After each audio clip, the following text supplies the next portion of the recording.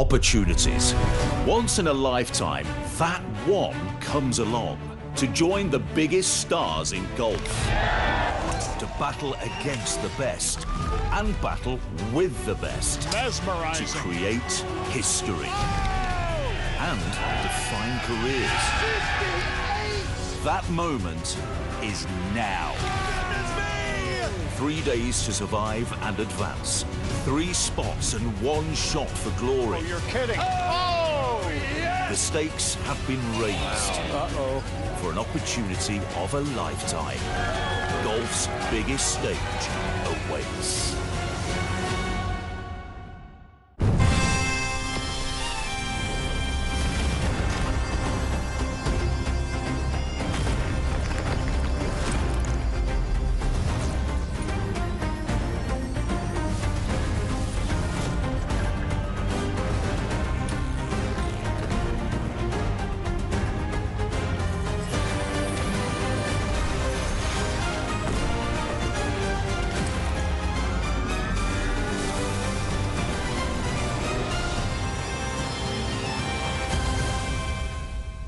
"73 players representing 22 countries have made their way to Abu Dhabi Golf Club to chase a dream. Former winners and future stars alike all hope to make it through 4 pressure-packed rounds in an effort to be one of the fortunate 3 last men standing, earning a spot into the 2024 LIV Golf League.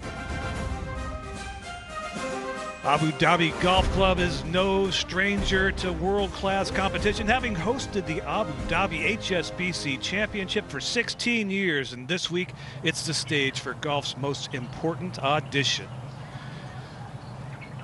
And we've had plenty of action on the golf course already, and a number of players doing what they need to do to get through round 1. 20 players plus ties will advance, starting with Kerry Mountcastle, 28-year-old New Zealander on the tee at 4, Dom Boulay. Yeah, parred the first 3 holes. This was the first of 3 birdies in a row for the New Zealander.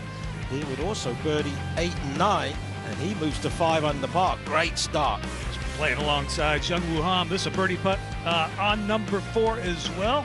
Yeah, he birdied the second. That moved him to 2 under. He's had a couple more birdies. He's at 4 under. Former UNLV running rebel Steve Hahn on the tee at 12.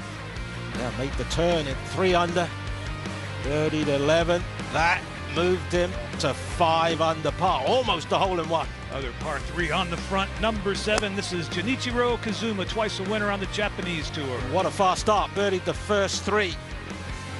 And this was on the par 3 7th.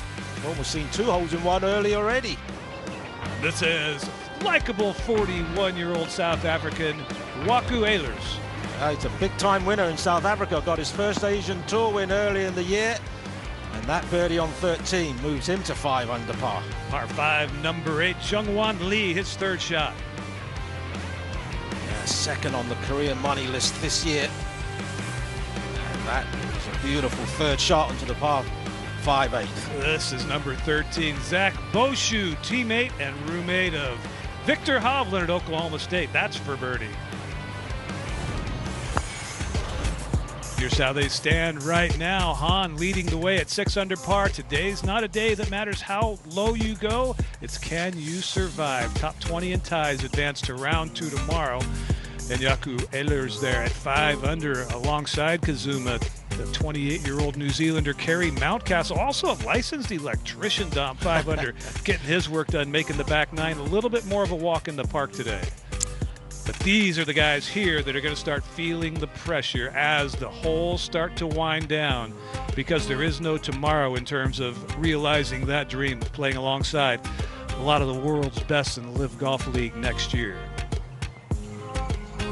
That's the key there, Jerry. At the moment, it's 1 under par, 30 players, but you feel it could move maybe a little lower, maybe to 2 under with so many guys who've just started their rounds.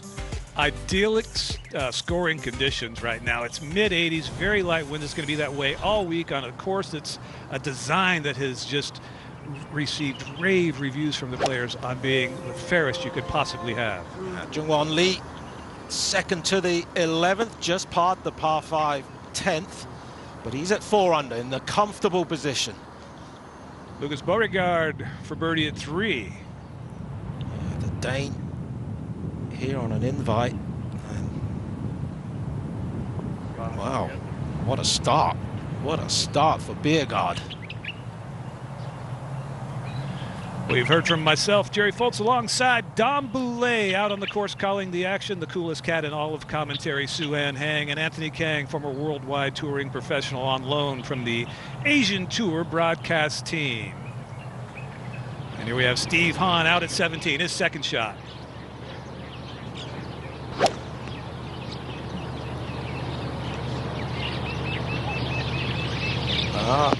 Well, he's in. He's safe. 6 under par. Could move to 7, but as Jerry said, it's not about how low you score. It's about moving on to tomorrow. We've alluded to it already. Here is the official format, and the players seem to think, some of them called it masterful, just absolutely genius. 18 holes, you don't have to play great, you just have to play good. The top 20 in ties out of 60 players today advance to round 2, where they'll be joined by 13 players who were pre-qualified, exempt through round 1 into round 2. That's also 18 holes, but then you cut that down to 20 exactly, so there could be a playoff to get to round 3, where they play 36 holes. The top 3 players receive those golden tickets to realize the dream of a lifetime, and lives and careers will change for 3 players this week. Absolutely, Jerry. It's the biggest qualifying event I've ever seen in the game of golf. And I felt it out there on the practice range with some of the players. You could see there was a little added tension there this morning. You could sense it down at breakfast this morning. Yes, it is a whole different world. This is out at the green at 9. And I believe Ryan Griffin, the amateur from Ireland, from Maynooth University, 4 over. He really needs to get on his horse and giddy up right now. Such a good young man. Got the chance to meet him. And he is absolutely thrilled at the opportunity to be here. Everybody in his hometown is tuning in right now at 8 a.m. their time to watch this young man play, hoping he can get it done on the back 9.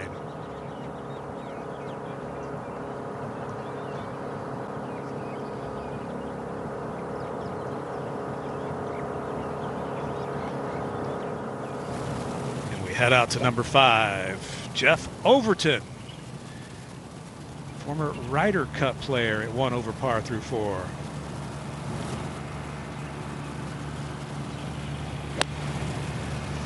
Bogeyed his opening hole, did Overton. Out for a long time with injury.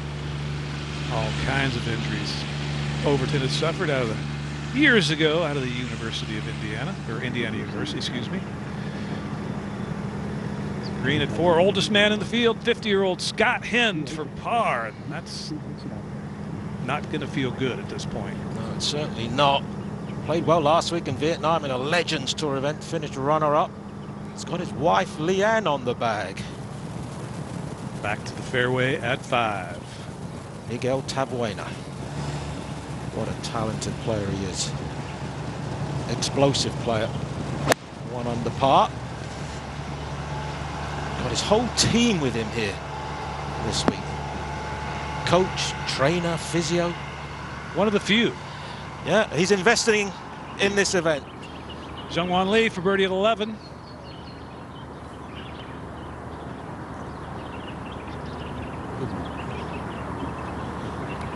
The green's running a bit smoother than they actually look. Gonzalez. Mr. Green long on 17. The rough, as you can tell, not really as high as we've seen events here in the past, but you can catch flyers out of this Bermuda.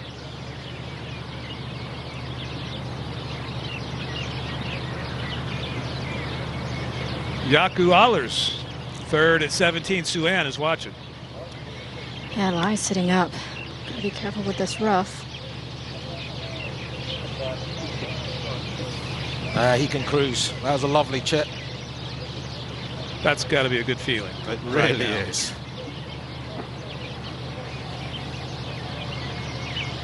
And Suan is on the course following this group, and these guys have a lovely feeling right now at 5 and 6 under par, don't they, Suan? They kind of wish that the scores carried over at this point. Yeah, absolutely. I mean, I think it's a huge advantage for them to tee off first off this morning. Minimal wind. Conditions were lovely out here. Wind's picking it up slightly. Tee at 4, Lucas Bjerregaard. Yeah, dangerous pin this. Just 10 yards right. It's water. Go. He's asking for it to go.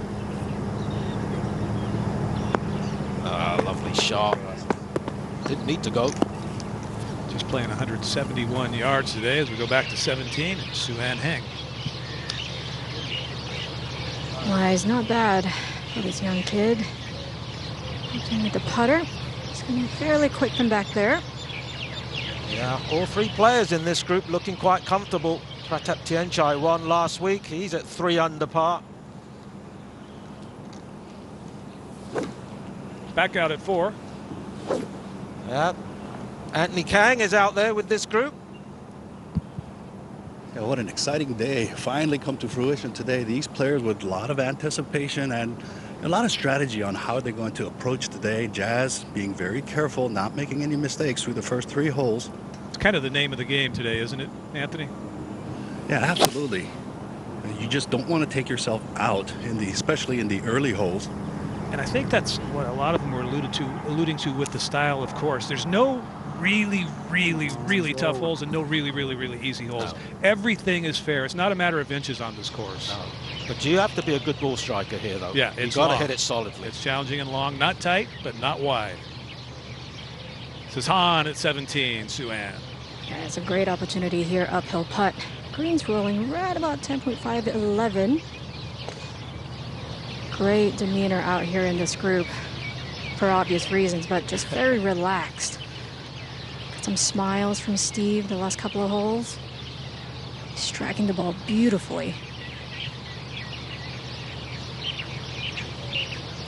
Yeah, well, all 3 players have won this year in this group. There's Steve and his wife, Jen Lee, and family. Having a great day today and hoping it continues for 2 more. What a trip that would be to LIV Golf League.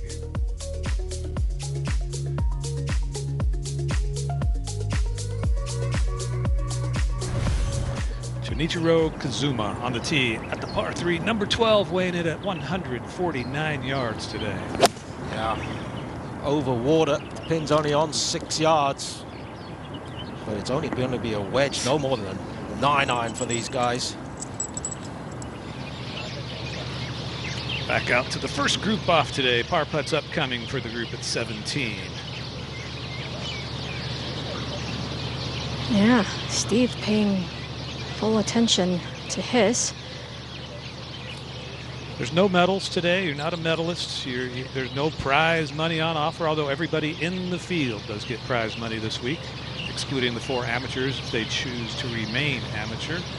But I think he would have been kicking himself for running that birdie putt so far by had he been about 1 under Suan. As it is, he's pretty darn comfortable. Yeah, I think at this point, though, it's all about confidence, isn't it? Just trying to make sure you make these putts so that tomorrow you have confidence going into round 2. It's an excellent point. Can't be overstated. Yeah, in a way, if you get through today, it's an advantage. You know the course a little better than the guys who got a bye from round 1. And you get in a competition mode, you know, sooner as well. Getting in that playing mindset.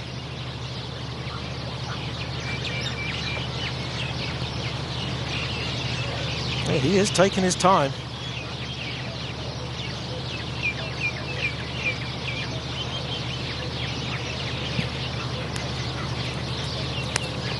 Well done. Well done.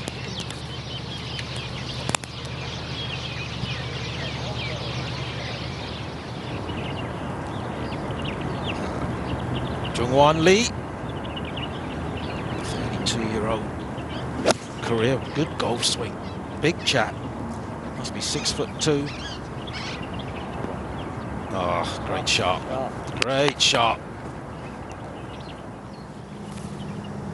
And back out to the par 3 number 4. Anthony Kang watching this 3-ball. Martin Trainer will be first to putt, I believe, Anthony. Yes, he will be. And this par 3 being a relatively short par 3, but the whole location today on the danger side, cut close on the right side near the penalty area. So it's understandable that, you know, not wanting to make that mistake, favoring the safe side of the green towards the fatter portion. Martin Trainer, now 32 years old, has changed his sporting nationality to French. And we'll hear a little bit more about him. He's got dual citizenship, although he did change his sporting citizenship to French. Mother's French, dad is American. Self-proclaimed professional blanker. No idea what that means. Doesn't sound good. It's when you got a bad bat, Jerry. Okay. You plank to build your core. The world record's something like 8.5 hours. Pretty sure Jerry at this point is, what's a core? Oh, what a putt!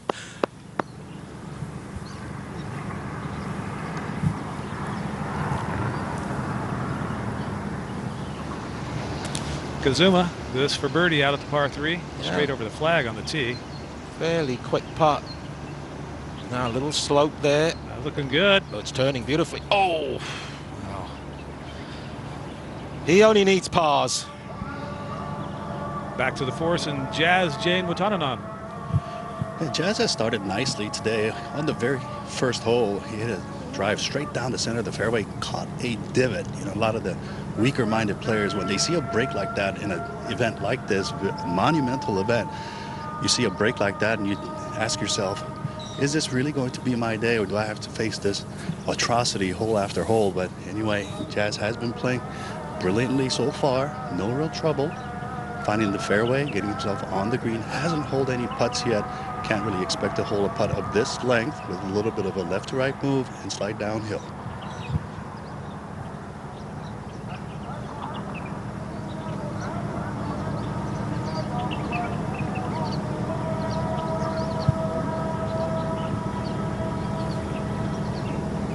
Pace looks pretty good. Just a little shy, but it's going to be an easy par. Spent some time away from the game in 2016 to spend time as a monk. Yeah, a lot of the Thai players do spend a couple of weeks in a monastery just to give them a better perspective on life. Sadam Kalkanjana went earlier this year. Now birdie putt for Lee. He moves to 5 under. How's that card? Looks pretty to me. Back to Beauregard. This for 4 in a row.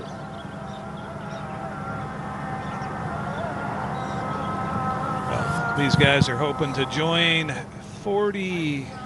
one of 48 men on LIV Golf League next year. Well, we got some big news in that regard, because yesterday John Rahm made the decision to come join LIV Golf, and yesterday David Feherty sat down with him to get some of his thoughts.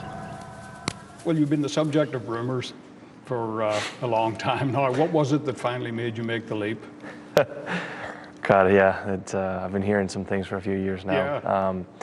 I think the innovation in the vision of LIV Golf is what pushed me over to at least give it a chance and hear the pitch out, and ultimately ended up being what I guess I wanted to hear, right? I believe in the growth of the game of golf. I've largely spoken about how Seve improved the game of golf in Spain, and I've always said how I would like to do the same thing over there.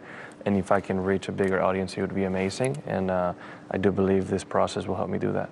Even though it's not part of this sport, it is now, though. It was the team aspect of things, right? Some of the biggest sporting events, for the most part, people are following their teams. And I myself, growing up being a massive Athletic Bilbao fan, I realized that, you know, that has a bit of an appeal, right? Much more than I gave it credit to, even in golf. You can hear the entire 8-minute interview on the LIV Golf Plus app. I encourage you to download that. A lot of great content on there from our original productions team. And it's kind kind of makes you see what LIV Golf League is all about. Of course, he was welcomed to our league by our commissioner and CEO, Greg Norman himself. Met him when he was 19 years old and saw his immense talent then. Looking forward to an incredible journey ahead, mate. Everybody associated with, there he is, John Rahm at 19 years old. I think everybody's excited about John Rahm news. Not a quiet offseason in LIV Golf. We got trades, we got signings or a signing. Just left a bit. Who knows what's ahead of us. Very excited to have John Rahm join the LIV Golf League. Jerry, he plays golf with such passion. This is Kyle Stanley on the tee at number 4. Gregory Bordy has already played his tee shot, playing alongside. Yeah, good start for both Bordy and Stanley. Is he going to use the slope on the left of the hole? I think he's just missed it. Nice and safe. And if you pay attention to our scoreboard, the pylon on the left, you saw Kerry Mountcastle tie for the lead. That was birdie putt at number 11.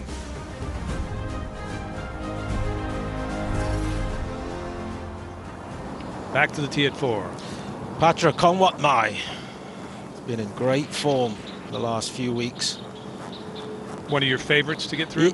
Yes, he is. And I think a lot of players, or a lot of the people on the Asian Tour would like to see him get back onto the LIV Golf League. He played it last year, played all 8 events. 2022, the inaugural year. He did. He's just got an exciting brand of golf, Jerry. He's not afraid. Par 5 18th is the finishing hole. Notwithstanding our typical LIV Golf League shotgun starts, everybody going off the first tee and finishing on this hole this week. Sue-Ann here with the ball in the fairway bunker.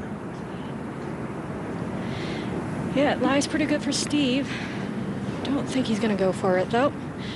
Just to lay out with an iron in hand. It's 255 to the front from where he is. A little wind into his face. It's like a fair bit of iron there in his hands. Look at that clubhouse. I was excited to see the clubhouse this week as I was the golf course, because I've seen it so many times on TV. The Falcon, the centerpiece of Emirati crest. It represents the entire United Arab Emirates, does that Falcon. The peregrine, the most revered and significant breed of the falcon here in local culture. It's characterized as calm, courageous, and intelligent, Dom. And fast. None of us are falcons, but it is a symbol of the United Arab Emirates identity. Yaku Ahler's in a bit of trouble here, Sue-Ann. Yeah, just caught that desert on the right. Wasn't his best drive today. Walked up to it and took a look and said, oh, this is great. He's attempting to play that. That's the worst possible thing he could do right now. That's what I was thinking. I don't think he's just trying to get this anywhere on grass at this point, but if he takes a drop, Sue-Ann, he's in. He advances to tomorrow. Where was his point of entry, Sue-Ann? Was it a long way back, or? Yeah.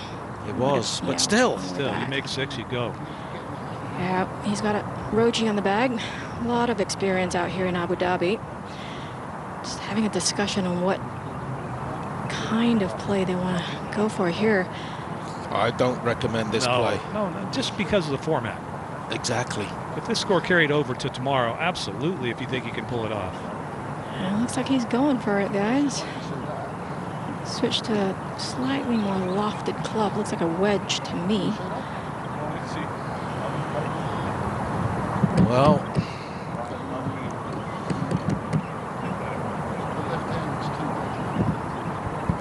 he's going out sideways, obviously, but he could easily hit this off the hosel and go in the water. He could damage the club as well. And I mean,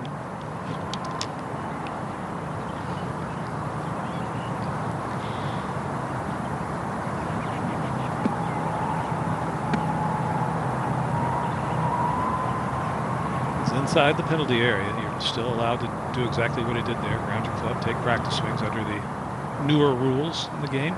It's still a hazard, though, in my vernacular. Oh, made good contact. Good job. All right. Recovery shot successful, albeit unnecessary. Yeah, after he hit that shot, he started shaking his hand a little bit, trying to shake it off. Might have caught a little something, a rock or something. Now, Sutapat. Yeah, he has 230 to the front hole location today. Very dynamic golf swing here. Very good looking It's headed second. left. Yeah, that's fine. Yeah. He's at 3 under.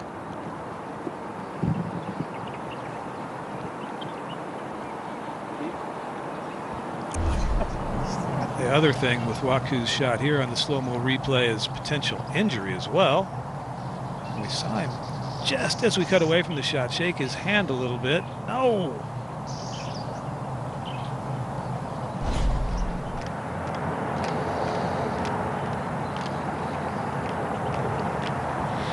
Well, third shot upcoming. Trouble has been dealt with.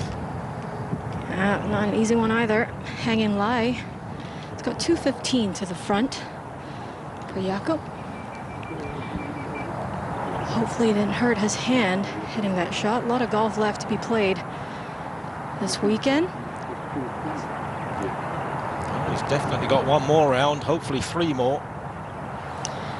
Everything slopes left to right on that front portion of this green.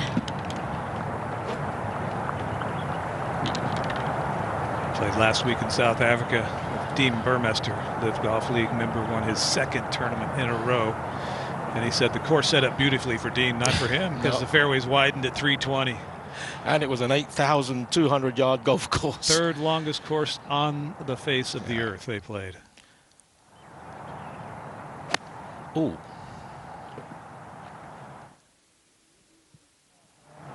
Not his best. No, the chunk hook off that hanging lie with a lengthy bunker shot, making a mess of the 18th hole. But it would have to be an absolute disaster for Yaku not to advance to round 2 on Saturday.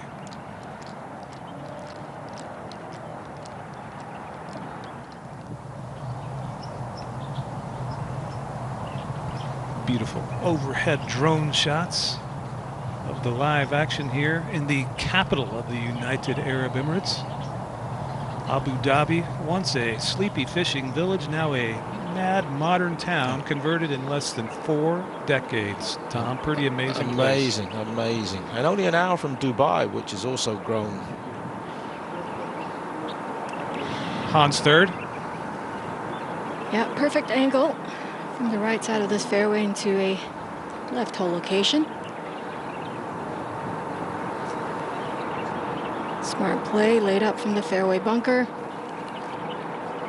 Comfortable wedge position. Little wind into his face.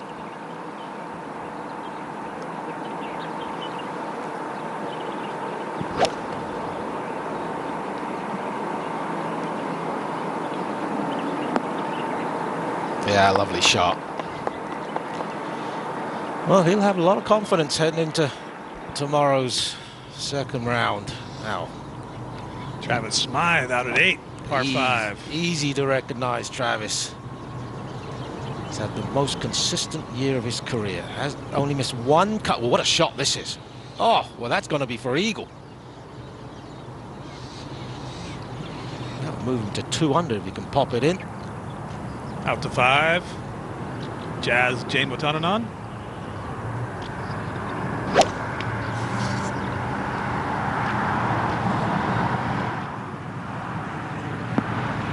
There you go. That'll give him a good look at birdie. You heard Anthony characterize his play thus far today as cautious, which is a nice, probably a really smart approach.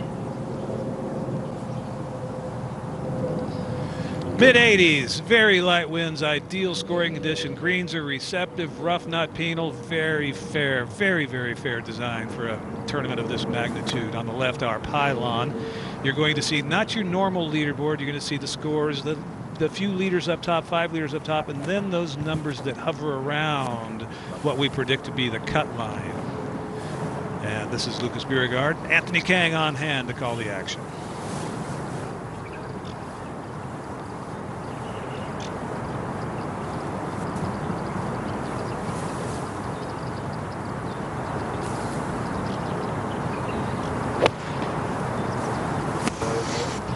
his front pin, he'll be firing right at it.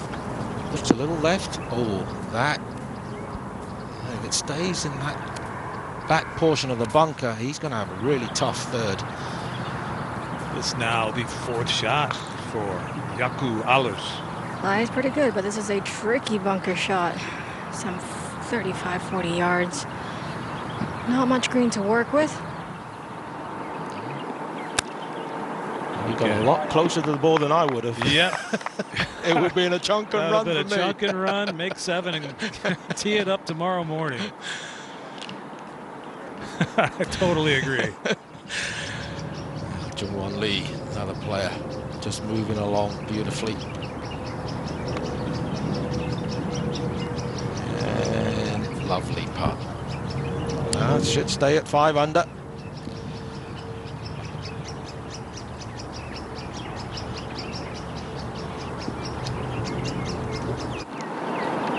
We would like you to vote on where you think the cut line might turn out to be. Just scan that QR code, take you right to the LIV Golf Plus app, put in your vote. Dom voted 2 under, I voted 1. See what you think. That will update throughout today's play and will be part of our coverage tomorrow and then again on Sunday. Oh, Sutapat. Oh, he chunked. Oh, now. There's a different complexion to this. 3 under par. And being in the first group out, I mean, there are leaderboards all throughout the course. There's, I think, 6 or 7 of them on the course, and you can see him from other places. But he has no idea what that ultimate cut might be. I mean, you got to feel really good about 3 under, but 2 under in your mind, as a golfer, you just think, I could be spitting the bit right here, right now. Yeah, Jerry, I saw him staring at that leaderboard on 17th, taking a good look at it. I don't think he really chunked it, but he just went right under it. Which you're going to easily do in the rough out here. They're not very thick, but as we've talked about, you can really get that flyer type lie. But in a qualifying tournament like this, and I mean, you've played them as well, that your mind can just start racing, and there we go. Oh, I think it is, Jerry. I think that's exactly what's happening to him at the moment. Just that internal panic sets in, and it is no fun. And we got 3 days of that here because you start over each time. Yeah. This is Kazuma for birdie.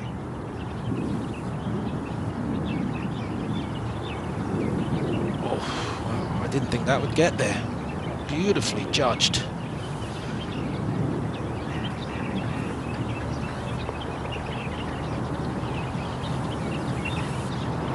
Back to 8-8. It'll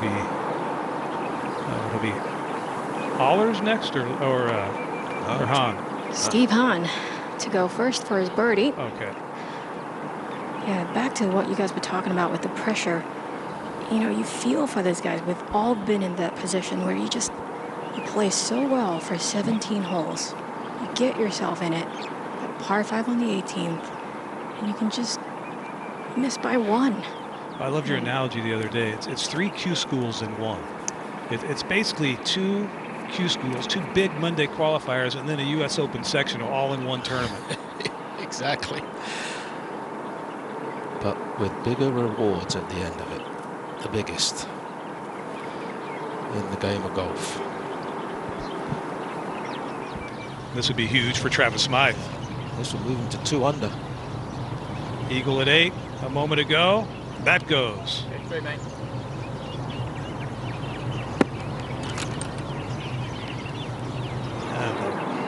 Not all precincts are reporting it, but there are some votes coming in on our interactive poll, and a lot of people agreeing with Dom. 45% thus far. I can't believe people are voting for 1 over. Have they not looked at the leaderboard, the pylon?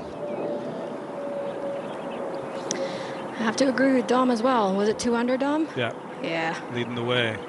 I think 3 you're safe, 2 you might be on the bubble. Yaku now, Suan for par. Yeah, shouldn't move too much. Hope his wrist is okay.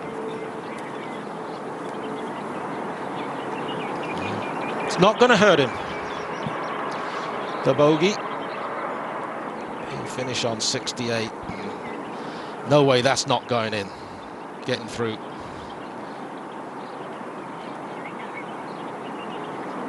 Well, Sutapat here. You know, as golfers, we all think negatively, don't we? Well, the game beats you up. So pretty much through the years, yeah. Yeah, this is a length you don't want to have to potentially make it into the 20th spot.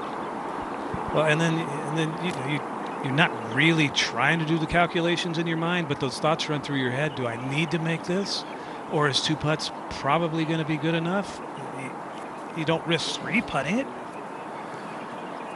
Yeah. But he has had some time since that last chip to maybe take a few deep breaths. Yeah, good news is it's uphill. It's going to move a little to his left. Good stroke. All steady. Well, I'll take a little bit more time than this. Couldn't agree more. Yeah, that's almost the reaction of a guy who thinks he's just missed it. Yeah. This will be a 4th shot for Martin Trainer, who had an unplayable lie after his drive found an ice plant area. Was able to get it here for his 3rd, so attempting his par attempt. There's a bit of a scruffy lie. Yeah, out at number 5, little uphill lie here. But wow.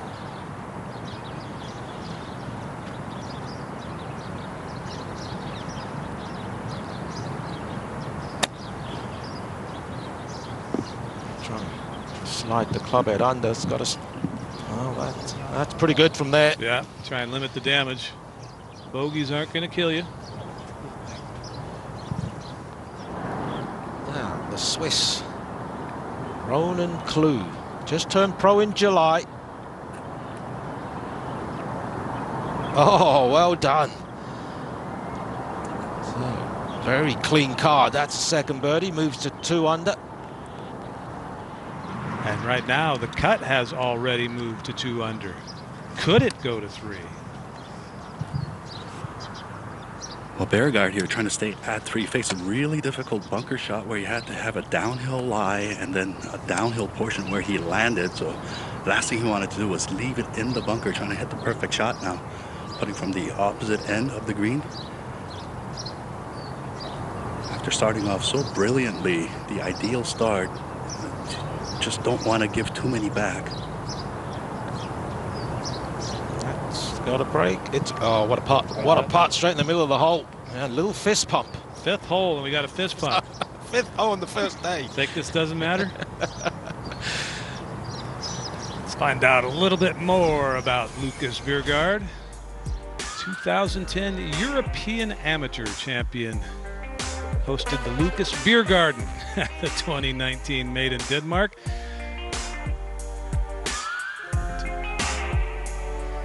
I submit, after he won the Dunhill Links Championship at St Andrews 5 years ago, I thought his career was going to take off. Hasn't happened. Now, Jazz.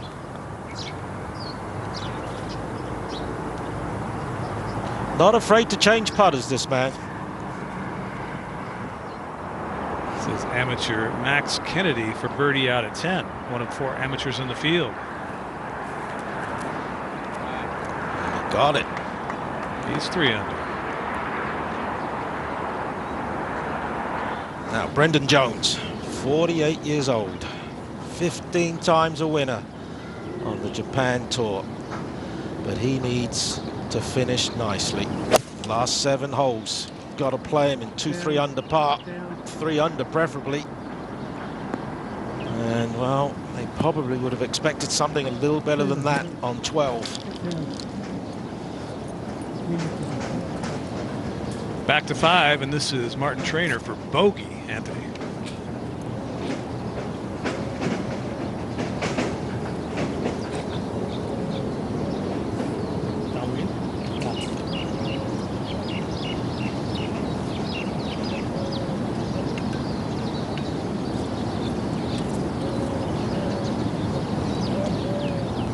Okay, well done. Before Kennedy out at 10, Richard T. Lee had this putt for eagle. That's 2 big blows to find the green on 10. 582-yard par 5. Oh. Now, Richard T. Lee moves to 3 under. A lot of people think he's got a good chance this week. Yeah, 33-year-old out of Canada, now lives in Chandler, Arizona, as we go out to Gregory Bordy. This is his second shot at 5. From the beautiful region of Bordeaux. Bordy.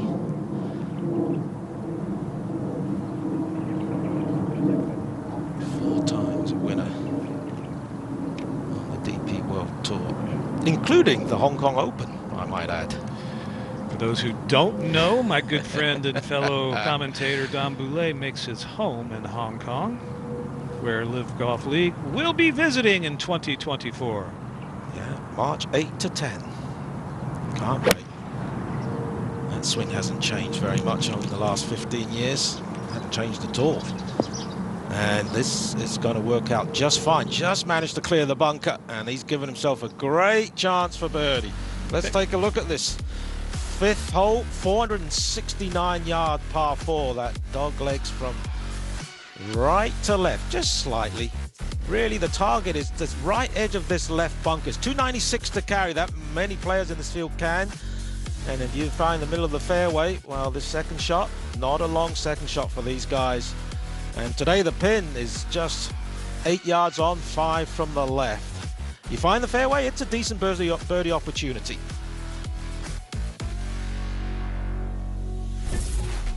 We'll head back out to Kyle Stanley, playing in the final group today. This at number 5.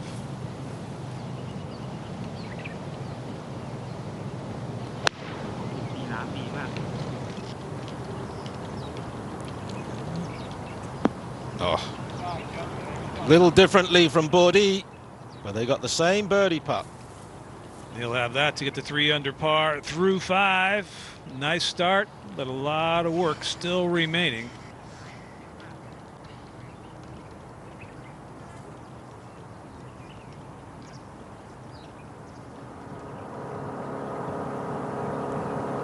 This is the young amateur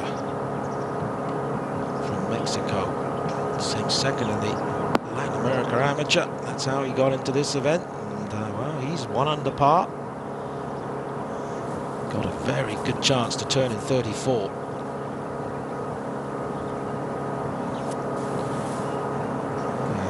No wind, you can really tell out there.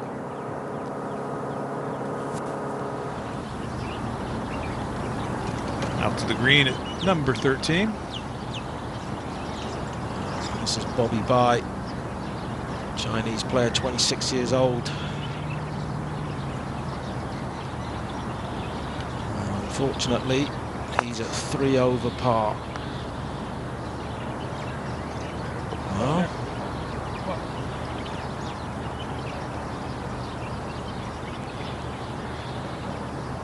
needs a lot more birdies.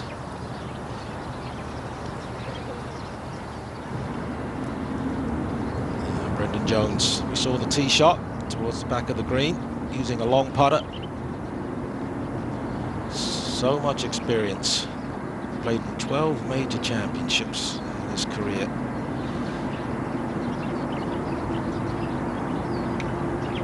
On the New Zealand Open earlier this year.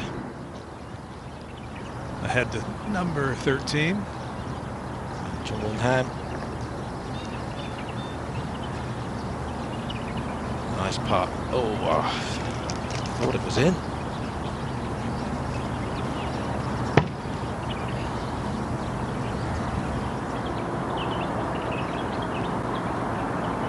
Out to the green at 11.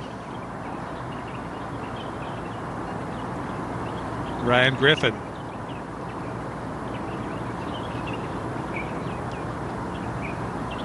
Three over. Oh. Tough work ahead still, but it's not done yet. But right there at the top of the pylon, we have Han and Ehlers. They're standing by with Sue-Ann Heng. Yes, I've got our leader at the moment. Steve, congratulations, great round today. 8 birdies, 2 bogeys. Talk us through what went really well for you today. I putted well today, so that helped a lot. I felt a little bit rusty all day, but the putts dropped, so I think I got the job done today.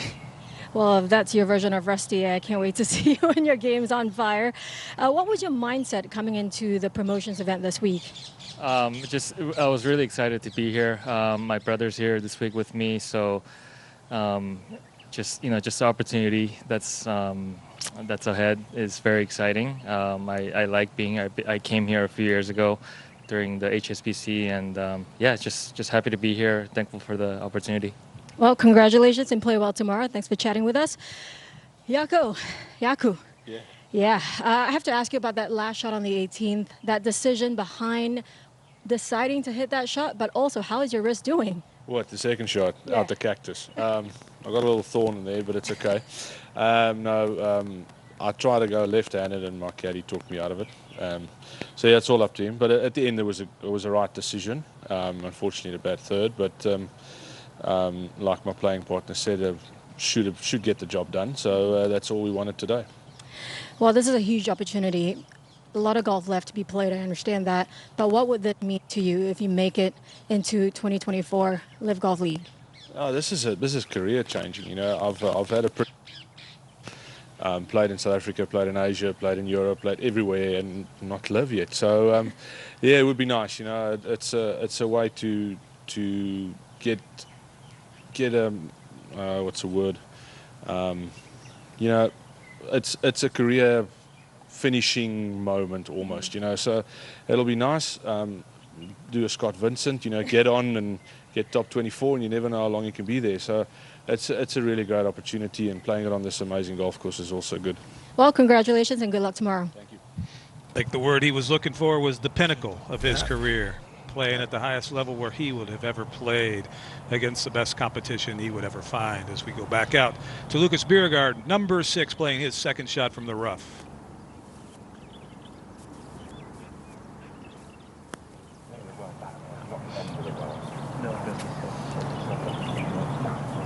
I like that.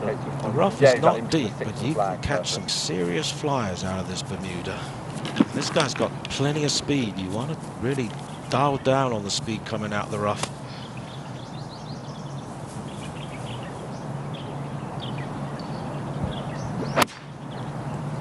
That looked like it was sitting down a little more than some. Oh, that's almost worse than 5, I think. Yeah, that was a flyer. To hop through a bunker like that with that much speed, that had some heat on it. What's Bjerregaard doing here? Winning the 2010 Amateur Championship. Celebrated? Yeah, I'll say.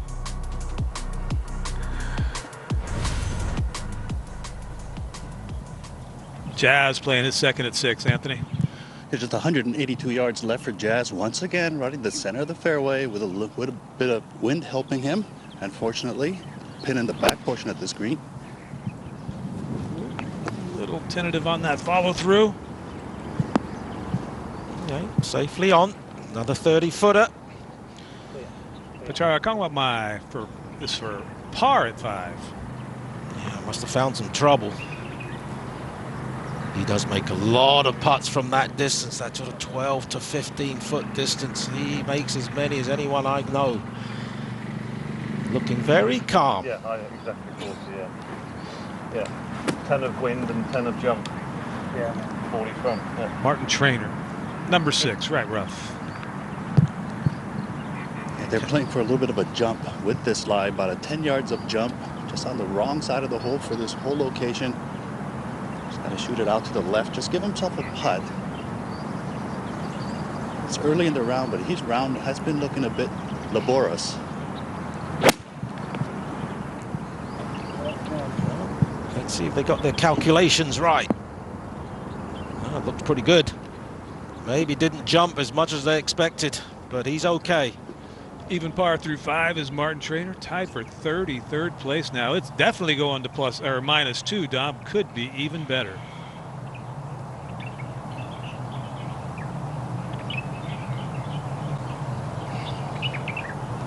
Kyle Stanley has this for birdie out at 5, twice a winner on the PGA Tour.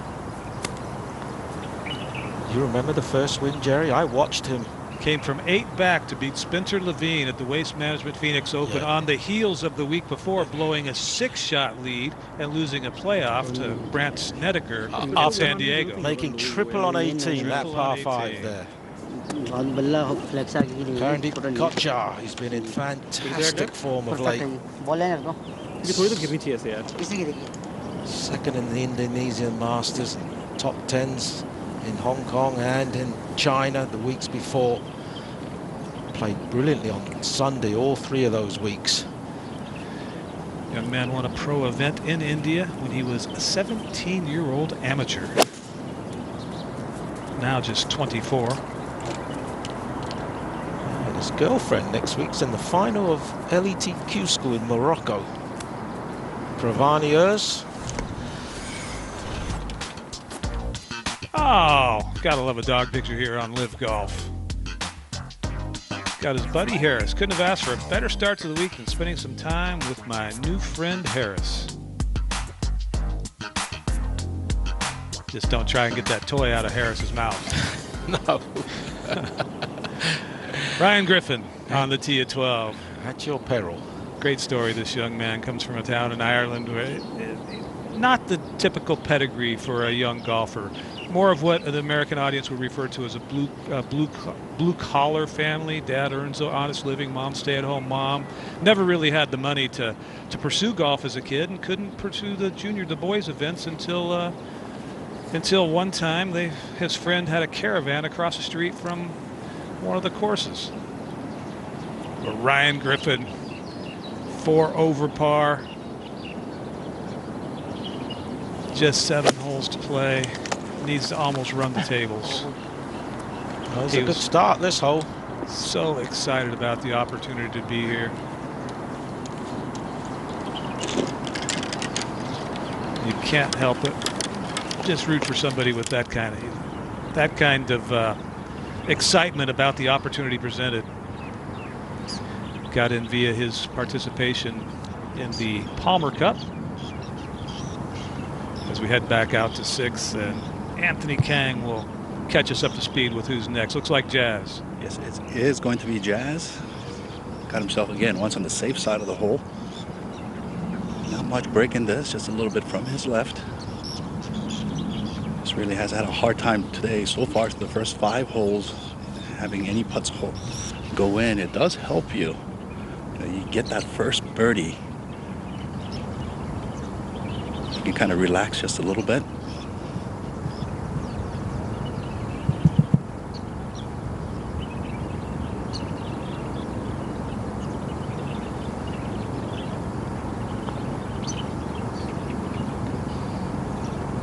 Is it going to get there? Not quite. Just not quite got the speed so far today. I spoke to him earlier in the week. You know how he described this event, Jerry? This is our major, he said. That's how big this is, how big an opportunity it is for these players here. The LIV Golf League is not only changing the way the professional game is played, it's also changing the way it's experienced in person. It's an experience, a fan experience, unlike anything in golf. You can see it for yourself in 2024. Just scan the QR code on the screen for future tickets to our events, bringing the game's best all across the world. If you're in the neighborhood, it's a weekend you do not want to miss. And it's going to be Martin Trainer just trying to get back on the saddle again. After a little hiccup there on the previous hole, now it's just about getting back to routine, hitting it in play, getting himself a birdie attempt. Harmless 2-putt there.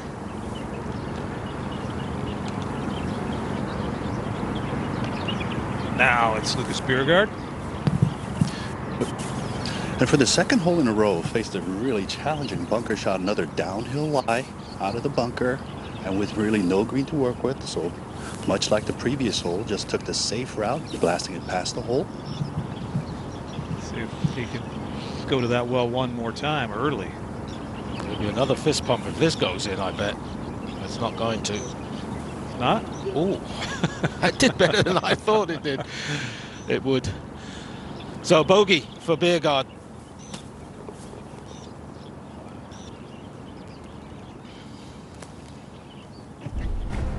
Don't blink while we were watching that. Kazuki Higa had this lengthy one out of 17 for birdie to get it right on the number at 2 under. And yes, dead center. He's one of the last 3 men standing on Sunday. He'll remember that putt for a long, long time.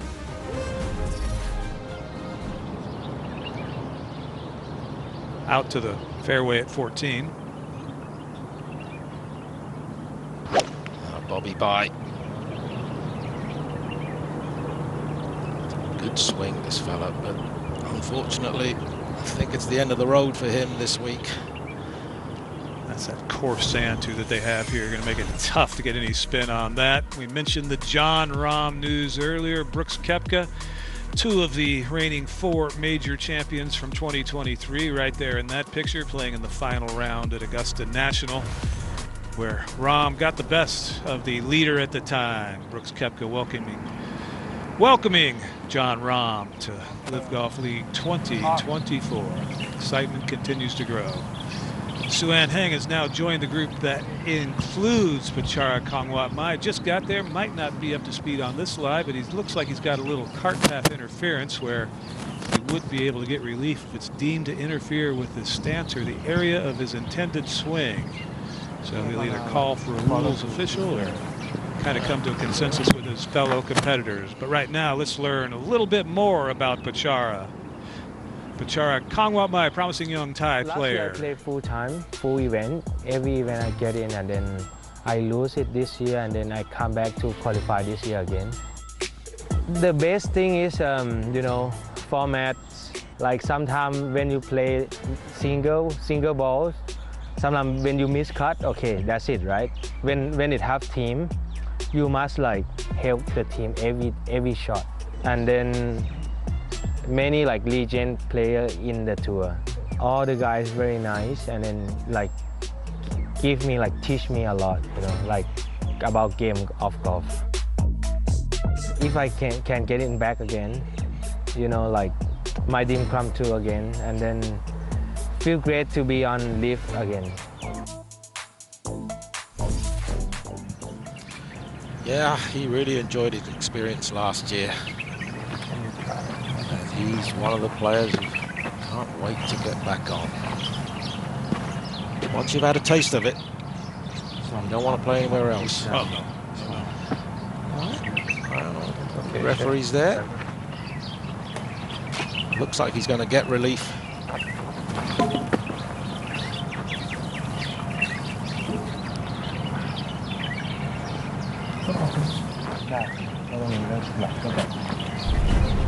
While we wait, Kaukajana had this for birdie at 11 to get it to 3 under par. On the center of the hole, perfect speed for Saddam.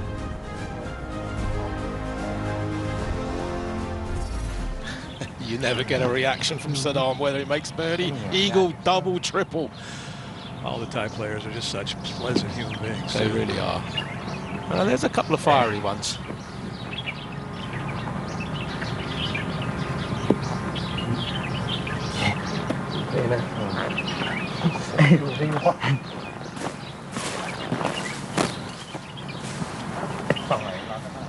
Yeah, Pachara played well when he was on LIV last year. Came in 15th in New Jersey Bedminster. Powerful player. Hits the ball a long way. Extremely talented. Won his first professional win at 14 years old. Turned pro at 15. Well, that 8-event beta season for Pachara Kongwat Mai only netted him $1.8 million, Suan. That can be seriously life-changing for a lot of these players. Goes a long way in Thailand. This is Jazz at number 7. 188 yards, deep bunker fronting this green. Oh, just carried it. Just.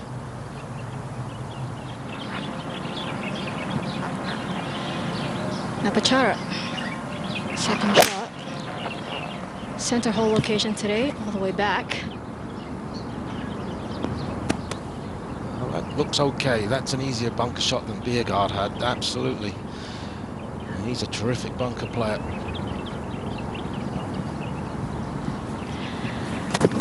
Gregory next to go. He's got his buddy Paul on the back, also another Frenchman. Just graduated college in California. Known each other for a long time. Paul, who is younger than Gregory, said that his dad knew him from a long time ago. He grew up playing golf with him.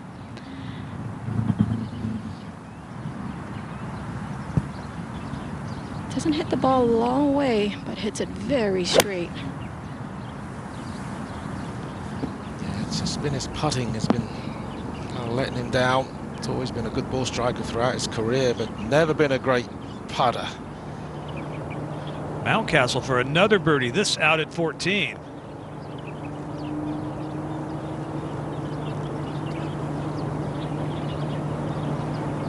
Stay at 5 under. Very comfortable position. Or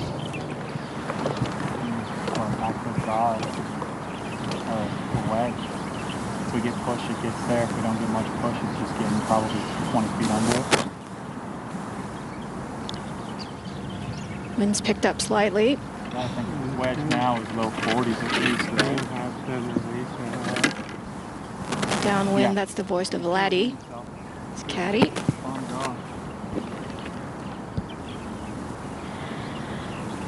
Very calm guy, Kyle. Yeah, quiet, very quiet. Very Seattle-ish. Yes. Gig Harbor, Washington. Such a nice guy. I saw him in the elevator this morning, getting his laundry done.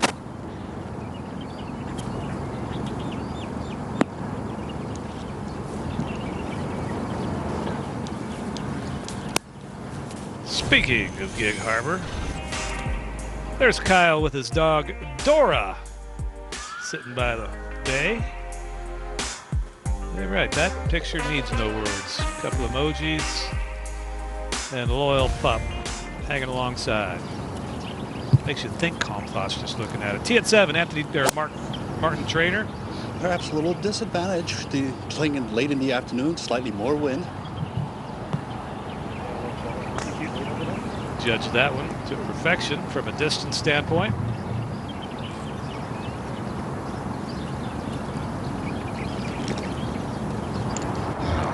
Travis Smythe made that magnificent eagle on the previous par 5, the 8th. It's in a great spot here on 10. There's hardly any fairway on 10. And he found it. Probably the same club he used on 8. What can he do here? Oh, steady. Oh, it's a little unlucky. Actually, that's not an easy up and down now. Just a moment ago, Kazuki Higa, who made the big putt at 17 for birdie. Well, that was his third at 18. That is a strong finish right there. And now live at 18. That was a tentative looking stroke, but it drops.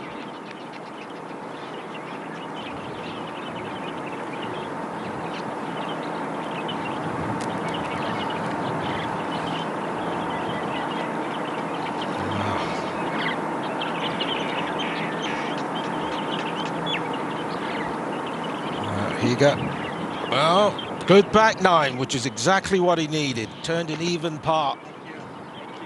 Comes back in 3 under, and he is going to be playing golf tomorrow.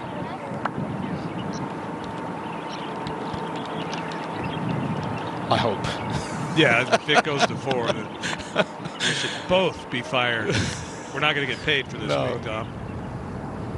I hope we do, Jerry. Back out to the 6 and bring us back to reality, Anthony Kang. Or, excuse me, Sue Ann. Well, Pachar just tapped in for a par. A lovely bunker shot. Now Kyle, uphill opportunity for birdie here. 2 PGA Tour wins for Kyle. Watched him on the range the last couple of days. Really solid ball striker. Now these greens aren't easy to read. How grainy. Slopes are very subtle. 324 PGA Tour starts. Best year just 6 years ago, finished 24th in the final FedEx Cup point standings. Oh, that looks good. Oh, just turned left. Yeah, you make it at East Lake, you've had a good season. Yeah. And once again, another lengthy putt for Jazz. Wants to make it, but doesn't want to hit it with too crazy of a speed where he has to mark it and face a 4-footer coming back.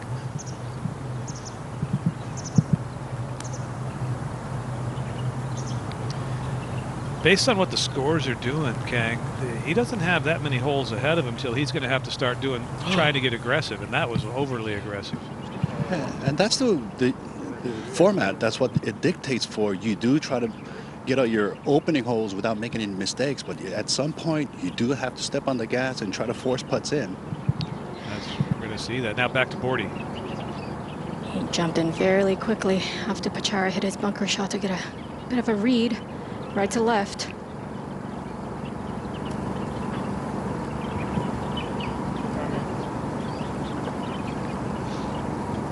Pain-free par for the Frenchman. So we go back to 7. We got Biergaard for par again. Yeah, hit a massive pull with his tee shot, missed the target by a good 20-25 yards. So it's starting to show a little bit of chink in his armor after that brilliant start. Also as well, you got off to a great start and you're having to face par putts. This third consecutive holes is facing par saving putts. You can start to wear on you. Yeah, it'll give you a few gray hairs quickly. Oh, that's just solid as they get right there. 2 incredible par saves in the last 3 holes to keep that good start alive for Lucas Biergaard.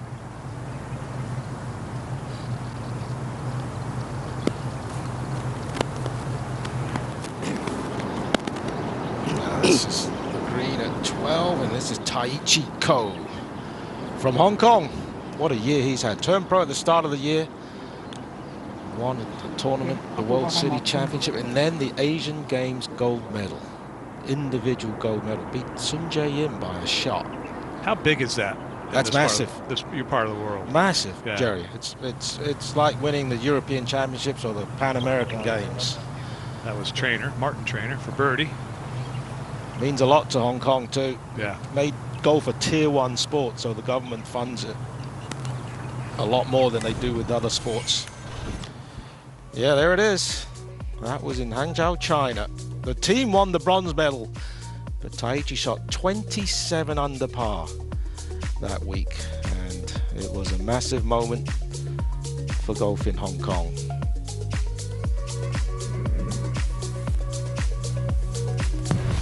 And they allowed professionals to play this year. And there's so much talk about the South Korean team that won the gold medal in the team. If they win the gold medal in the team, they get to bypass their mandatory military commitment, which seems to sidetrack a lot of young promising careers. Gonna say, so Siwoo Kim and Sun Jae-im, they played in it, and now they're exempt from military service. Now, Jazz, this is a must-make. It's so early, but he's at 1 over, can't afford to drop to 2, and he's done that. Now you've got to change your mindset. Yeah, that's what we were just talking about with Anthony. Absolutely.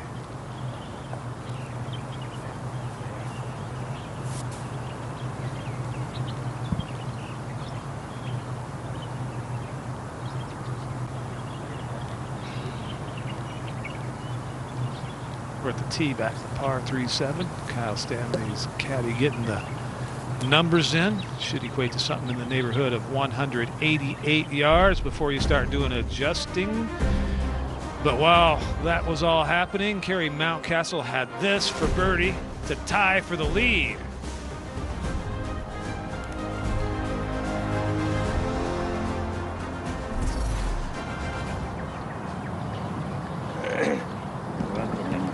Looks like they're getting ready to go on the tee at 7. Distance measuring devices are within the rules in a LIV Golf League event, a LIV Golf event.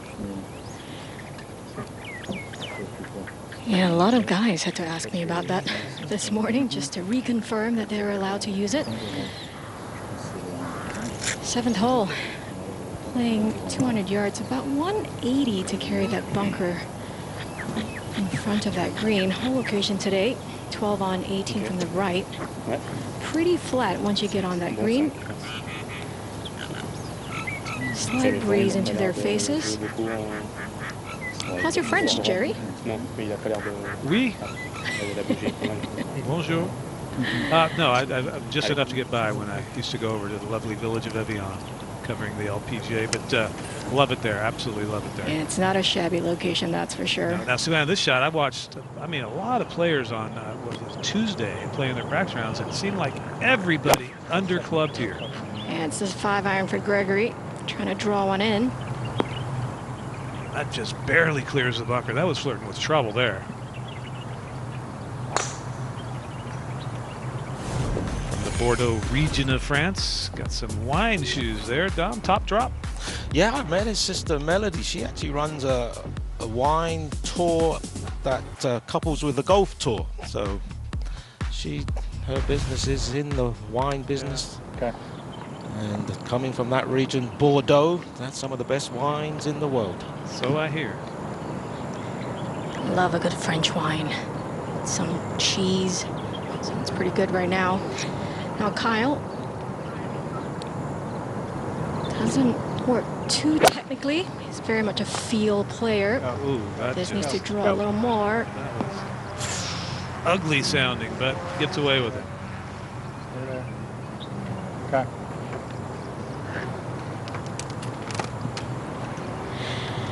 Now Pachara, last to tee off in this group. Took 2 weeks off. The last couple of weeks he's got 7-iron. Said he only touched the club twice in the last 2 weeks. Went on a trip with his friends to Chiang Mai. Beautiful part of Thailand. So he's feeling rested. Gordy with a 5-iron, Patra 7. He is very long with his irons. Yeah, flights it nice and high as well. Right on line. That's a good looking shot. It is. Good chance for a birdie. Kang Wat Mai 1 under through 6 holes, has that to get it to -2 and a cut line that looks like it's going to be at least that to advance to round 2 on Saturday.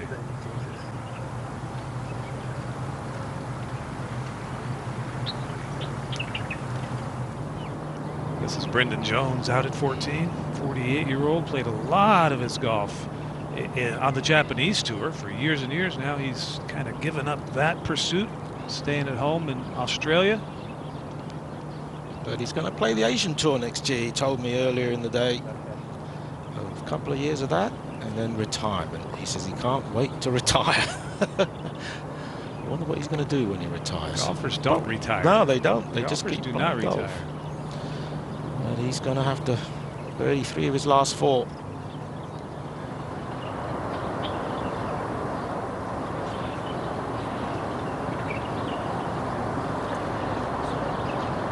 This is the green out at number 11. See the light poles in the background. That is a common thing in this part of the world. Lighted golf courses. Obviously the oppressive heat in the summertime makes the nighttime golf a lot more pleasant. And come Sunday evening, if we have a playoff, there is a chance we will be playing that playoff under the lights on 18 for one of the golden, or 1, 2, or 3 of the golden tickets. Yeah. There's also a pretty sizable purse on hand for this week's LIV Golf Promotions, $1.5 million total, $200,000 to the winner, 152nd. This is Joel Stalter. From off the green, might bobble a little bit through the fringe. No, it was pretty smooth. This will get him in on the number, and it does. Rattled it against the pin, and another fist pump.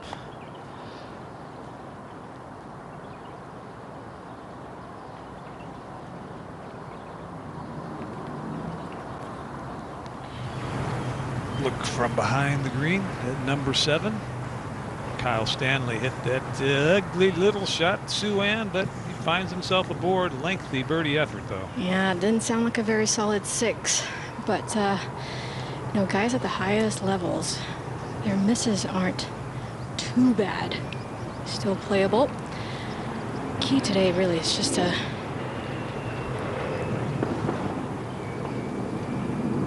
There's always action happening all over the course. You see Saddam Kaukanjana moving up the pylon. This for birdie out at number 8.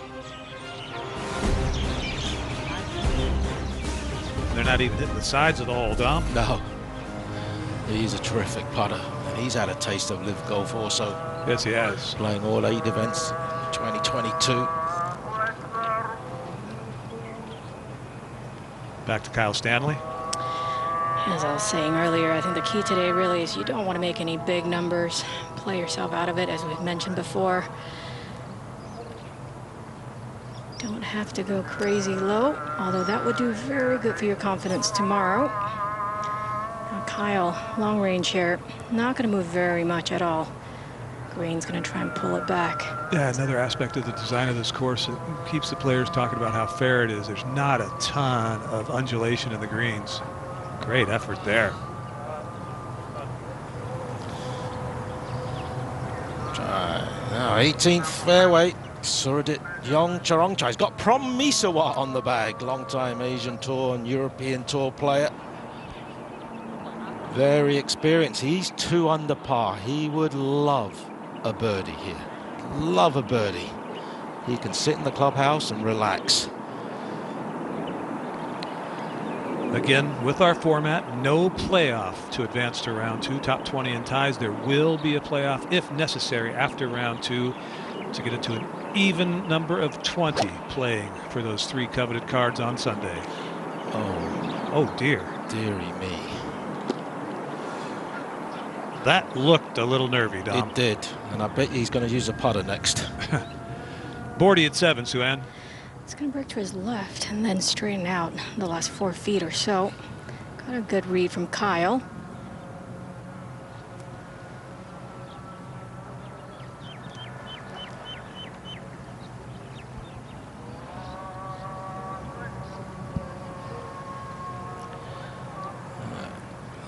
Chonlatit Chinbunam, 3rd at 17. He's at 3 under. Steady.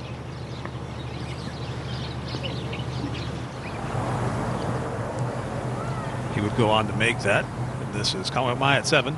Left to right. Short backstroke, bucket. He pours them in with great regularity. That's with a glove on. Don't see that very often. No. It's Australian Zach Murray at 18. 1 under. Oh boy. And this is 4th shots. Well, actually, correction, we're told it's his 3rd shot.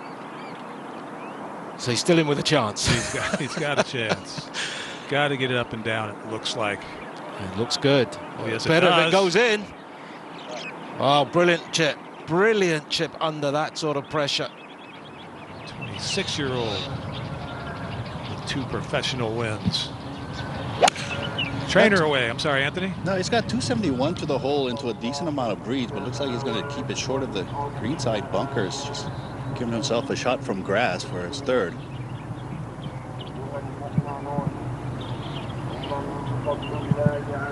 Now Gregory Bodie. Par to remain 2 under, safely in, and he'll head to the par 5.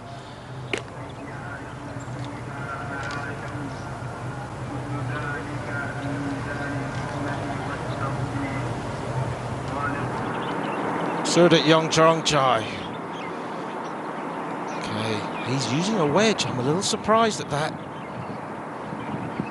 Okay, safely done. That's in for a par. Not yet. Well, not yet, but it'll be in for a 70 if he can pop that in. And he'll have an anxious wait. A very anxious, tied for 16th. I don't think that's going to get it done. I think I completely bogeyed the prediction on what the cut line would be. These guys are good.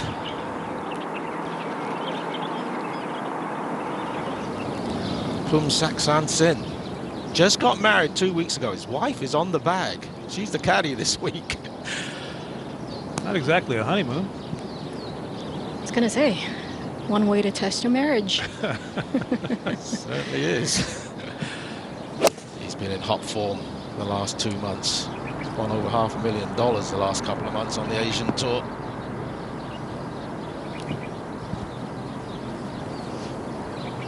The wind died a bit.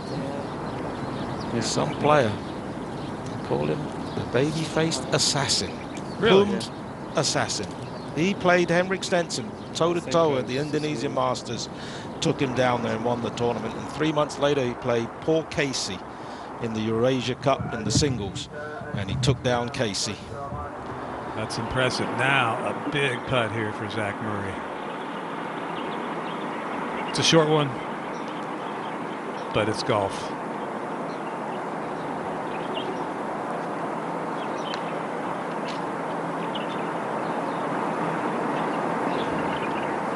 Well done. Gives him a chance.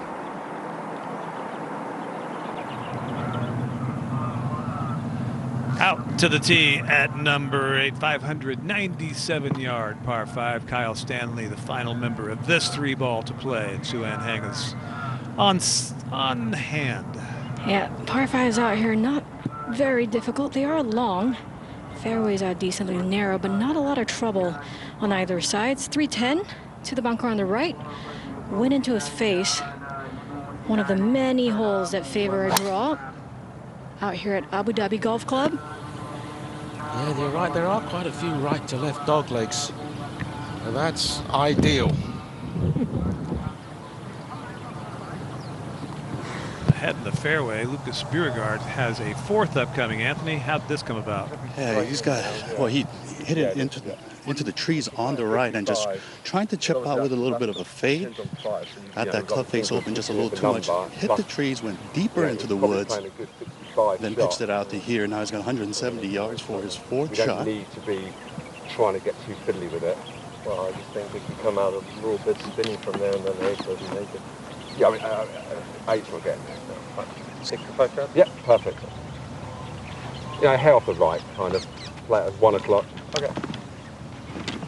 And this is changing around so quickly, starting out so well, and now just facing potential disaster here. He needs to hit a good shot just to give himself a shot of saving par.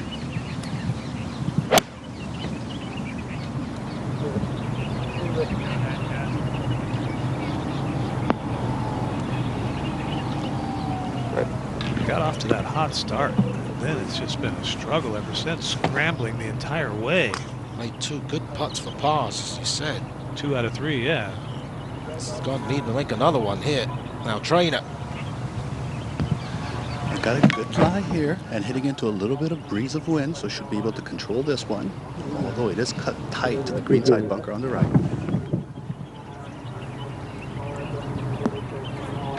Oh! That could have just as easily found its way to the bottom. Looked like it ducked in for a second. Flagstick maybe kept it out. The LIV Golf League schedule came out recently for 2024 LIV Golf League, and some exciting destinations, Dom, including your hometown of Hong Kong. Yeah, and how about in Vegas during Super Bowl week, Jerry? Vegas during Super Bowl week, back to Adelaide where they sold out their 3-day tickets in 15 minutes. The epic side of Chase Koepka's hole-in-one that brought the house down. Going to visit Houston for the first time, Nashville for the first time, back to Andalusia, which was fantastic. Still a couple of sites yet to be named. Greenbrier and the magical 58 out of Bryson DeChambeau, and then Sue Ann Heng's hometown country of Singapore. And my favorite place on maybe all of the earth to start the year, Mayakoba outside Cancun. Is that the one you're looking forward to the most, Jerry? I'm looking forward to 14 of them the most, but that one leads the way. Yeah. Well done, Kevin Yuan.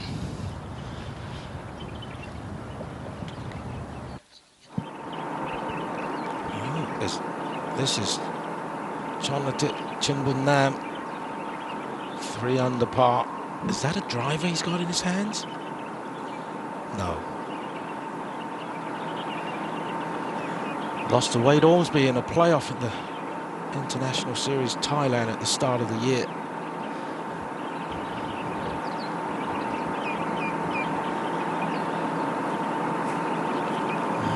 It's an aggressive play.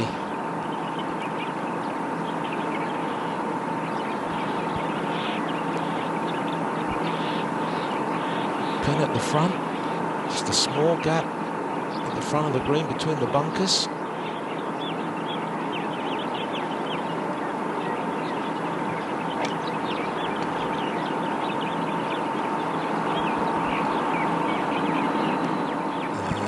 That's fine. That's absolutely fine. Bermuda is the primary makeup of the rough, but the rest of the course is past Palom, and you do get some of that creeping into the rough, which makes for a much different complexion to the lie as we head back out to number 8 with this grouping followed by our on-course commentator, Anthony Kang. Beauregard once again, Anthony, for par. Yeah, this is where, as you guys mentioned earlier, that the panic starts to set in just a little bit. You do have that anxiety before the start of the round, thinking, how am I going to start?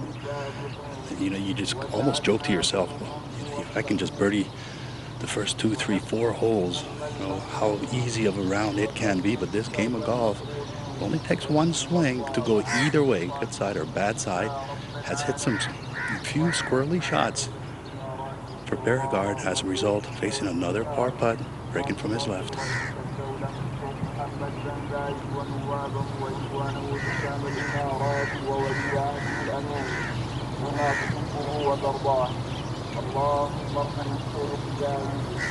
That'll be an expensive bogey on a par 5 right there as we go out to the green at 12. Joe Stolte, the Frenchman.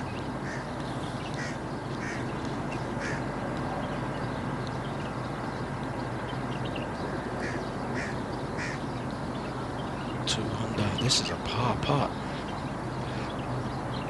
on 149-yard par 3, putt safely in. Boy, there's some tension out there. Just a bit. Now Jazz for par. Yeah, he's feeling tension too. For his third shot, hit from the desert area, a shot of about 55, bladed that shot over the green because he didn't want to hit it fat. Now looking at this par attempt. Must have played a heck of a shot from over the green to get it to there. Good save, but he's got a lot of work ahead of him, and you don't have a lot of time, especially if he might have to get it to 3 under. Kyle Stanley waited for the green to clear. He was going back and forth with clubs. He had a 3-wood in hand, and now an iron. Probably looking to just lay up into a comfortable wedge distance. Long way back for him. 298 to the front from where he was.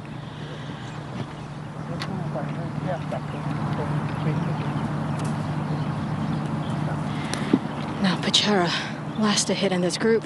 Long hitting Pachara. Outdrove Gregory some 30 yards.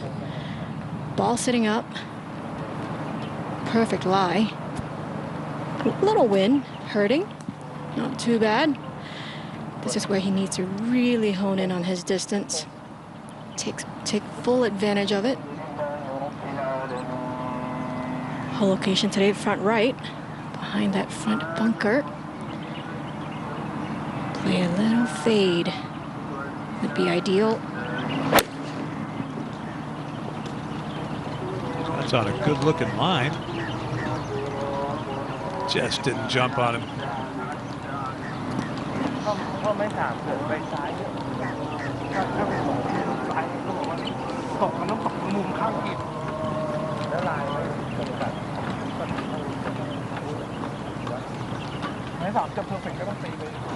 Out at 11. Travis Smythe has this for birdie.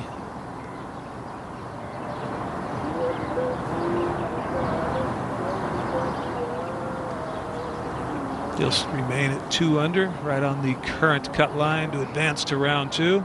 Scores are wiped clean. Start the day fresh. Minimum 33 players will be teeing it up, and 20 on finals Sunday, if you will. 36 hole Sunday.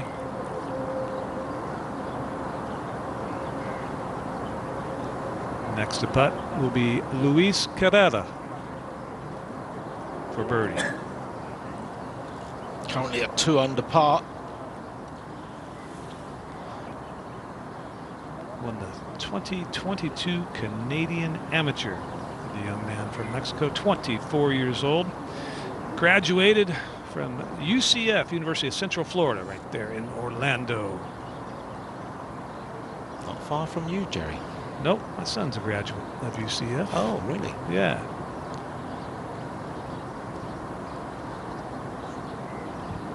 Well, taking plenty of time here. Fun fact about University of Central Florida, Don. It's the largest school in America, enrollment-wise. #1 enrollment in all of America. You'd never know must that. be 100,000 students almost. It's, I think it's in the 70s or 80s. Oh, yeah. I would never have guessed that. And 10,000 parking spots, my son tells me. Is that not enough? No. They're not supposed to be driving. They're students. Shouldn't have cars.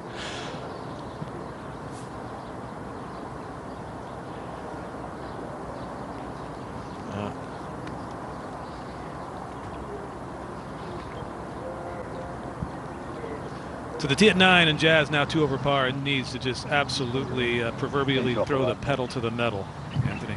And unfortunately facing one of the tougher holes out here, this 9th hole with a fairly tight driving area. If you're not confident with the driver, you got penalty area to the left and the right. And this hole playing a bit into the wind. Not one you're really thinking about making birdie, but like you said, being a couple over par, everyone knows before starting the day that it's going to be under par, whether it's 1, 2, or 3. They don't know. They want to get deeper, but at a couple over, you do have to start forcing a few of the shots in tighter lines. That's left. Oh,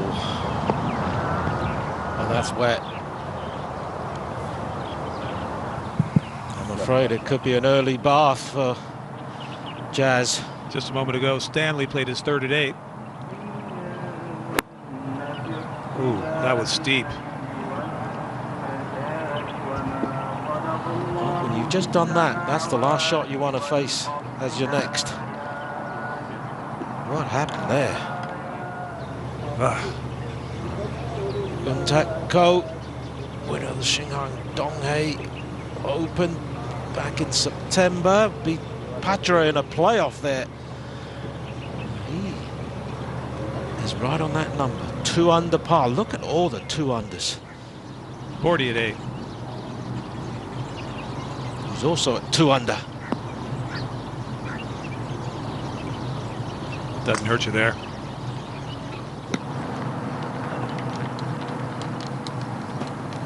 Hey, stop.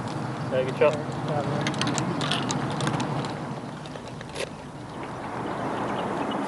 18th hole.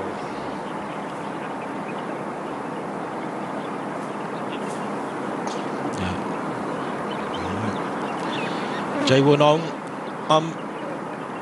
Korean, the 1 under, and this is his 4th shot, a birdie putt to move him to 2 under, and you feel like this has to go in. I don't think the ones are going to make it. Not tied for 31st place with these conditions. Not a chance. Not a chance. 2 still hanging on to a fighting chance. Tied for 14th. Yeah.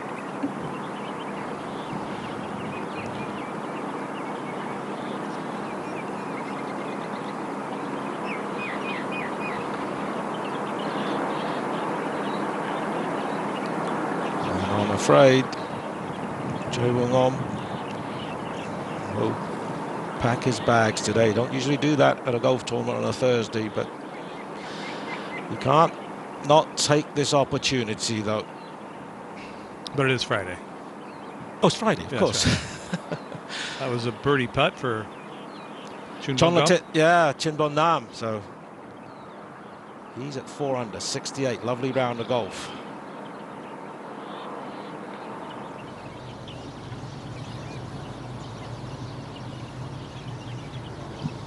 Back out to the green at 8. Kyle Stanley had played his 4th shot from after the chunk 3rd. He's got 10 feet remaining for par. Yeah. What happened on that 3rd, Suzanne? Was it a bad lie? No, not at all. Just a flat out chunk. Yeah, it was just a flat out chunk. And just not what you want to do on a par 5 out here. You really want to capitalize on The par fives make birdies. Well, and he was sitting back especially there. with the ninth. Yeah, contemplating going for it in 2 with a 3-wood. I'm sure he would like to rethink that now, looking back, but as it is birdie for birdie. Yeah, I don't think he would have gotten there in a 3-wood, but it would have been probably a slightly easier wedge shot, maybe a more comfortable position. Didn't hit that second iron very well. Now birdie.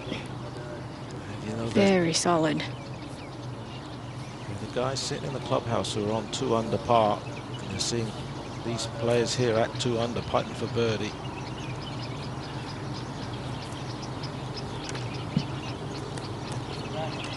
And moving to 3 under. It's a dagger. Yeah. Well, yeah, just drops the 2 unders a spot. Yep. And now tied for 15th. So the tee at 12, Travis Smythe. Made a very famous hole-in-one at the Open Championship on that 17th hole, the redesigned 17th hole at Royal Liverpool. It's the only cut he missed all year, the Open Championship. You'll remember it for other reasons. Here he is on the 149-yard par 3. Got into that Open Championship by a 3rd place finish at the World City Championship in Hong Kong. That's right, at the start of the year, won by Taiichi Ko. What a great shot that was. Here's the hole-in-one you speak of. He hit a 9-iron there. It's a really difficult hole, bordering on being slightly unfair. David Horsey.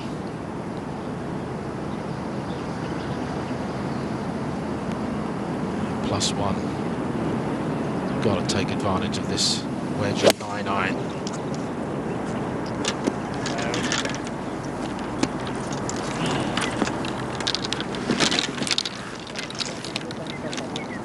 While that was happening, Kyle Stanley had this 10-12 footer for par out of the par 5, number 8.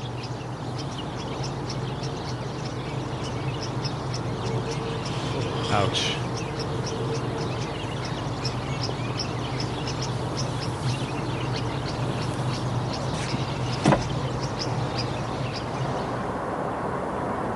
We move ahead to number 11.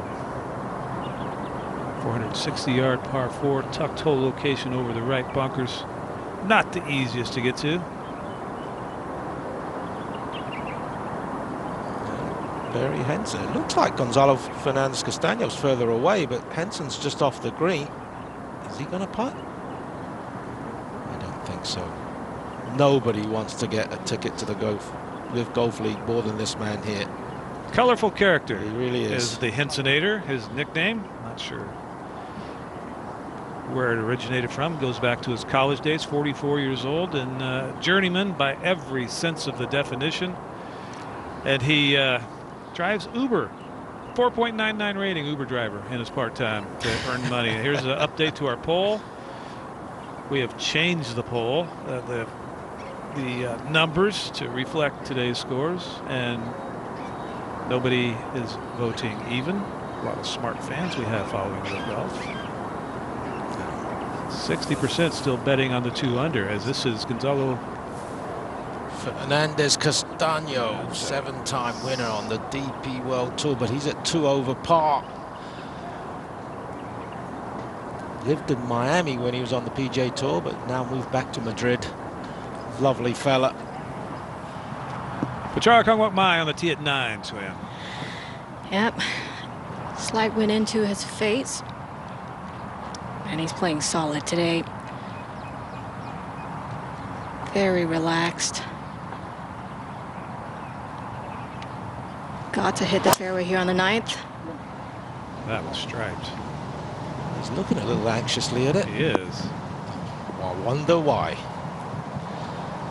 Let's take a look at this 9th hole. 456 yards. Usually plays into the wind, but there's not much wind to speak of today. As Anthony mentioned, water left and right, so it's quite a difficult tee shot, but if you find the fairway, well, the second shot plays back towards this clubhouse.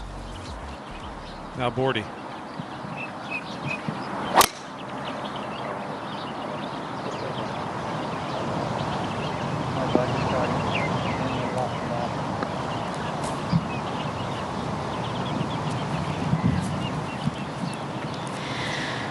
Kyle Stanley. Caught him looking back on the 8th green, pondering perhaps what he could have done differently. Careless there, bogey in a par 5 out here is no bueno.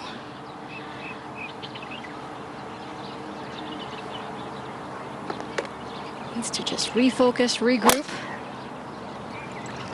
Yeah, that's a solid tee shot.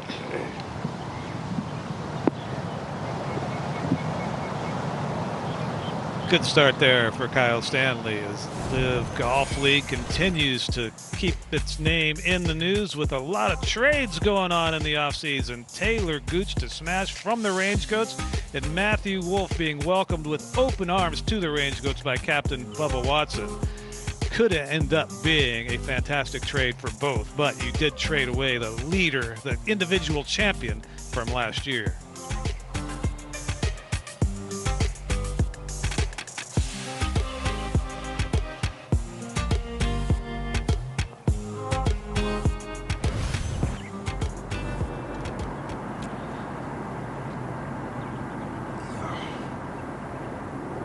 Back to the golf, and this is the green at 12. We saw the tee shot from David Horsey just slightly to the right, about 25 feet.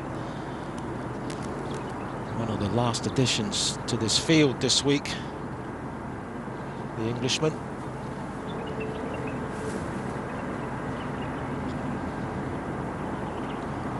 But 1 over par. He's got to start making putts of this length.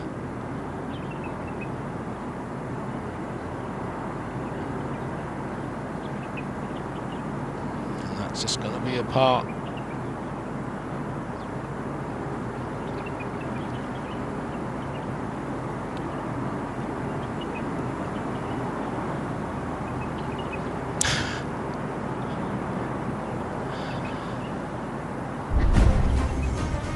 Well, Max Kennedy, the Irishman, this a birdie to move him to 4 under, and look how excited he is.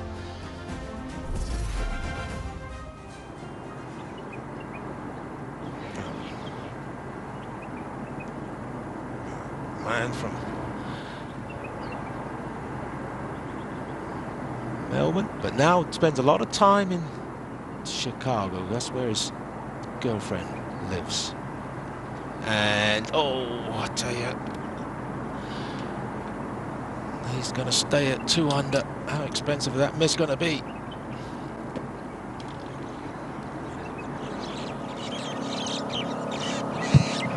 It's going to be par attempt for Jazz after finding the penalty area.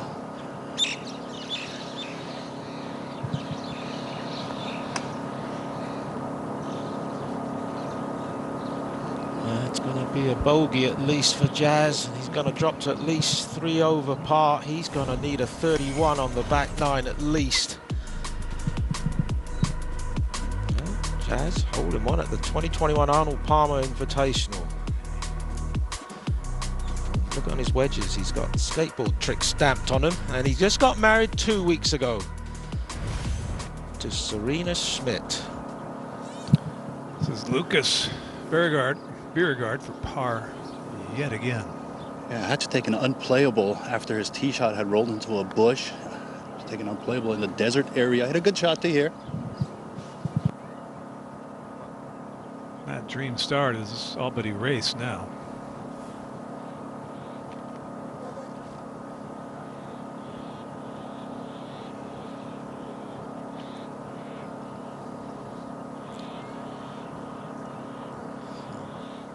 Couldn't take go. It's at 2 under par. This is the 18th, just off the front edge of the green. Has to get this up and down.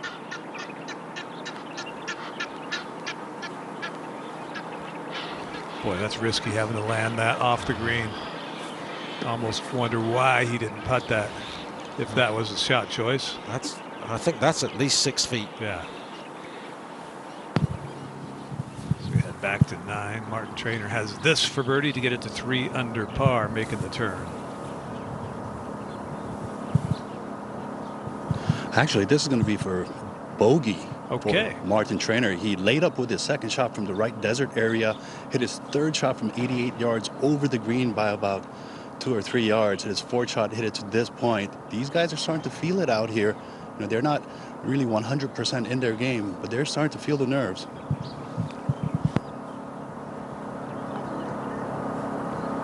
Oh, I think he thought he missed that, but it came in from the right side, so a bogey.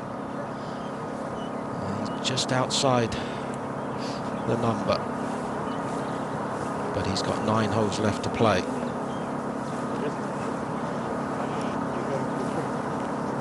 Yeah, I'm feeling it in here. It's well, and we're seeing it with the groups that we happen to have our on-course commentators with. We're seeing a lot of nerves taking over. And this now, if we're going to go for par at 18, has to make this, and then he'll have a real long couple of hours in the clubhouse.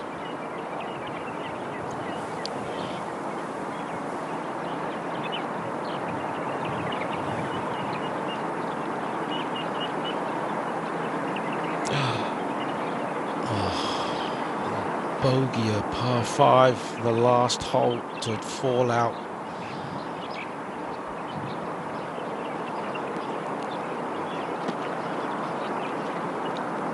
What a sinking feeling that must be. Awful feeling. Out to 9, second shot, Sue-Ann. Gregory to go first. He's got 213 to this whole location today, which is all the way back. Lie's pretty good. It's not a fluffy lie.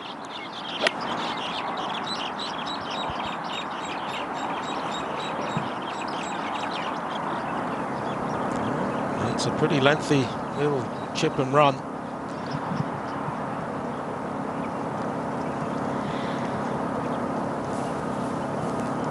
Now Kyle, he's got 175.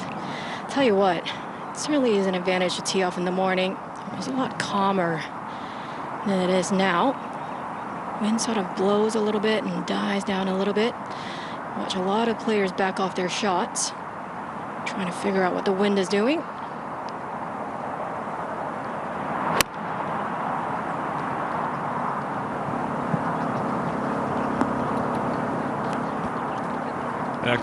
Excellent shot there, 10 feet away for Kyle Stanley to get it back to 2 under par.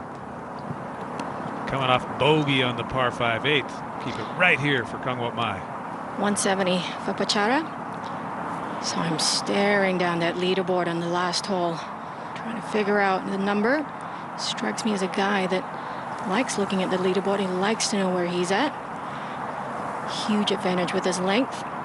Just a short iron here for Pachara. Very upright golf swing for a tall young man. Just coming up a little bit short. It's Kerry Mountcastle leading the way, but that's not the story in LIV Golf Promotions 2023. Top 20 in ties. They advance to round 2 to keep the dream alive in one of the 3 golden tickets.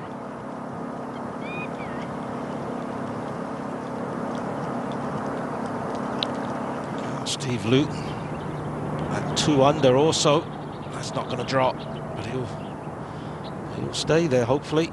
What a wonderful putter he is. This is how much it means to him. It was so cold in England where he lives that he decided to fly out to Dubai last Wednesday. He's been in this region for over a week now practicing. It's Jeff Overton out at number 10. +1 through 9. Needs this. Young man's tough as nails, even though he has had so many injuries. One year, he was right on the bubble of keeping his PGA Tour card 11 years ago. The last event of the year, he had an emergency appendectomy the week before, and had he not played, couldn't get a medical, couldn't get any kind of special consideration for that. He had to play, what was it, 10 days after an appendectomy, and made the cut. And kept his card. Kept his card. Fabulous. Finished, I think, 19th that week at Disney. Nittiton Tipon playing alongside Luton and Tapia Pukkanen. And, well, this guy usually has a smile on his face, but this is a par putt, and it's going to be a bogey for Nittiton.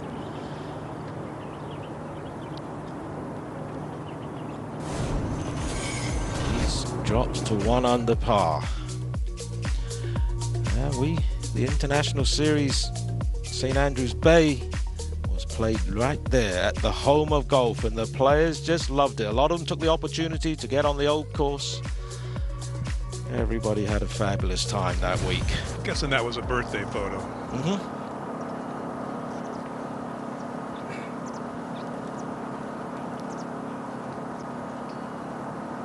Great look at the iconic clubhouse that defines Abu Dhabi Golf Club as we head back out to the 9th green.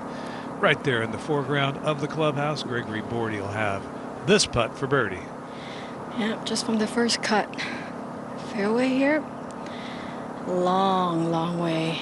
It's all about speed on these lengths of putts. Uphill for most of it, right to left.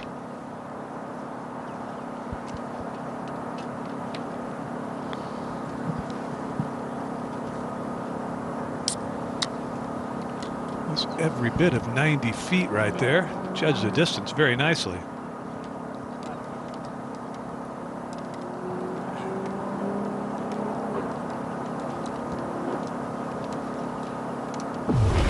Chara Kangwat Mai, he's running hot, and with the club that he uses better than just about anybody playing here this week. A couple of birdies there, just filling it up, but he's been on fire from tee to green as well, as evidence with this wedge shot right underneath the hole to nearly a tap-in birdie, and now he's live at 9 to try and make it 3 in a row, Sue-Ann.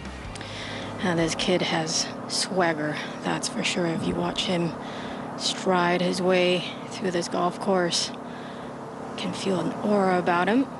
He's fun to watch, isn't he, Sue-Ann? Very fun to watch. You know, he shouldn't really be playing here today. He should have gotten a bye to tomorrow's round, because he finished 9th on the International Series Order of Merit. The top 8 get a bye, or 2 to 8 get a bye into round 2, and he missed a putt of no more than 18 inches on the 72nd green at the Hong Kong, which cost him about $70,000. Ouch.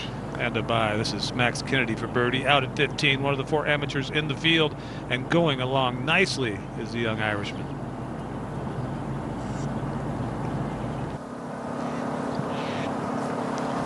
Let's see if Kyle Stanley can throw up what they call the old bounce back birdie here.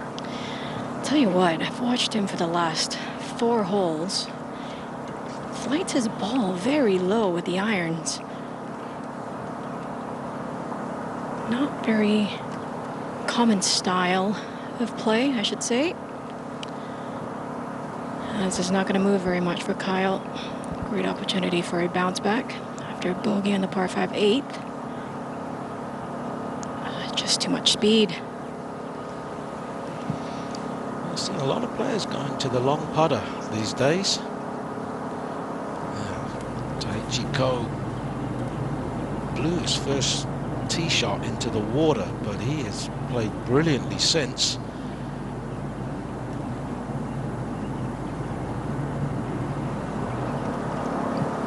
Back to 9 and Bordy now. A little work remaining to save par, keep it at 4 under. Yeah, it's got about 4.5, 5 feet. Not the type of distance you want to leave yourself under some pressure. He's on the bubble.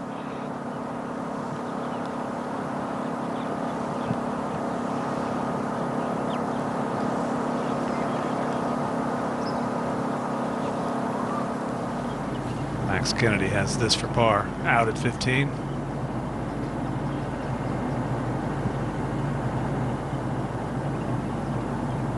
Currently a senior at the University of Louisville. 2023 Palmer Cup team member, earned him an invite here. Won his first college event earlier this year, the Aggie Invitational. And one other trade has been announced as well. Harold Varner III moving to the LIV Golf League version of the New York Yankees. The Four Aces, 2-time reigning LIV Golf League champions. He's coming from the Range Goats.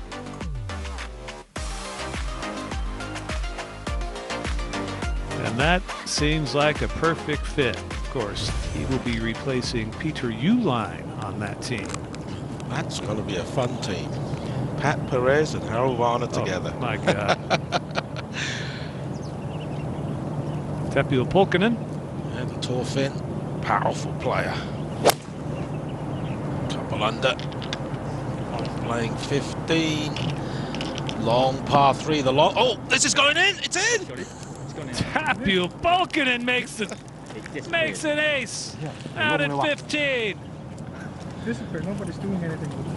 Definitely. And he has no idea if it's in the hole. I don't think it's close. They're not sure. Oh, he's smiling. So at least give him a high five. All right. It's going in. Let's just say we had the loudest hole-in-one I can ever remember earlier this year in Adelaide. This is the quietest. That's right. Absolutely. Can't believe he got the ball to stop that quickly. That's a firm green there. Perfect golf shot, Tapio Pulkkinen. And that moves him to 4 under par. Gives him a little breathing room with just 3 holes remaining. DP World Tour, he plays a different game. That's huge. Well, that ace right there was huge as well.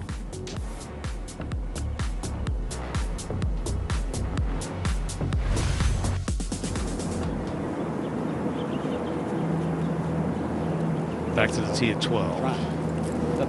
This is Chris Stroud, the American. Winner on the PGA Tour. Won close to $13 million in his career. Currently at 1 under par. It's not a bad position to be in. Ran into him. First day I was here, getting on the elevator. First night I was here, just flew in. He's really excited about the opportunity. Says half of his friends, he's friends with half the guys who currently play LIV, and all he keeps hearing from them is how great it is, how much fun it is. Now, it's serious golf, it's world-class competition, make no mistake about it. But it is, the players, one of them said, sometimes you get tired of smiling.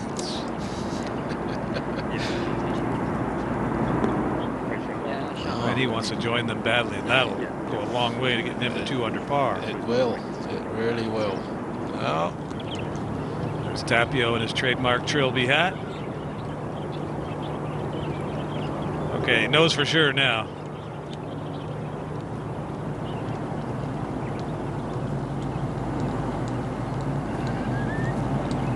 Good time to jar one, young man.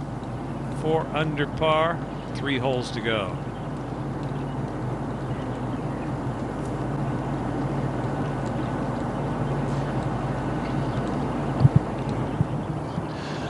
Joel Stolter out of the greenside bunker. Good lie here.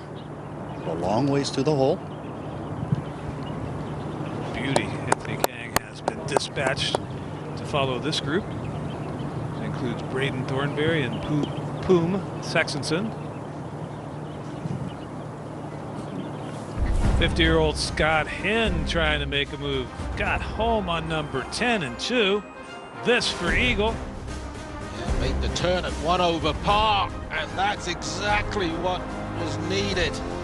Moves him straight into red figures. Scott Hinn so optimistic about his chances, he actually checked out of the hotel this morning.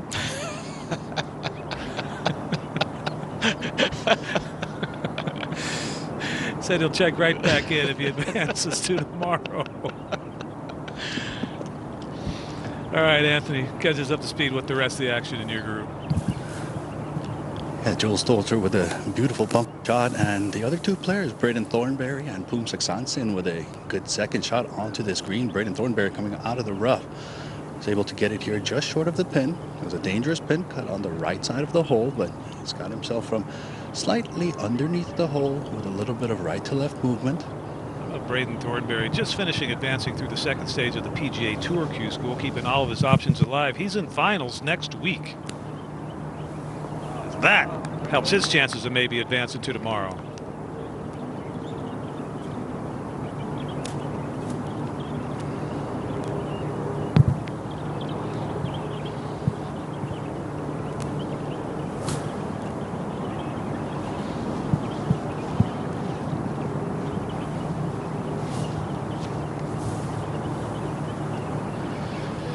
Out at the 14th, Poom Saxonson, 3 under par in the early goings, has this for birdie Anthony Kang alongside. And this looks really makeable. Not much break in this.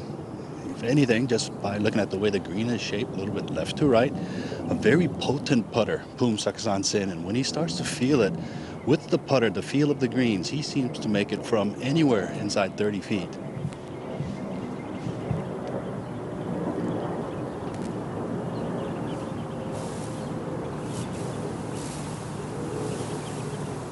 Yep, you're right, Anthony.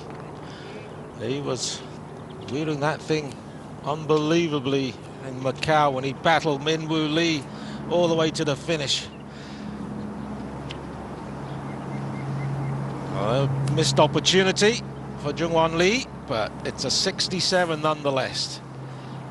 So get ready for tomorrow, Mr. Lee. Tip of the trilby cap from Tapio.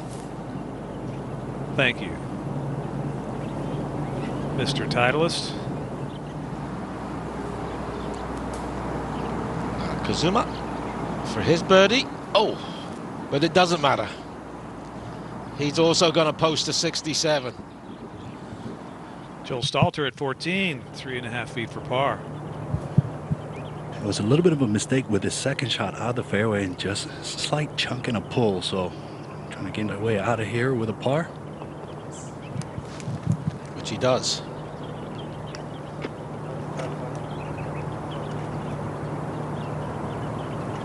These guys at 2 under par, they are really going to start feeling it as they come down the last 3 or 4 holes. There are plenty of leaderboards out there on the back 9.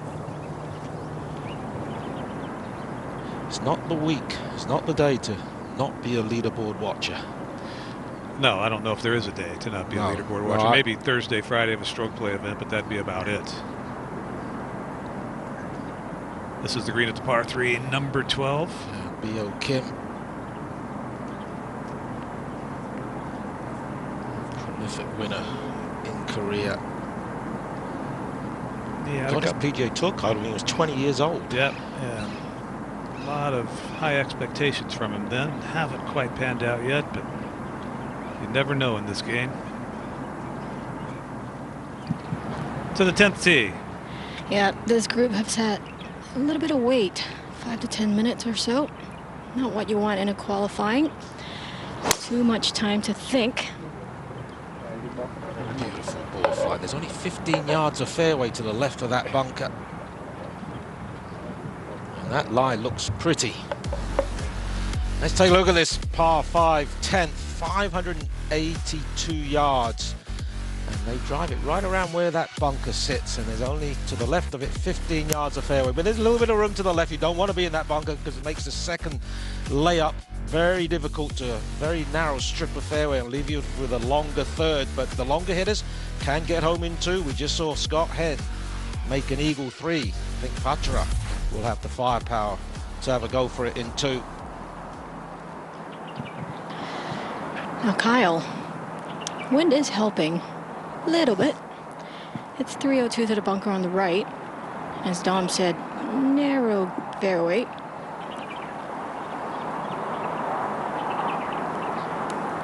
It's to try and make birdie here, Kyle.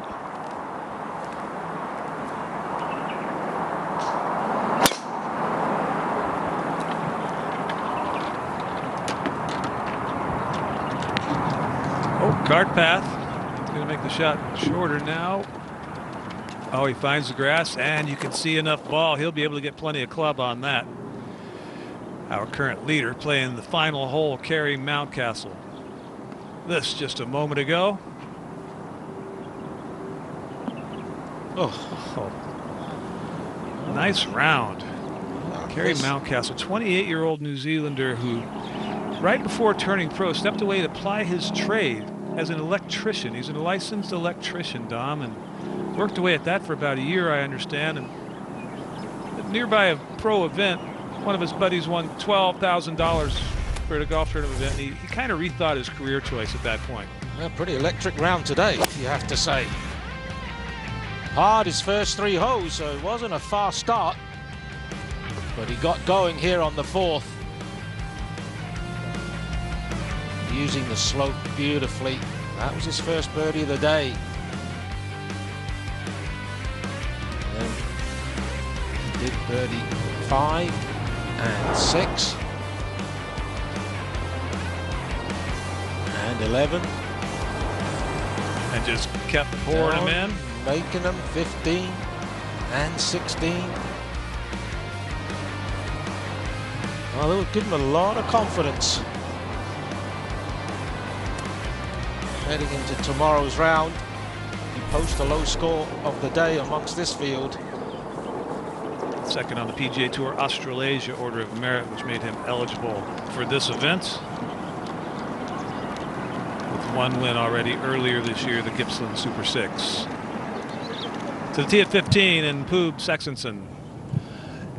Yeah, with this downwind here, that pin position on the left side, it becomes almost inaccessible because you really can't get the ball to stop. So a short distance par 3 will still have to look out to the right, the center portion of the green. Yeah, he doesn't have the power of Pukkanen, who made the ball stop quickly. Much lower ball flight. And you can see it stopped pretty quickly. Good shot, smart.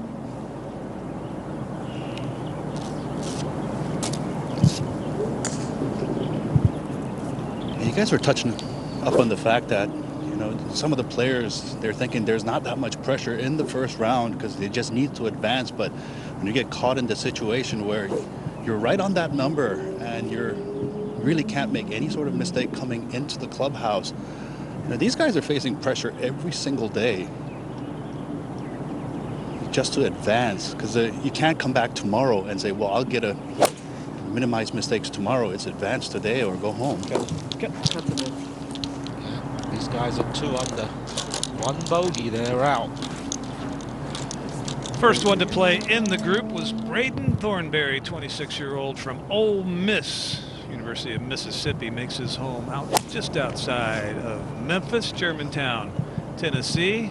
Lovely suburb of Memphis, and not that close to the hole, but let's find out a little bit more about the promising young talent. It's a big change going from college golf, where you have built-in teammates basically for everything you do, working out, practicing, traveling, all that kind of stuff.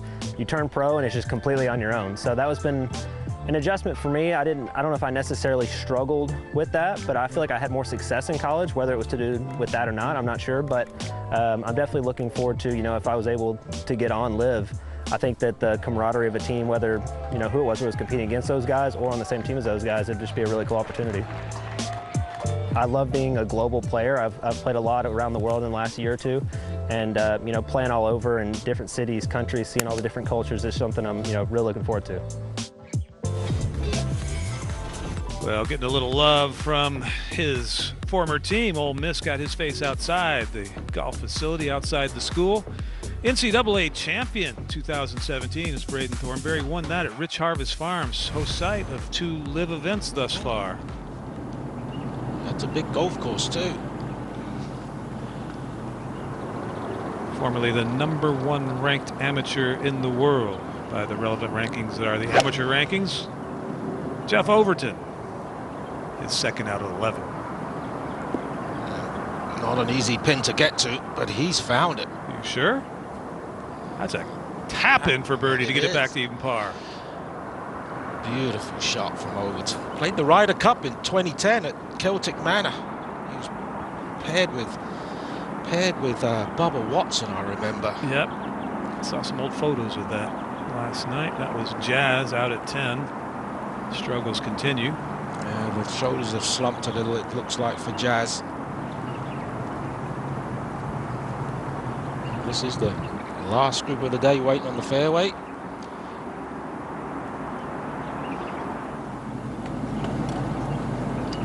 So we head out to 15. Braden Thornberry. Got the putter in his hands. Lengthy one from just off the edge.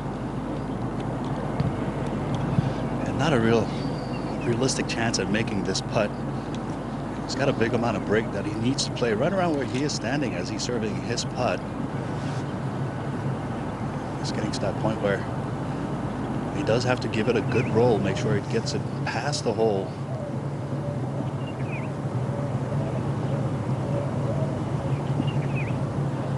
playing in the what used to be the FedEx St. Jude Classic at home in Memphis as an amateur. Finishes tied for 4th in the PGA Tour event. He's clearly got game. Yes, you're the best amateur in the world. You've got some serious game.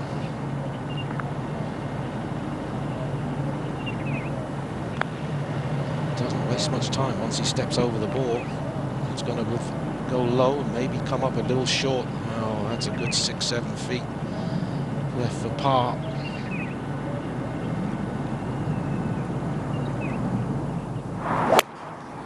Bordy's second shot at 10. 254 to the front, 278 to the hole. That's a good layup. Very good layup right there. Taking a fairway wood over the corner, finding the middle of the fairway, not easy to do. Well, this group's been waiting a fair bit since the 9th. Not really what you want to be doing during a qualifier or ever, but specifically during a qualifier, you don't want time to think. This is headed left for Pachara.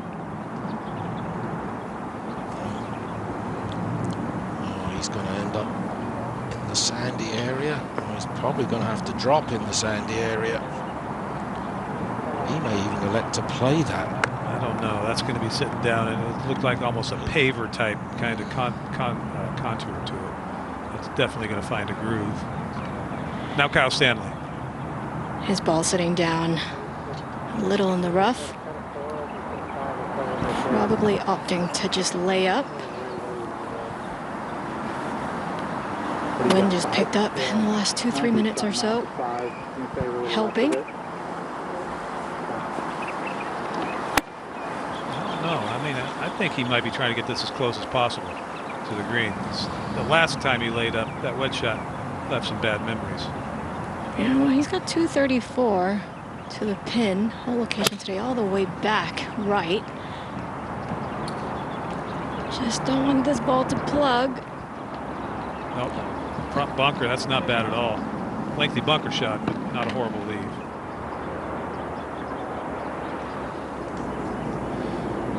This was Chris Stroud on the 12th tee.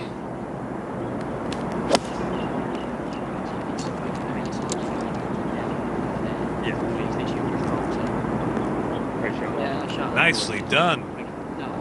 Said I'm here with one goal in mind, to win. First win on the PGA Tour in 2017 after 290 starts. Never been to Abu Dhabi Golf Club before. Two-time All-America at Lamar University in Southeast Texas. I'd actually be quite happy to finish 3rd this week, Jerry. I would think so. Yeah. I don't need to win this week. 3rd alone. 3rd alone. Yeah. Braden Thornberry. A little work remaining here to try and save par and keep it at 1 under. Yeah, it's a big important putt, but good thing for Thornberry, he is putting a bit uphill and looks very confident over the putter. That is just so fast. Well done, Jeff Overton. On the tee at 12.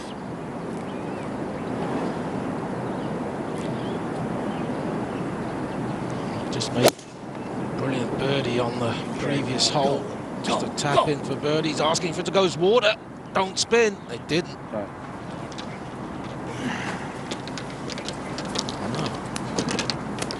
Virtually another tap in for birdie.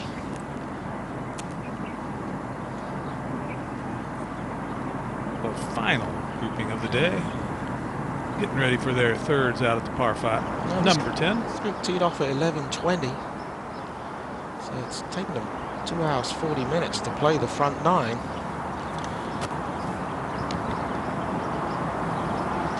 Yeah, I don't think they're the ones that are slow. They've been waiting a fair amount. Now Gregory in a good position here on the par 5, 10th. He's got 44 yards to the front, 68 to the whole location. Pace of play was never going to be fast in an event like this, was it, Sue-Ann? Basically, you have 3 final rounds in a row. Yeah, it's a lot on the line. We've talked about it a lot on our coverage. Not only you know, from a life-changing perspective, but also, you know, you get to play on a team with some of the best players in the world. Trying to chase one up there, but that is not his best shot, Gregory.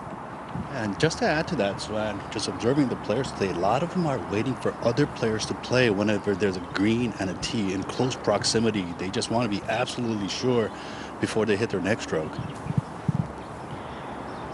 It's the weight of the week. The reward for being one of those lucky three, fortunate three. This is Kamala Mai taking relief from the cart path out at 10, and fortunately his nearest relief was deemed to be on the grass side of the cart path. That is a huge break. Huge break. He's dropped it twice and placing it. And that's the lengthy front bunker shot from Kyle Stanley. This is not an easy shot. Bit of a strange yardage. Quite see if he went to a less lofted wedge. It doesn't look like it. Yeah, well, he's gonna take a big swing at it then. Uphill.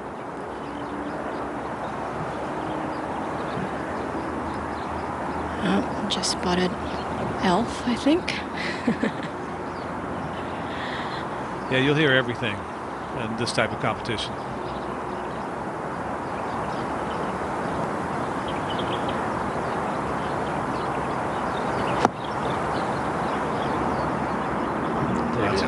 Beautiful shot from there. Brilliant.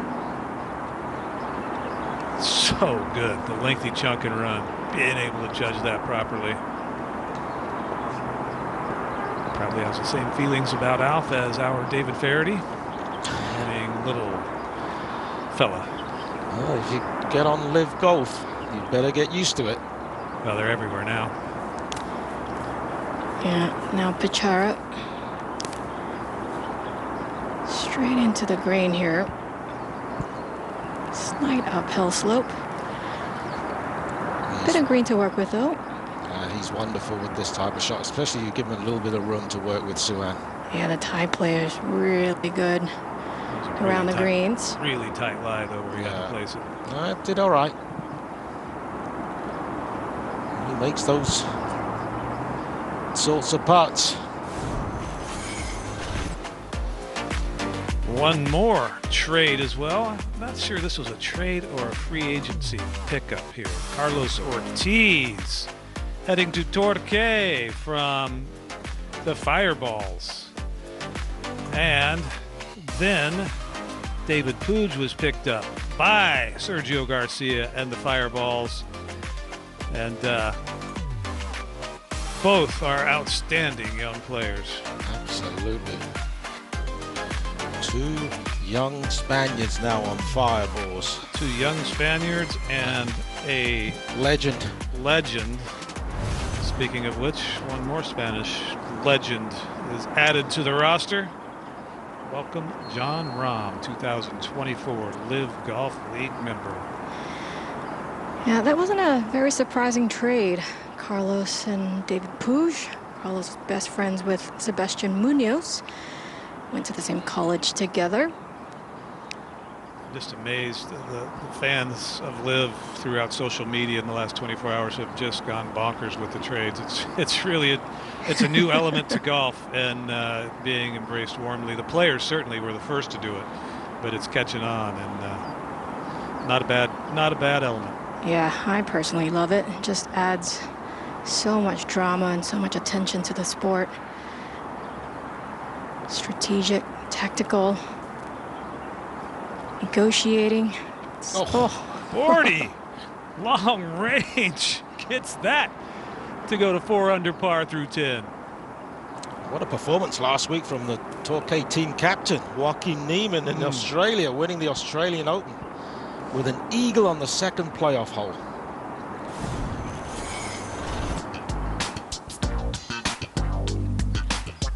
It was a good 2 weeks. He finished third the week before at the Aussie PGA. Third and first in a playoff, went 74 holes at the Australian. It was awesome to watch. Kong by for birdie. Just count it.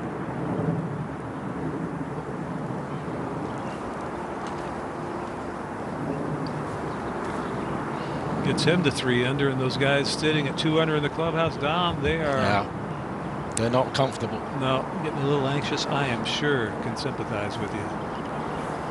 Kyle Stanley to convert the lengthy up and down from the bunker here, 4 feet away for birdie. Yeah, that was a great result from that bunker. Not easy. Most amateurs really struggle with those shots. Gotta be so careful with how much sand you pick or not pick. Quite easily catch that thin. Look like that might just squiggle out of the hole for a second.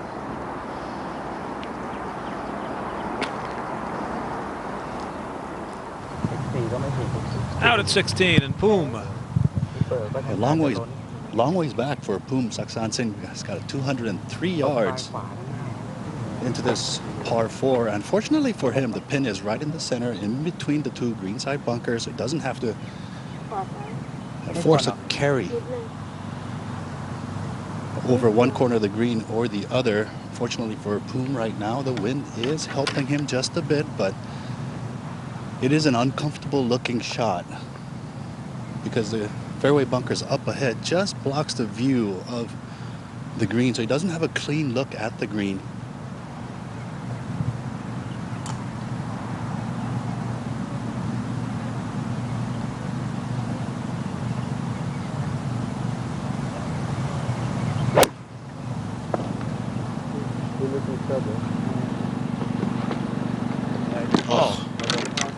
Just covering the flagstick. You know, he considered packing it in, giving up the game earlier in the year. But since then, he's won and he's come second. And I think plans have changed, Jerry. I believe so. This is up at 18. Kevin Yuan, right on the number at 2 under. The current number, don't know what it's going to be, really close to 3, if not 3, come the end of the day. This is 3rd shot. Up and down here would be huge for Kevin. The front pin.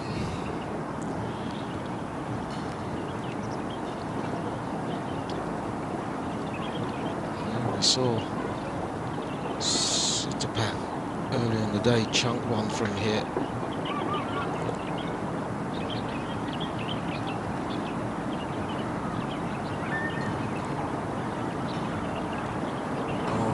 Okay, just carried the rough.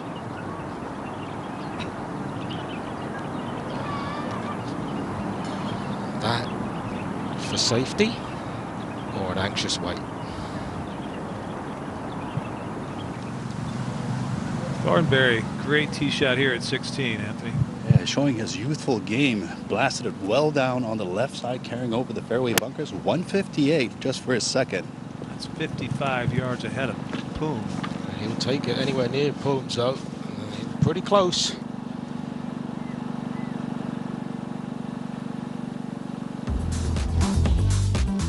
Lovely par 4, the 11th. One of the few that dog legs from left to right at 460 yards.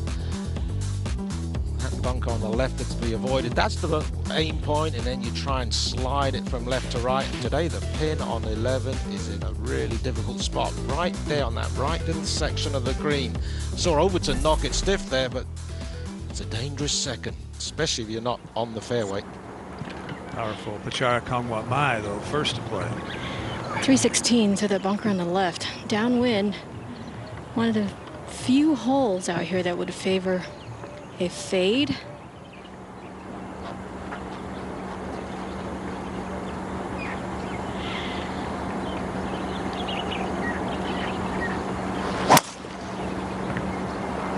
Just driving it beautifully. Isn't he? Every single shot, hardly any movement in the ball. Yeah, when he's driving it well, he's a dangerous man. Well, that's, I mean, any facet of the game that's going well for you in an event where it's daily elimination, that's got to be the best feeling when you're swinging it well with a driver. Yeah. Now Gregory, slight disadvantage for him. With his length, he's going to hit it into the more narrow section of this fairway. Huge putt here for Kevin Yuan. Let's get it to 3 under par.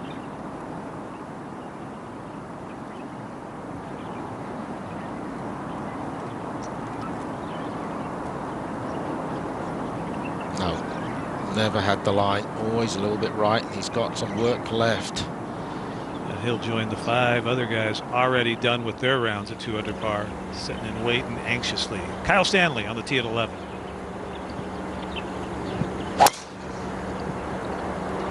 That's the wrong shape. Draw one in.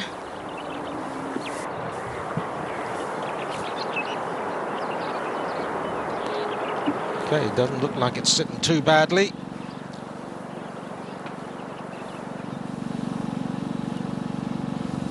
Up ahead to 16. Saxonson, Joel Stalter, and Braden Thornberry. Anthony? Yeah, all 3 players finding the green successfully with their second shot on this demanding hole. So they've hit the ball well on this hole just to give himself a birdie putt. But for Joel Stalter, who would dearly love that extra stroke, just to give himself a bit of a cushion, or it could be 3 under. You never know, but he's navigated this difficult 16th well. He's got the tough 17th coming up, and 18 should be a par at worst, a birdie. But this putt here, it is a sneaky, quick-looking putt, so he can't be foolish. Looking for that little bit of a cushion. Does have a little bit of right to left movement on it, but he's got to be so speed conscious here. You know, with the breeze that's been there all afternoon, the greens do look a bit dried out, just adding to the speed a bit. Frenchman, 31 years old, out of the University of California. Oh, this looks good. Turn. Great speed. He'll remain at 2 under. Up ahead, Kevin Yuan did tap in for par at 18 to finish at 2 under par. Tied currently for 17th. 20 and ties advance. Scores are erased. Heading into tomorrow.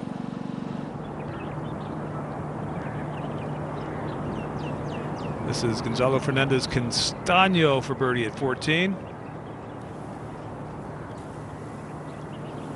And he just about needs to run the table from here.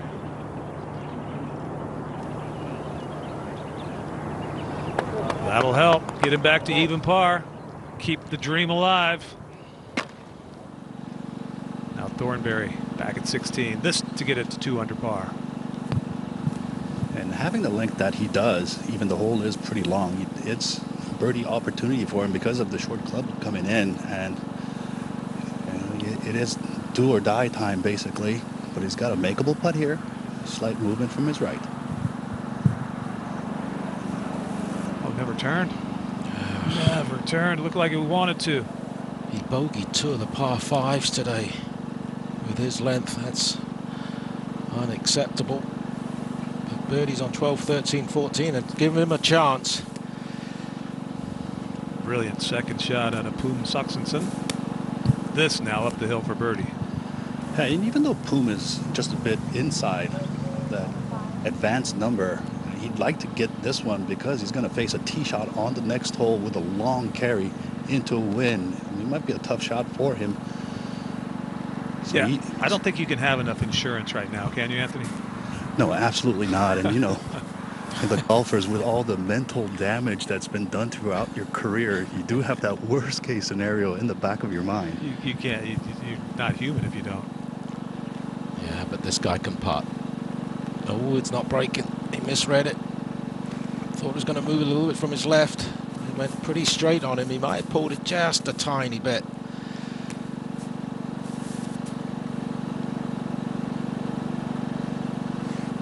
Back to the final group, and Gregory Bordy first to play at number 11. It's got 173 to today's hole location, which is tucked behind that front bunker on the right side.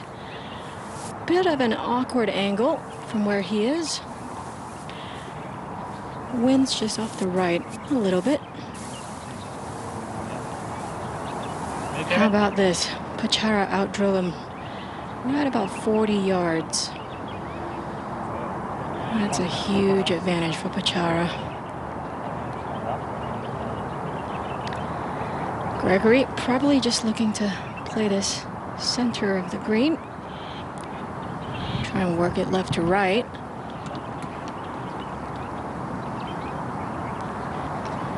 4 DP World Tour wins for Gregory. Last win was back in 2013. So it's been a while.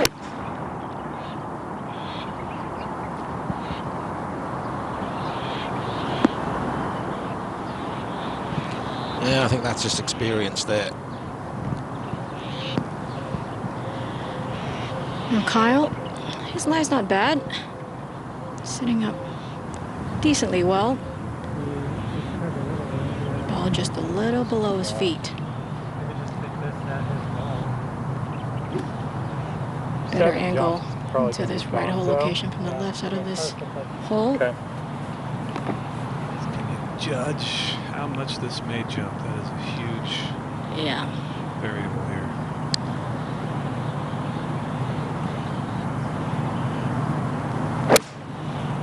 .169 for Kyle.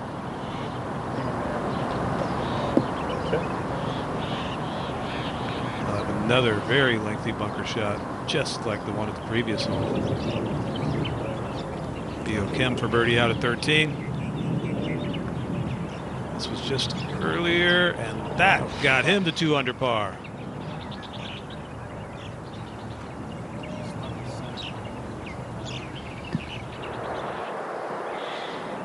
Now Pachara on 11th, second shot. He's got 136. To this back right pin. Spoke to him on the putting green. He said he slept funny at the hotel. Got a little stiff shoulders. Working out pretty well for him, though, I should say.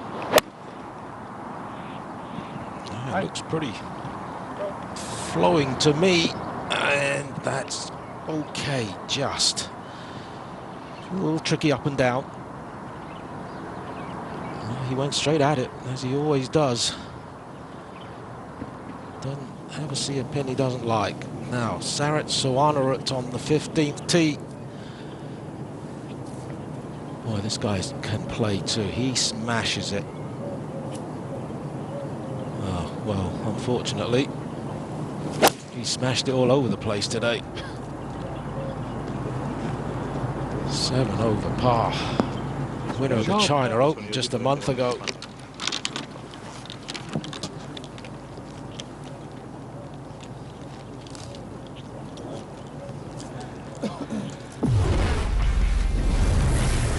Jeff Overton running hot. This is second shot out at number 11. After turning 1 over par. That would get him back to even. Then on the tee of the par 3 12. Go. Begging for it to get up. It listens just underneath the hole. He would make that for birdie. Now at 13, much longer effort to make it 3 in a row. And more importantly, to get right on the current cut line number.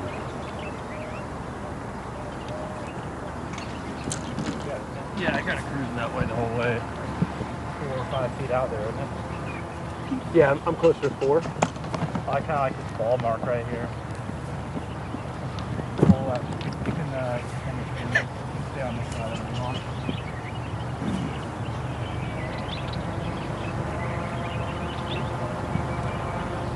Ball mark head stick? Yeah, it's got to be pretty close to it, doesn't it? Full speed? Yeah. Here, quick maybe at the end? Yes.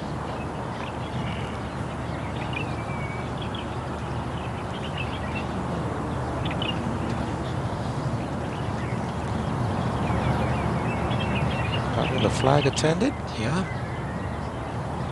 You don't actually see that very often anymore. You should. Yeah, I agree. Flag stick can only help the ball go into the hole that would have missed otherwise. And all too often, the ball with holding speed will bounce off it. 40 years old now is Jeff Overton. Turned pro all the way back in 2005. $12.8 million in career earnings and just under 300 starts on the PGA Tour.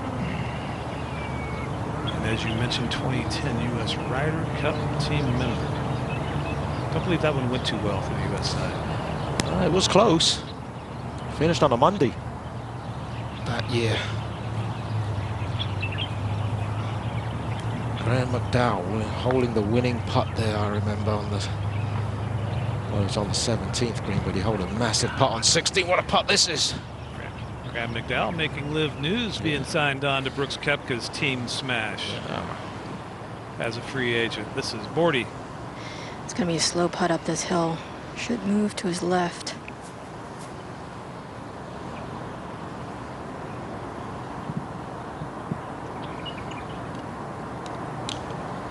Before that, it was just a lengthy bunker shot again for Kyle Stanley. Yeah, pretty similar to the one on the previous hole.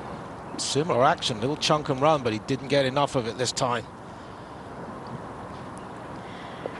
Now, Pichara for his third shot. He's going to try and land this right about a yard on.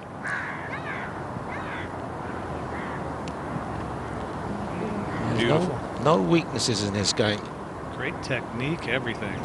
Look at that, a desert fox.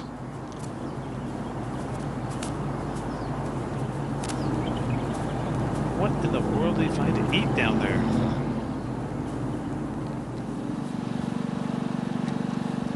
Steve Luton. That gets him to 4 under. Yep, birdied 16 also.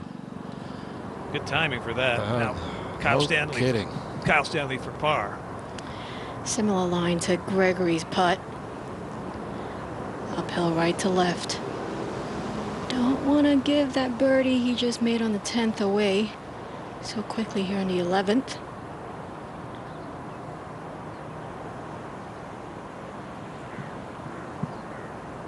Oh.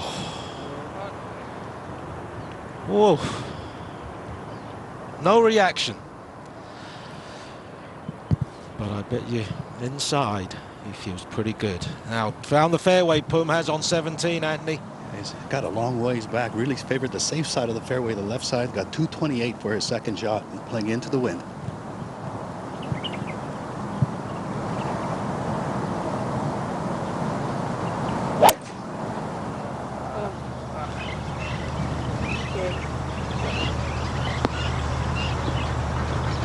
That's amazing.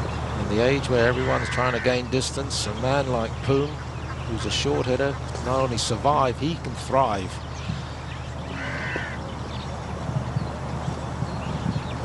We'll keep it right here. Yeah, you're right. That's a rarity in the modern game. It'll be, what, Thornberry next?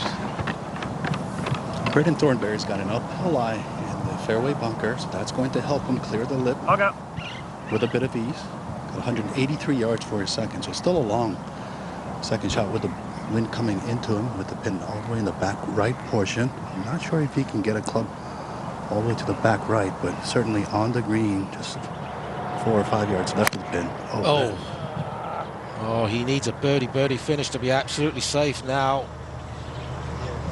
He hit the lip of the bunker. He's way back. He's going to have trouble making par now on 17.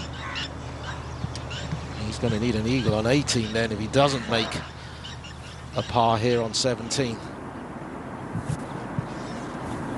Jazz, Jane Watson on the 12th green.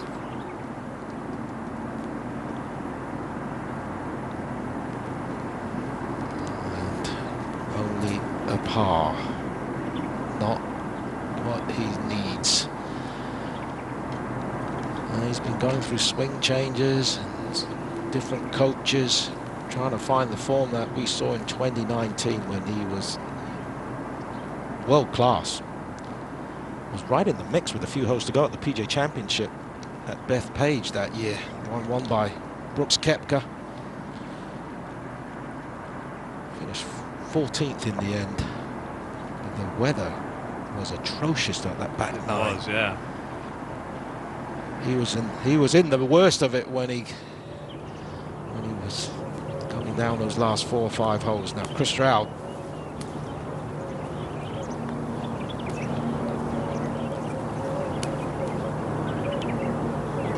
Oh, there you go. How about that? Huge. This is the green at 18. Max Kennedy has this for eagle, and he is moving on, surviving and advancing.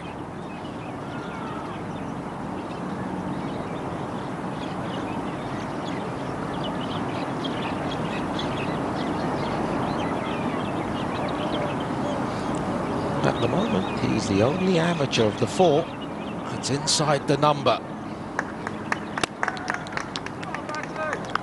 Well done, young man. It feels like a victory within a victory right here. Now Thornberry likely has to get this up and down. And that's exactly what he is thinking, trying to get one really close to the hole, although possibility of a hole out still in the back of his mind from 121. Likes the looks of it in the air. And he should. Oh, is that just gorgeous? Absolutely necessary when he needed it most. He still has a chance. He certainly does. Bordy at 12. Well, it's 139 to the front. Whole location today in the front portion of this green. That water is in play. Great shot. We've seen a lot of good shots on 12. Prior to that, Pachara did this. No. He was worried about that little runoff area to the left, but just caught the green. Now he's got a good chance. Now Kyle, 145 to this whole location today. Wind is helping a touch. Just a short iron for Kyle.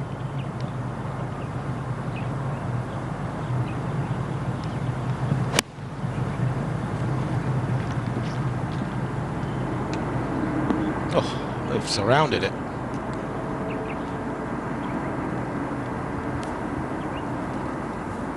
Just a moment ago, Tai Chi Ko had this for birdie at 18. Like I said earlier, first tee shot flared it out right into the water, but he is mentally as tough as any young man I've met. 6 birdies after that, 23 years old. College golf at Notre Dame.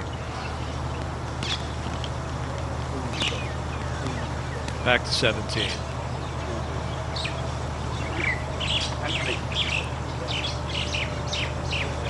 Stalter first.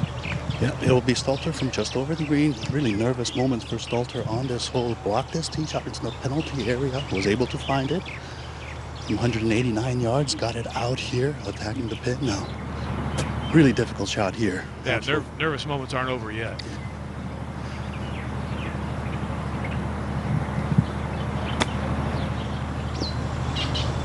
Uh-oh. Oh, no! No, that's brutal break. Absolutely brutal. That was not going fast enough to do that. Oh, my goodness. Just as that happens, 2 under, drops a spot, now tied for 18th. Only has 2 more spots to play with to have a chance. Look at all the number of players that have still got 6, 7 holes, 4, 5, 6, 7 holes left to play. Yeah, 13 players at 2 under. He needs a birdie up the last, you feel. Oh, that's just. He had a birdie there. It was in without the flag, but not going to take the flag out with a little pitch shot like that. Now, boom. Okay. Well done.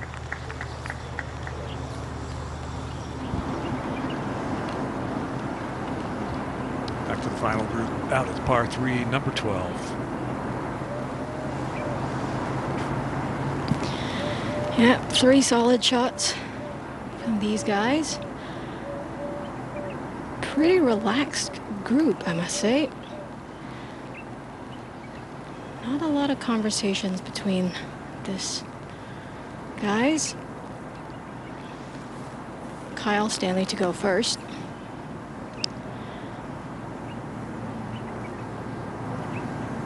Yeah, I imagine the jovial banter amongst fellow competitors is at the minimum this week. Hey, normally the first round of an event, things are a little chill, got, you know, not the end of the world. Well, today it is. If you don't make it, you're gone. Yeah, as we've all mentioned, you can certainly feel the intensity out here. I was feeling nervous for the guys teeing up the first tee. I could almost feel their nerves. My palms were sweaty. So I can't imagine how some of these guys might be feeling the same way or even more nervous. huge opportunity to earn that spot for 2024 in the LIV Golf League. Playing against possibly one of the best fields in golf. Now left to right for Kyle. He is putting beautifully and just sliding by on the low side.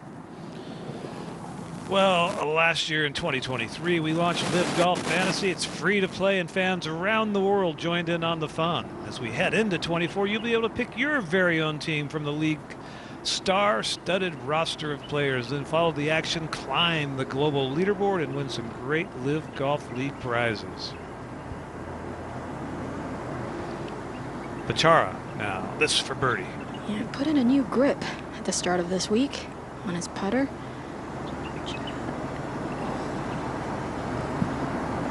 It's worst putt he's hit all day. Huge putt for Braden Thornberry at 17. Necessary, absolutely necessary. That was a brave fall. Coming out of the rough from around 100 yards and just giving himself a lifeline. 40 for birdie. Yep. Gotta capitalize on these putts. It's not gonna move very much for Gregory. Doesn't hit the ball a long way, but he sure is accurate.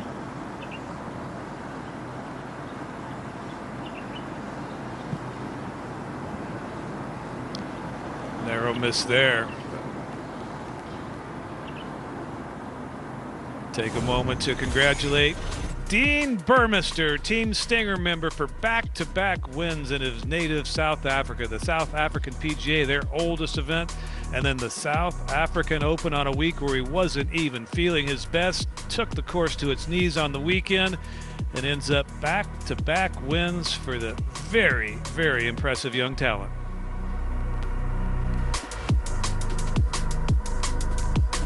Yeah, the South African Open's the second oldest national open in history, after the Open Championship itself.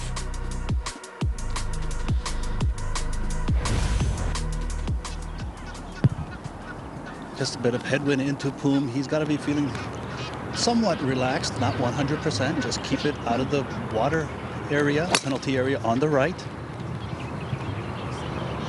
It's out a little right.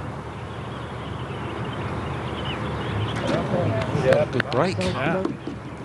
Looks like it's setting up a little too. And sat on Kalkanjana on the 13th for a birdie. Just love this man's game. I love his routine. I love his demeanor. He's 5 under par right now, is Saddam. Not a surprise to you at all, is it? No, it's playing that well. This is the group that includes Tapio Pokkanen, Mr. Hole-in-One, Mr. Ace,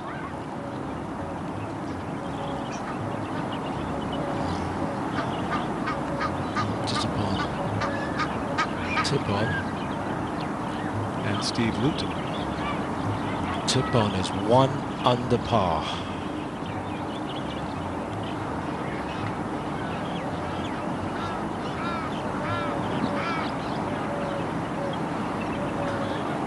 This is a birdie putt.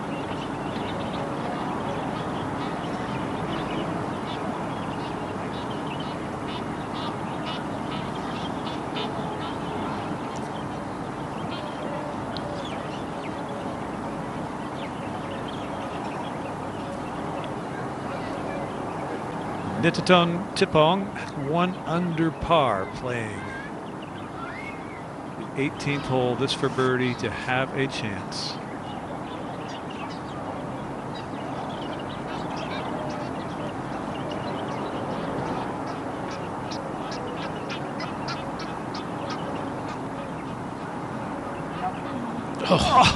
Oh, goodness.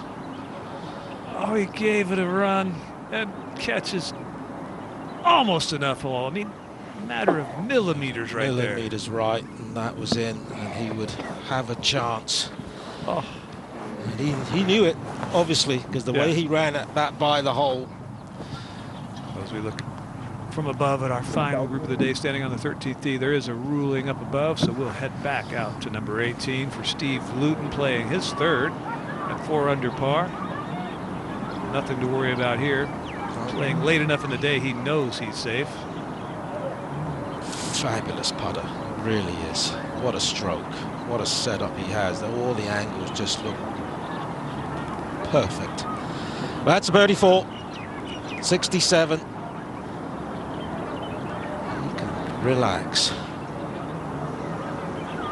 I wonder if some of these guys will go out and hit a few balls, just cool off. And you know what the tournament officials have done, because there is a possibility for a playoff under the lights on Sunday night for the cards. They are allowing them to practice the 18th hole under the lights if they so choose in the evenings, and most of them are staying right here.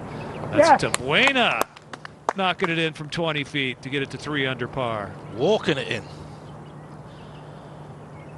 The man who kept his Asian Tour card by $71 last year, Miguel Tabuena. That moves the 2 unders down to 19th place now to Buena's putt. Tapio Polkanen. Oh, you're going to have to settle for just 1 eagle on the day.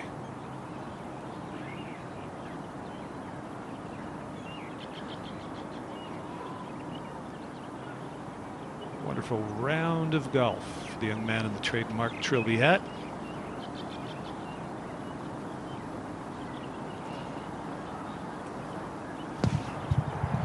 Stalter popped up his tee shot. He's got 308 yards left to the hole. Tee shot traveled only 245 yards. Something you don't hear too often in professional golf, Anthony. Popped up his tee shot.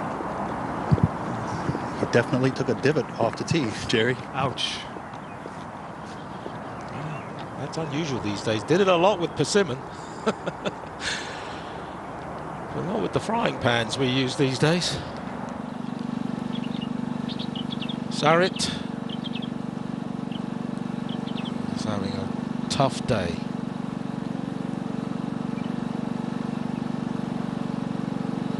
Here on 16, the big man from Thailand. Spent a year at Virginia Tech.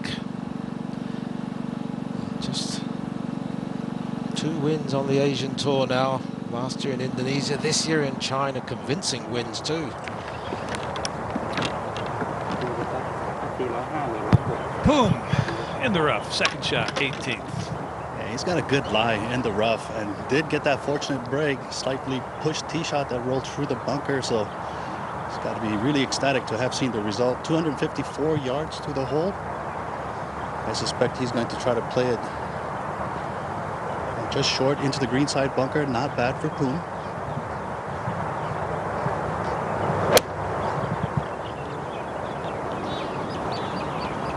Looks like that was just a layup.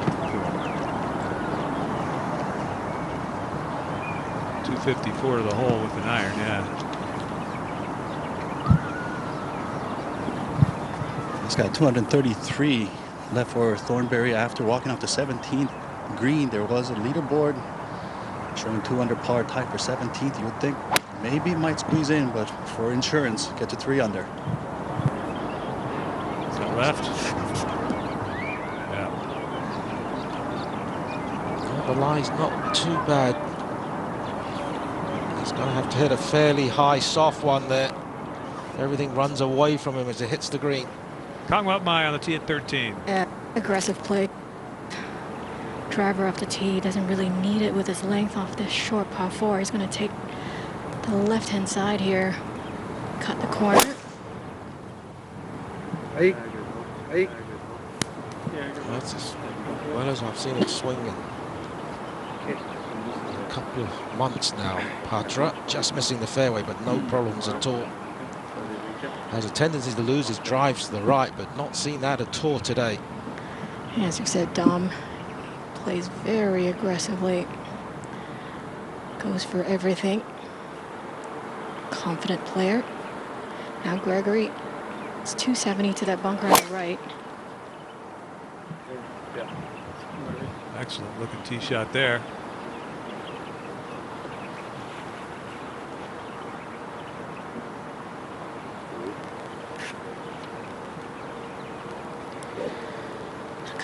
Stanley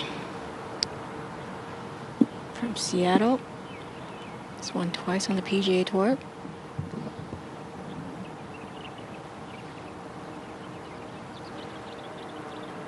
He's aiming left too. Just looks, should be pretty good. Has it found the fairway? It has. Looks like the cut is going to hover between 3 under and 2 under to advance to round 2. 5 players currently still on the course at 2 under could influence it.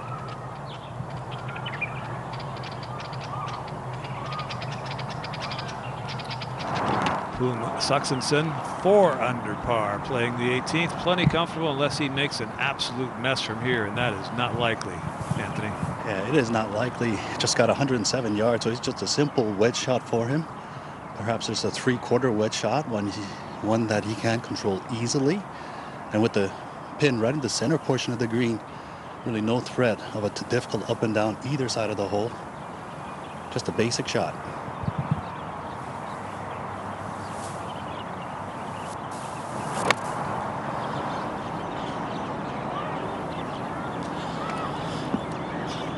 Yep, job done. Work done for the day. Put that in the hole, double check the scorecard, and start gearing up your mind for tomorrow. Fewer players, same amount of spots.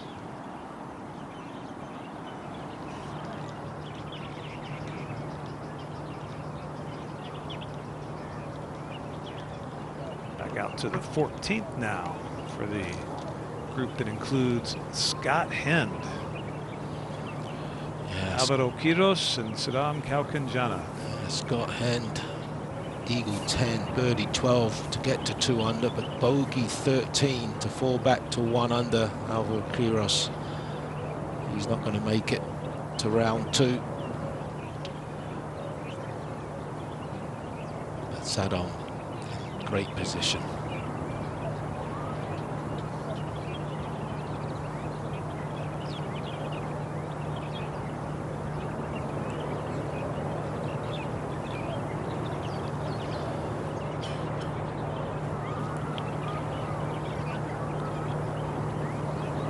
Kaukanjana to get it to 6 under par. Oh, guns! You don't need to be doing that right now, even though you got a few shots to play with. Guns it by a good 7 feet at 14.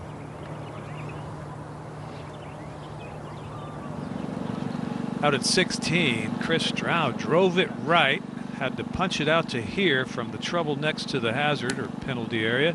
This now his 3rd and at 3 under par. It starts getting a little dicey.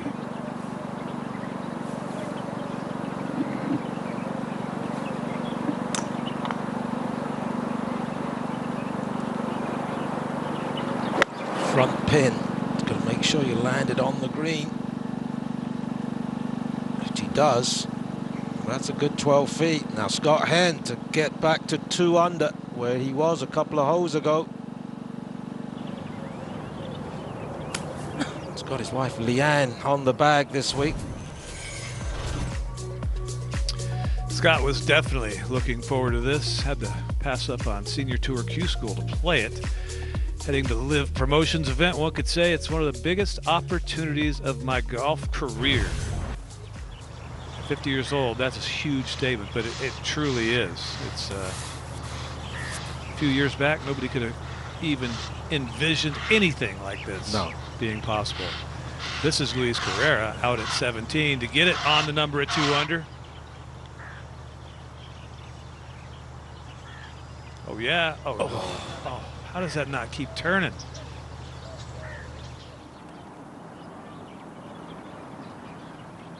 Joel Stalter at 18 playing his 4th shot right on the number at 2 under. Yeah, I wonder what he's thinking, Jerry. Do you think I have to make this?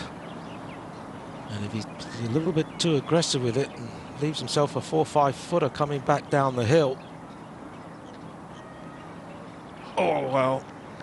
That's a lovely chip. That first bounce just ricocheted slightly left as well. It's a great shot, but might not be enough.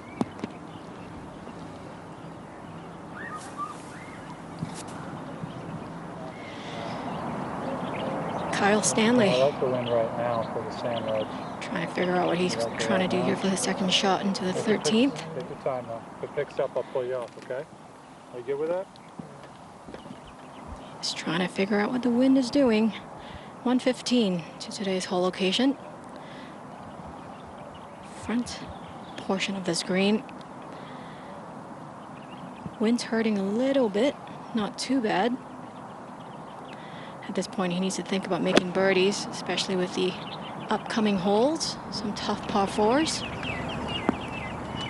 Got a good chance there, Suwan. Well, Poom's just got to be ecstatic right now. He knows that he's going to progress to tomorrow's round. Why not finish it off in style? Poom Saxonson, 5 under par, 67. Wonderful opening round of golf. Bio Kim also at 2 under. This is his third at 16. A must up and down. How about in? Okay.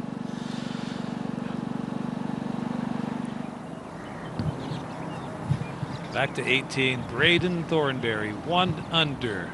No chance if he doesn't make this to advance to tomorrow. He has to make this and then hope for a little help behind him.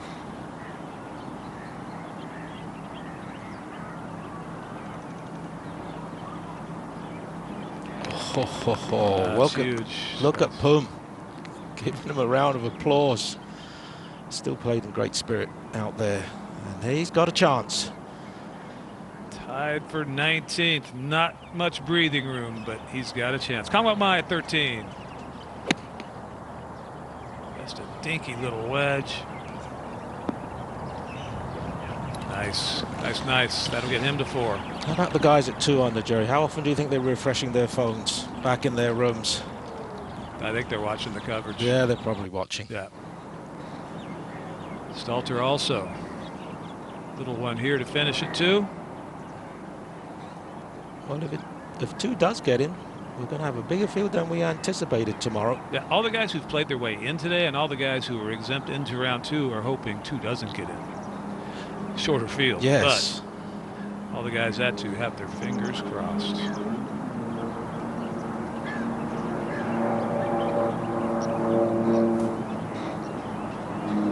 That was one of the nervier little tap-ins you'll ever see right there. The thoughts that go into your mind. It's just an evil, evil game. Chris Stroud for par to keep it at -3.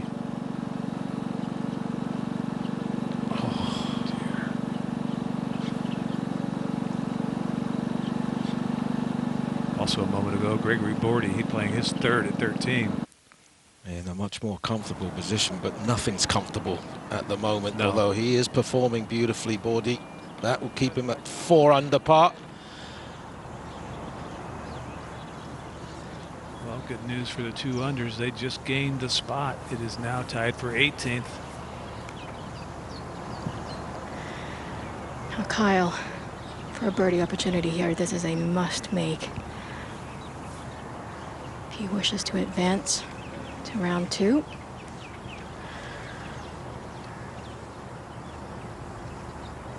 Uphill. It's not going to move too much for Kyle.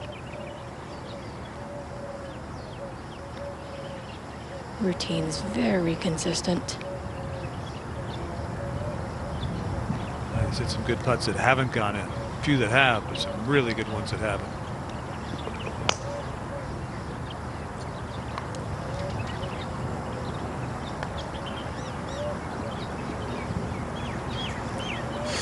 Guys at the moment, 2 under or better.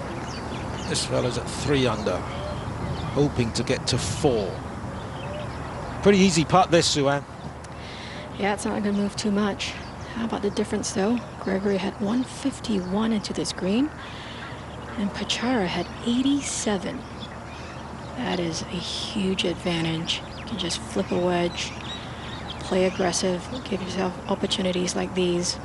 Especially when the rest of his game is pretty solid too. Yeah.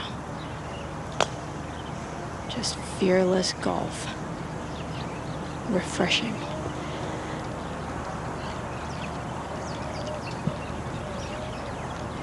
Well done. And he's at 4 under par, 5 under par. Poom Saxonson, he's advancing to tomorrow, and he's standing by with our Anthony Kang. Hey, Poom, well played today. This is a very long golf course, 7,600 yards, but you've been in really good form. How do you think you played today? Better than I expect. I think just play under par on this course is good enough for me. I think just lucky today. Good caddy. You have your wife on the bag. That's got to be really helpful. But did you set a target before you started the round today, like 1 under par, 2 under par? No, because I practiced just 18 holes, and I don't know how the course look like. Like I can't remember much. Just try to enjoy. Well, you look like you certainly enjoyed it. All the best tomorrow. Well played today. Thank you. Very soft-spoken young man. Tremendous job today. He's got a great sense of humor. Kalkanjana. Oh!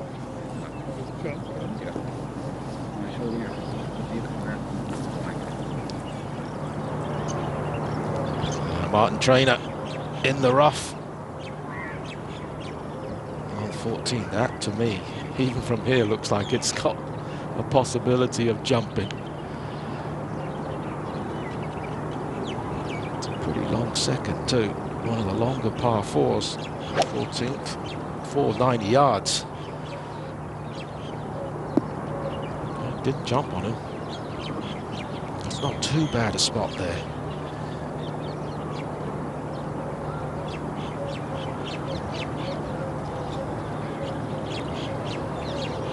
Under par, 8 guys in the clubhouse sitting on that number, sitting on their hands and crossed fingers, everything you can do.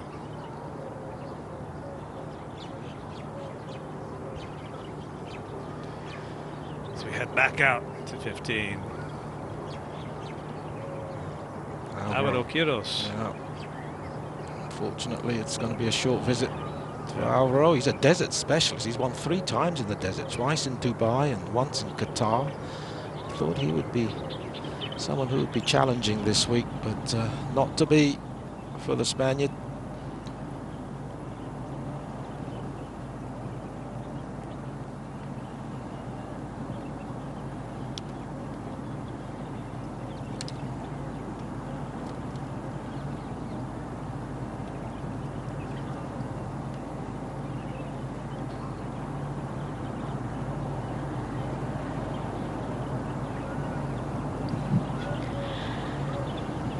Now, Pachara on the 14th. Tough par 4, playing 490 yards. 282 to that bunker on the left, 316 to the one on the right. And he's played some great golf this year. 5 top 4s on the Asian Tour.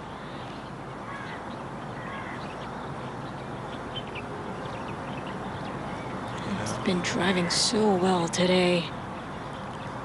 His line is over that left bunker, isn't it, Suan?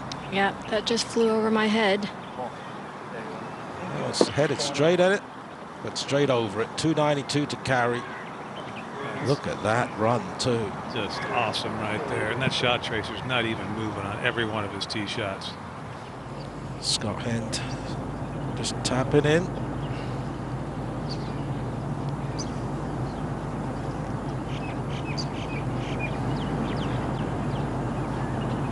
To the tee at 14, Gregory Bordy, 490-yard par 4. Length isn't his strength, but I'll tell you what, he is accurate, and he's just plodding his way around this golf course really well, managing and dissecting this golf course.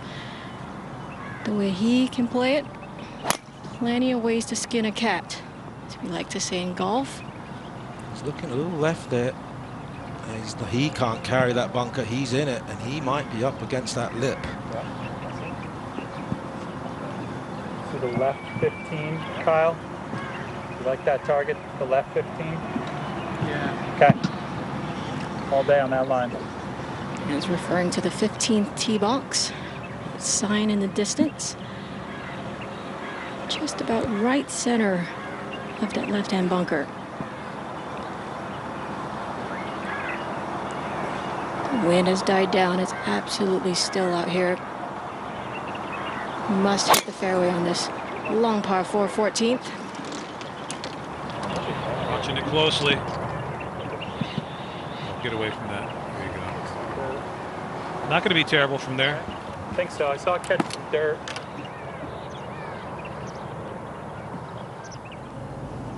Sadam Kalkanjana, birdie putt here at number 15. Yeah, deserves it after that wonderful tee shot. He's missed it left.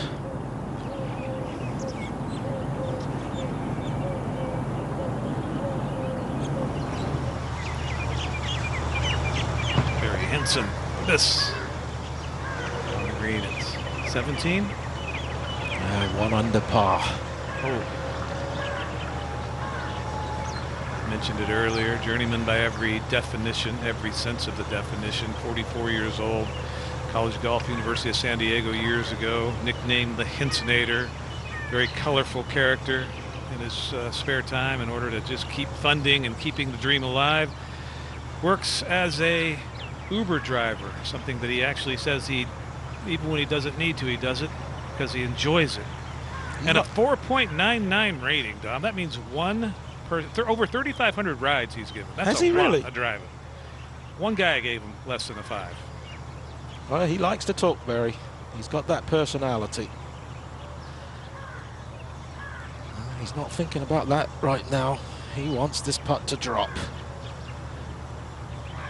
Works really hard on his fitness. He's gained so much speed over the last couple of years, and unfortunately, he's now thinking birdie, birdie, last 2 holes. 2 under, still tied for 18th. Sorry, last hole. Still tied for 18th is 2 under. Dear God. Oh, just slipping in. And he's one of those at 2 under.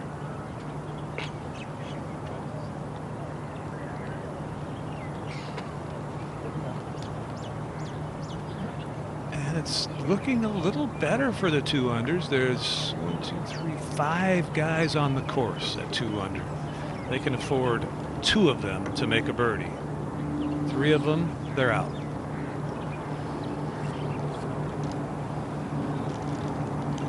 That was Jeff Overton, his missed pitch shot.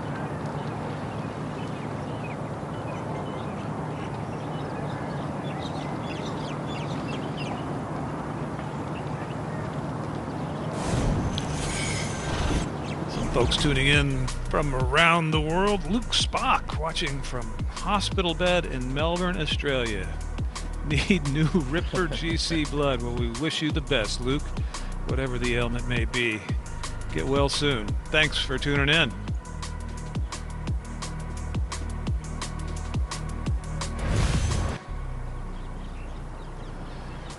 Well, Martin Trainer and Lucas Beauregard on the tee at 15. Both are at that 2 under par number. Both can move that number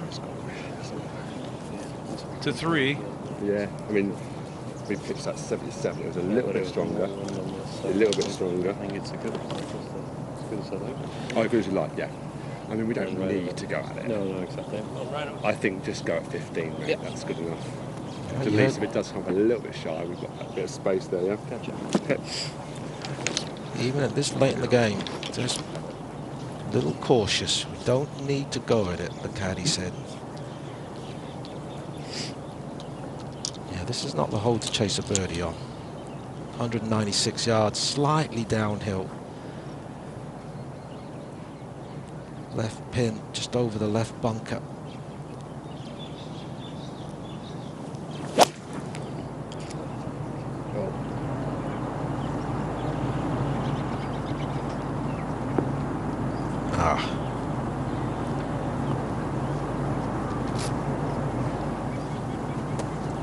It's a pretty big miss for a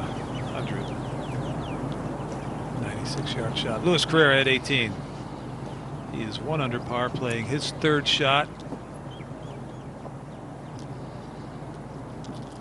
There aren't enough leaderboards out there. He knows, absolutely knows, he has to get this up and down for any chance.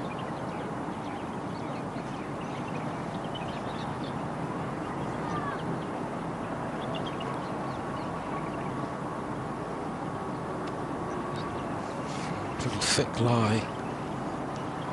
Great shot. That was a great shot, Jerry. Oh, he's got 9 feet.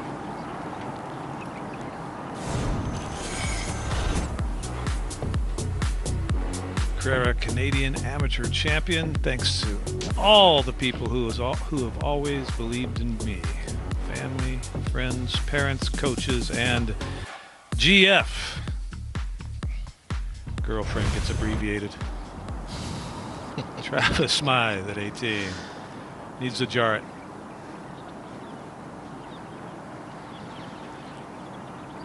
Well, it's not a bad spot. It is doable.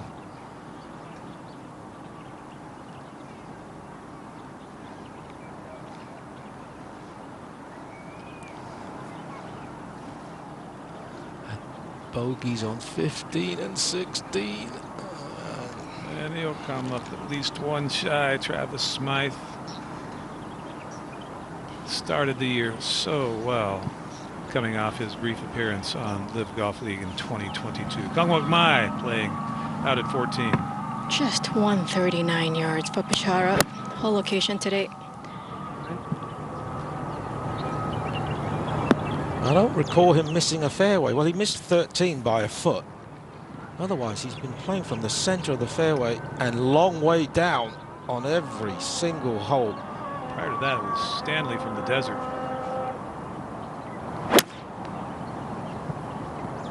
Sounded solid.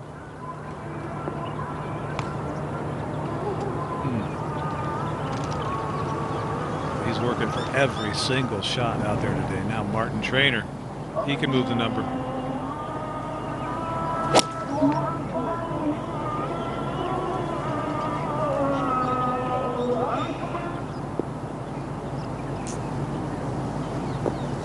They want to just stay on the number, both he and Biergaard.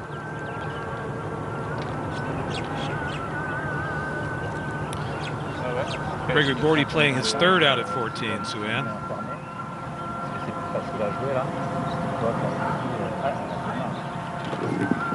Je pense à faire un 58 place fermée. On doit avoir 6 mètres. Dans l'axe du drapeau, on a 6 mètres pour le début du green. Donc 6 mètres, ça fait 84 quoi. Ouais, je pense que 58. Ok. Ah ouais, très bien. Ouais, écoute, je commit 100%. Ouais.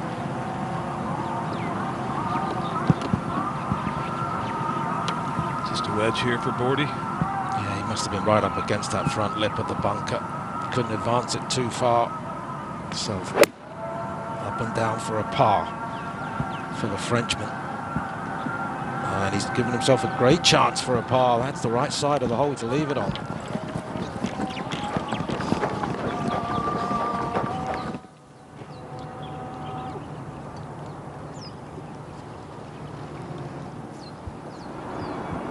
Luis Carrera has to drop. Yes. Oh, well done. Huge. Huge putt right there. And he knows it. And it's looking better and better for the guys at 2. Not great, but better and better. The only issue is all these guys that still could move the number have the par 5 18th to play. Chris Stroud is one of them.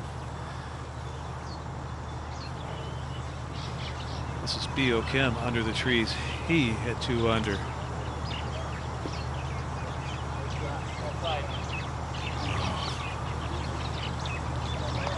That would be for par to stay at 2.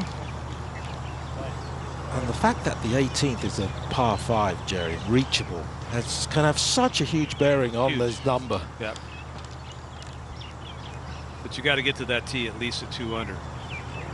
Well, at least one. At least one. Yeah, you'd rather be 2. Yeah. You'd rather be 4 or 5. But now he's at 2, Kyle Stanley, and he's knocked it a good 12, maybe even more than that, by 15 feet perhaps. He was really trying to spin that. The size of that swing for the length of that shot, really trying to spin it and just got it heavy.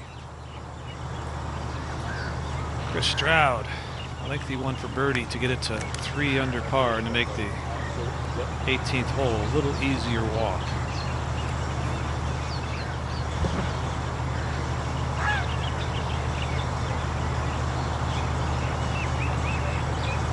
It's not a gimme two putt by any means.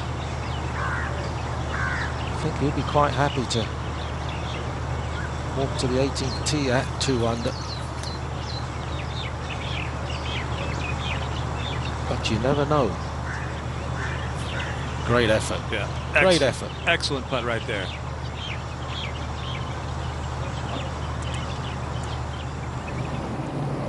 Just a moment ago, Martin Traynor, his second at 15. He's also 2 under.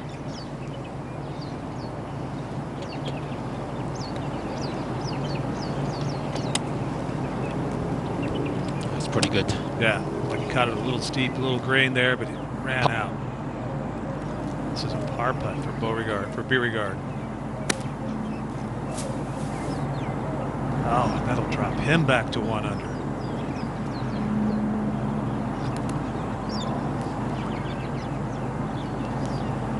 Not the time for that. Ouch.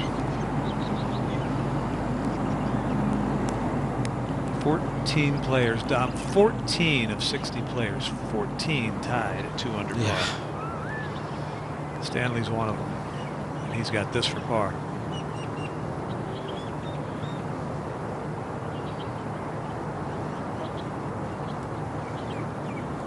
He's been in a lot of bunkers today, Kyle Stanley. He's holed some nice ones. He's also missed a couple from this distance. He really cannot afford to miss this one. And he has. He's got to slow down. Oh, boy, oh boy. Wow, wow, wow, right there. Martin Traynor, a nervy one here for par. This at number 15.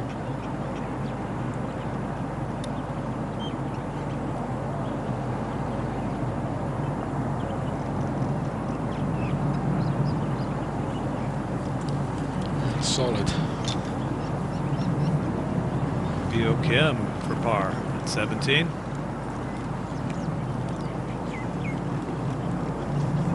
That was a moment ago, and that would drop him outside the cut line. So now there were 12 players at 2 under par, and just 3 of them on the course. Seeing a lot of putts for pars at the moment. He's sitting a little more comfortably. This to stay at 4 under, and it slides by, so he drops to 3 and gets a little tighter.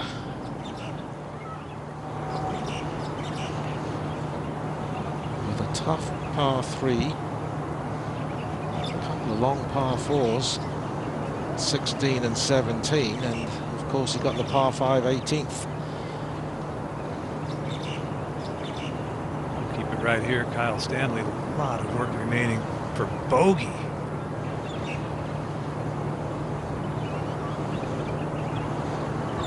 So they're not much makes yet, playing the 14th hole, but it's getting really close.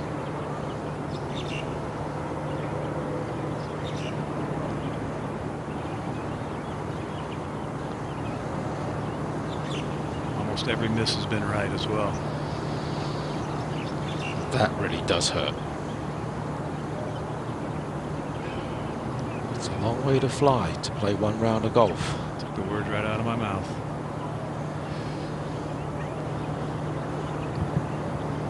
Miguel Tabuena from the fairway bunker at 17. This is from 184 yards. Slight uphill lie. Similar shot to what Braden Thornberry had earlier, but just got to contend with a slightly uneven stance.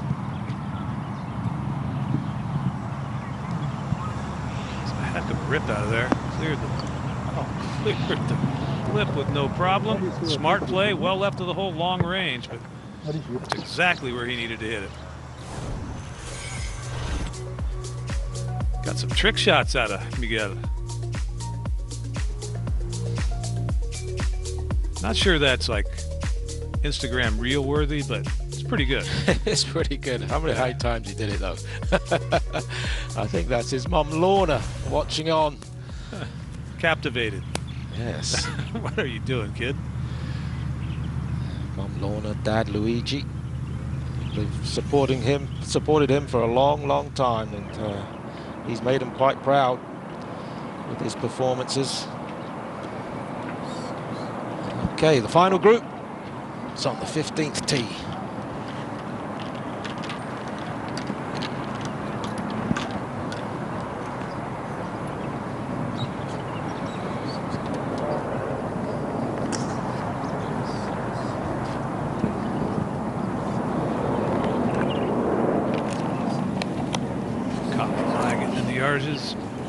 Tour officials giving us the yardages on par 3s as they do each week. This one 196 yards today.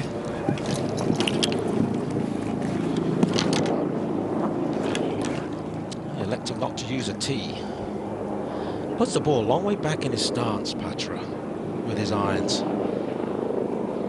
Really traps the ball. But the rest he's taken over the last 2 weeks seems to be paying off.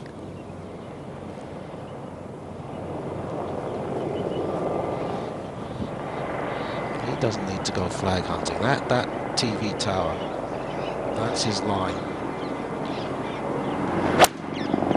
No, he doesn't listen. Maybe a little left of it. Stevie. It's playing back into the wind. It's a good lie. He should make that up and down the way he plays his bunker shots. Gregory Bordy will be next. And not the toughest bunker shot, but you just don't need that right now. No, you're right. And he's one clear of Bordy, who's 3 under, clinging to that one shot of insurance at the moment. Allez, bon shot. I'll be fascinated to talk to the players tonight, just to see how much stress they were under. I'll tell you what, it's looking really good now for the twos. Only 2 players on the course at 2 under.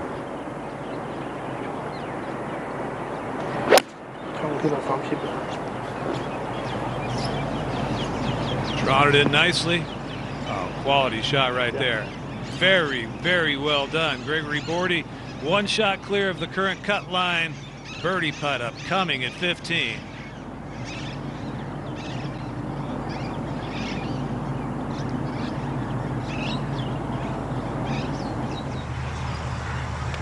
Miguel Tabuena out at 17 long range after that gorgeous fairway bunker shot. Anthony Kang right nearby.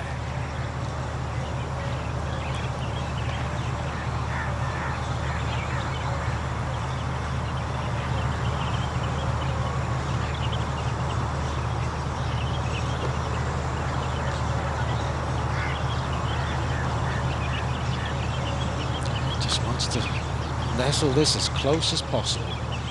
Oh, it's got to slow down. Uncomfortable.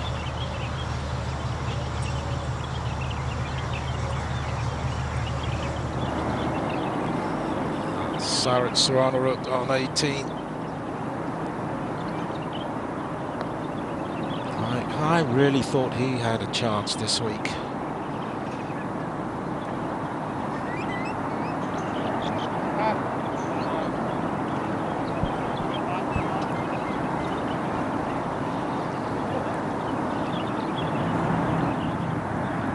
But still can smile.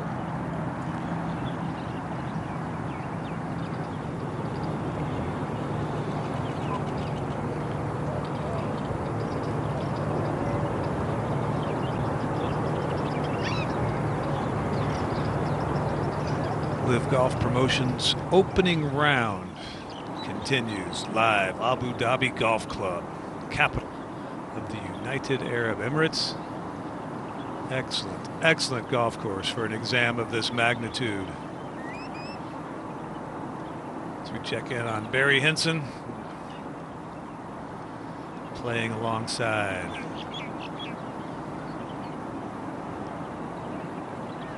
Gonzalo Fernandez Castaño.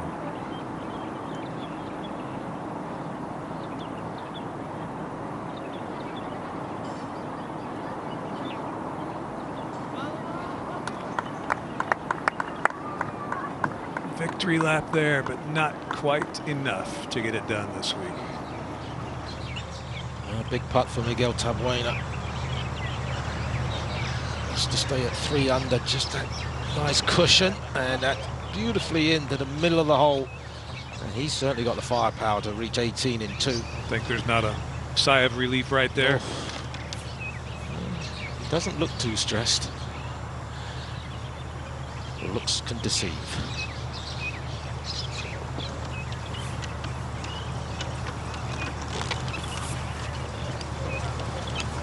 Back to 15th. Patrick Kongwat, my second shot out of the bunker. Just needs to land it. Oh, you think a yard or 2 on the green. Just about there. I mean, it's just a foot on the green. He knows better than me. Oh, wonderful shot. So Patrick's got that tap in, a little bit more than a tap in, to stay at 4 under. Martin Traynor, the Frenchman. Second shot to the 16th to a front pin. Not bad there. No. Not bad there. New York City yesterday, overnight here in Abu Dhabi, the Jon Rahm news broke. Bryson DeChambeau welcoming John to LIV Golf League. Amazing to have Jon Rahm join LIV. So happy for him and his family, and looking forward to competing against him yet again. Week in and week out. You can say week in and week out. It's 14 event schedule in LIV Golf, 3-day events, 42 days of competition throughout the year, and a whole heck of a lot of fun for the people on hand watching. Kyle Stanley, long range here. Yeah, this is not an easy putt. Up and side hill.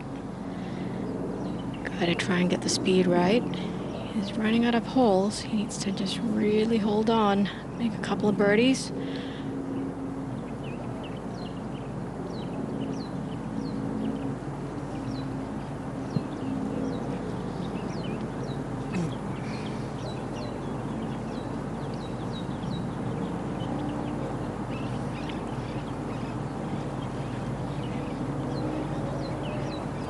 Well, right now, looking at the scores, it would take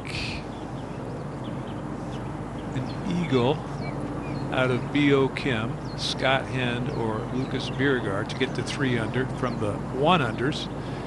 And Chris Stroud and Martin Traynor both at 2 under on the course could move the number, but it's not looking likely now. It's looking more and more like 2 under is going to be the cut.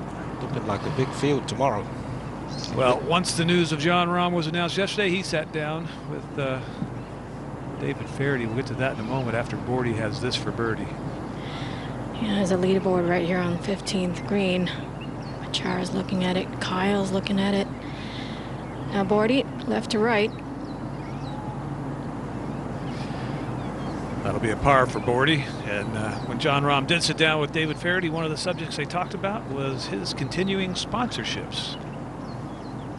Well, players at the very top of the game, like yourself, you know, have commercial attachments, have sponsorships, that kind of thing. Are any of yours, you know, ready to make this leap with you? Yeah, this is important. I mean, my sponsors, I choose them carefully, and luckily they've chosen me back. Yeah.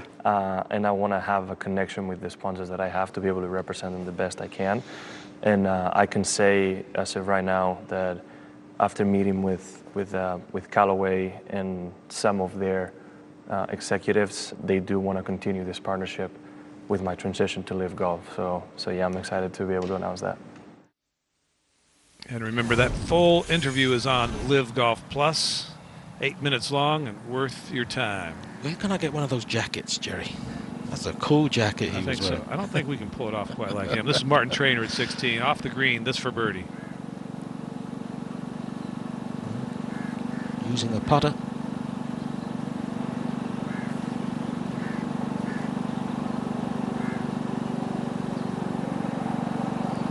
And just missing left. It's not too far past the hole.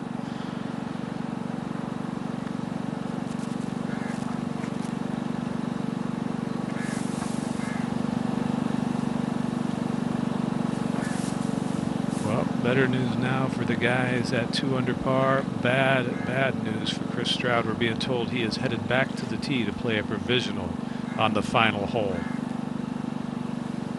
He stands currently at 2 under, does Stroud. So that's just an awful time to lose a ball. It really is. Now, Kalkanjana from the bunker on 17, third shot.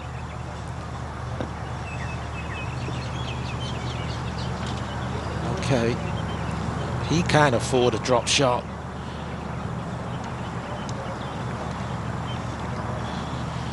Bio Kim at 18, his second shot. He is 1 under. Trying to hit a cut in there. He does hit predominantly a left to righter. Not quite carrying the bunker.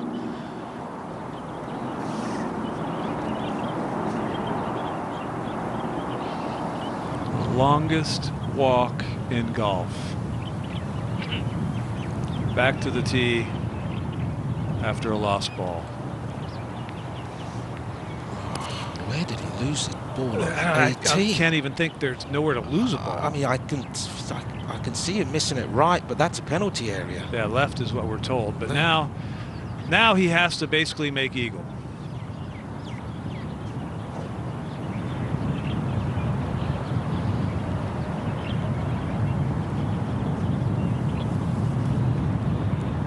And to do that, he has to get this in the fairway.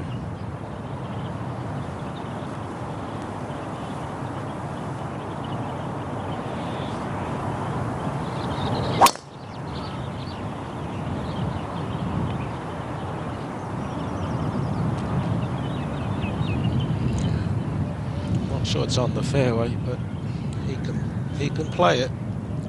Time is winding down. 2 under pars, looking more and more like they are going to get a chance to keep the dream alive for one of the 3 golden tickets.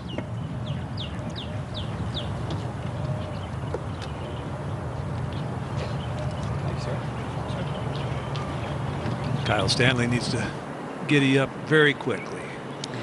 Absolutely, Jerry. Line here is at the TD Tower. This is a tough hole to birdie, though. Playing 4 semi-5 into a slight breeze. Gonna be tough to get it close from that line. Now Scott Hens at 1 under par. This is for a birdie.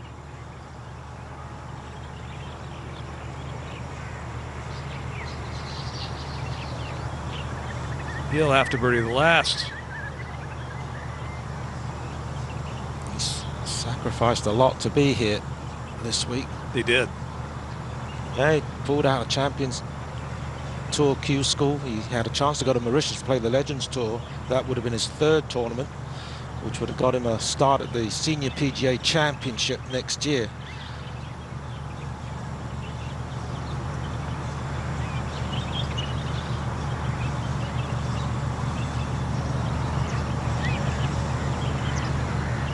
Kalkanjana, this for par. He's plenty fine. Make or miss. Why not make?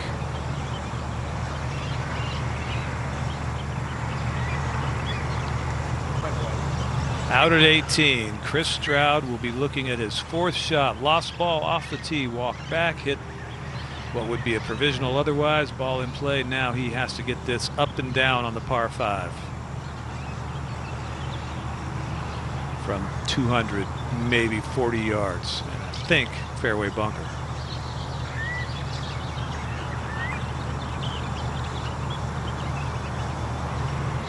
Just to add to the tension, I noticed the group behind was already on the tee. Yeah.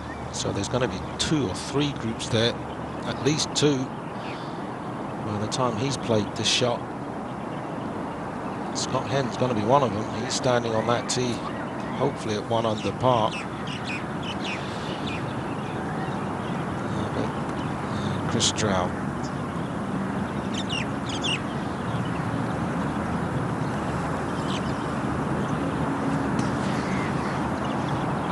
Over here, Scott Hen did make par on 17, so he is at 1 under.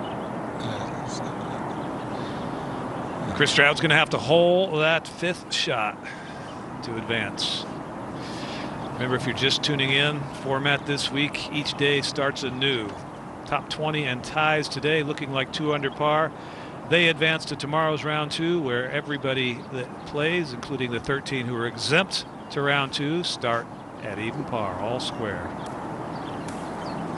That was a shot from Ryan Ruffles. His 3rd shot, not the day he was hoping for by any stretch.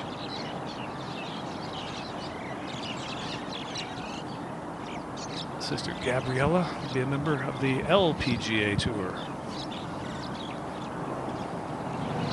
17T, Lucas Bjerregaard. Yeah, big powerful hitter, hits it predominantly right to left. Yeah, he's trying to hold it off there. It's kind of a left to right shaping hole, and oh, it's okay. It's okay. Started off 3 consecutive birdies to begin his quest, and it's been very scrappy since then for Bjerregaard. Bio Kim up and down for a chance.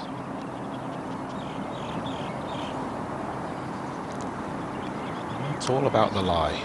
He's got a good lie, he's got a good chance to get this up and down.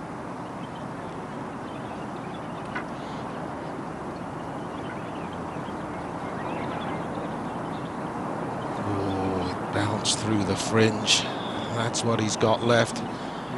We saw Carrera make a brave putt to get to 2 under. We saw Braden Thornbury make a good putt to get to 2 under. What is Bio doing, Don? Well, he's playing some winter golf in Korea. There's not much grass. Well, there's grass, but pretty dormant. Well, easier to get a tee time that time of year in the golf craze country. No night golf in the winter, I would hope. Actually, a lot of the golf courses turn into ski slopes in the winter in Korea. Play some of the courses and you see the lifts above you.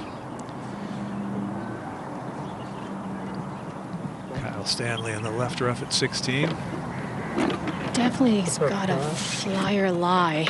Did you have her? Playing 156. So 5.3, 5.8.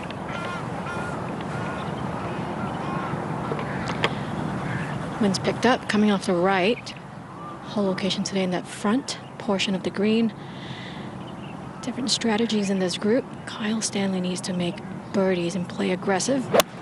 Gregory, however, just needs to protect that score. Oh, what a shot. What a shot. Landed so softly out of the rough. Well, Dom, doing the math here, looking at the scoreboard, I can just almost officially let you know, declare, as they do in the American Two's voting in. system. 2 is in, absent any Eagles at 18. Now Pachara at 151.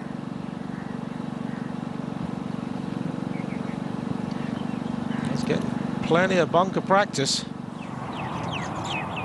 This has to go in for Chris Stroud.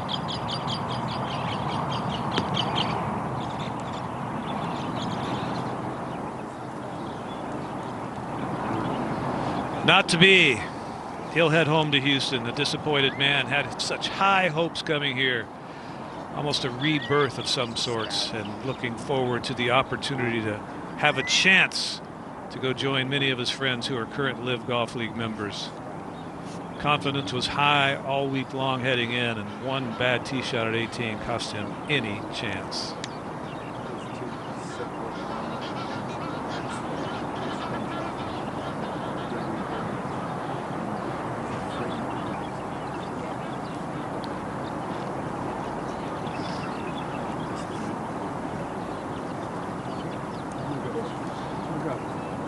It's going to be a long journey home. Coming here with high expectations is a big commitment to fly all the way from Houston.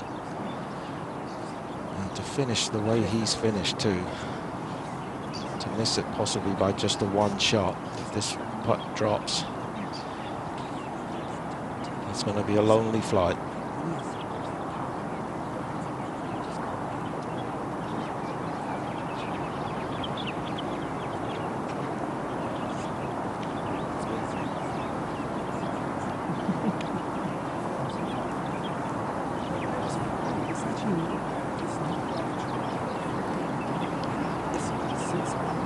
Little consolation there for the 41-year-old Lamar University product, one-time winner on the PGA Tour 6 years ago, 402 PGA Tour starts, bogeying 2 of his last 3 to miss the chance.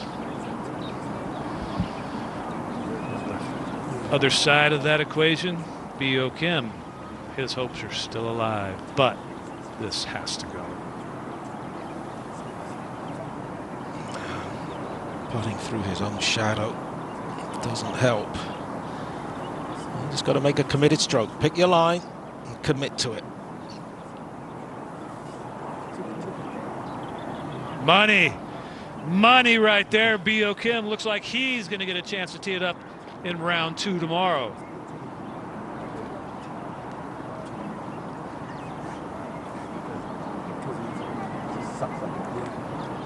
What a brilliant putt. We've seen some great putts to get to 2 under on the 18th green today.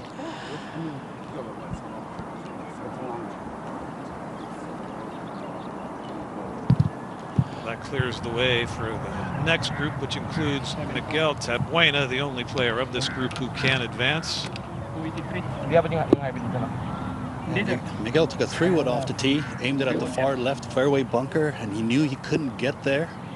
Successfully pulled off that tee shot. Now he's got 285 for his second, and the wind blowing from the left.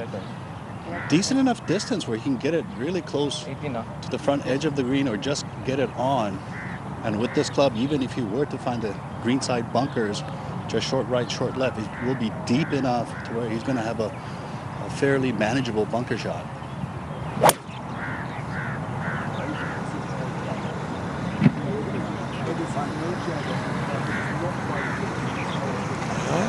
Just creeping into the bunker. That's okay.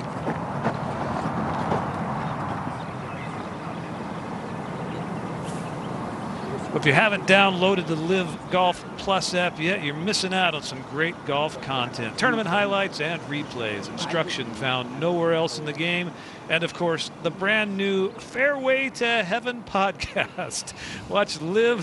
Watch league action live and enjoy all that LIV Golf Plus has to offer. I'm giggling, of course, because it's me and Sue-Ann on the Fairway to Heaven podcast, and we have a lot of fun. You're a little embarrassed about self-promotion, Jerry.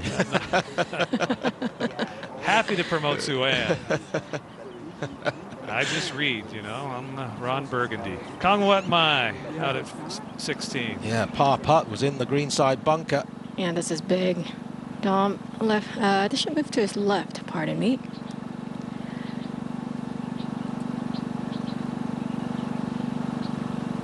God, goodness me, how many putts of that length does he hold today?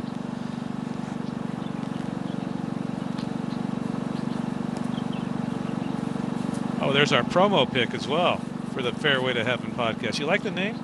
I do. Yeah. I think it's kind of genius. It is. Yeah. Wasn't mine. It's fun, though. Sue-Ann's quite heavenly. There'll be a Not sure about the other guy.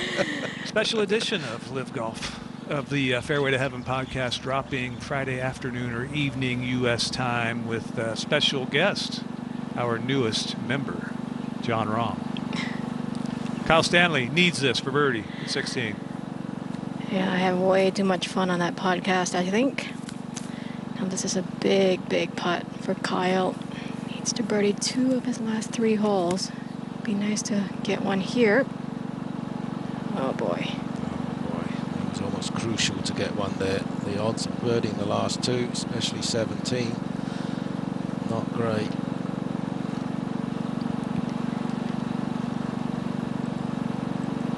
He's been putting so well all day. You gotta think. He's certainly feeling that pressure, missing a putt like that. There have only been 5 birdies all day on 17. There hadn't been an eagle on 18 yet. Up to the green at 17. Trainer, 2 under par. Lucas Bjerregaard, 1 under par.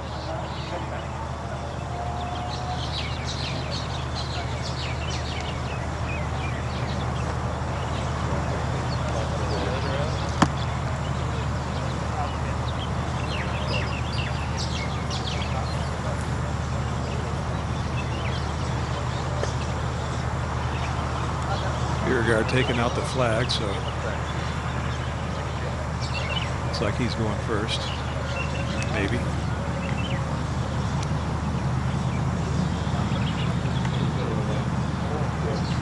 One under par. There's Scott Hend, who's on the 18th at 1 under par.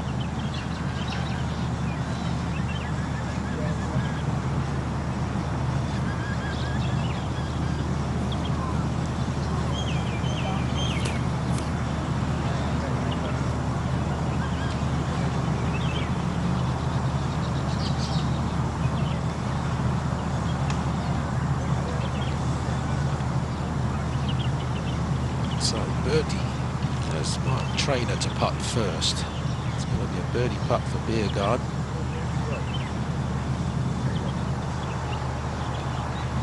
Martin Trainer's going, I guess, yes.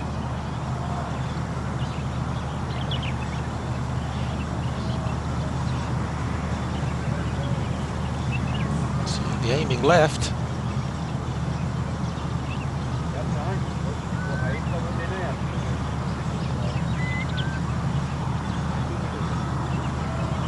Not enough. Nah, but good enough. That's a huge mistake on 18. That'll be good enough.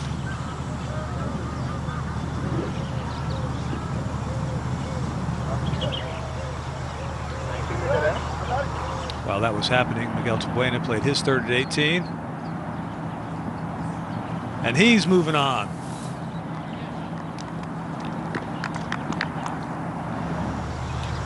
Lucas Biergaard for birdie on 17. It needs to hang on. It's not.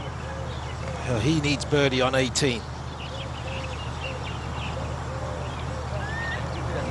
Jeff Overton at 18. This his third shot. This goes in. He likely moves on.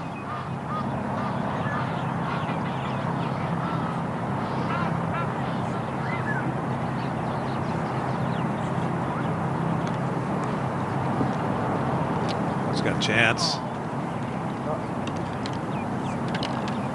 Jeff Overton will come up one shy, at least one shy.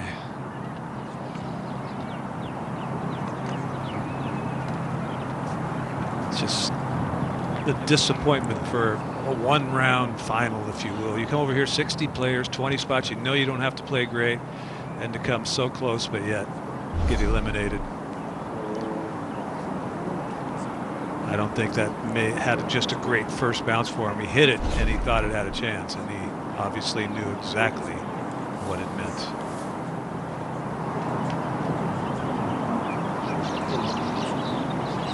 Turk Pettit, who played a little bit in the inaugural season and as a reserve, planning on getting married in a month.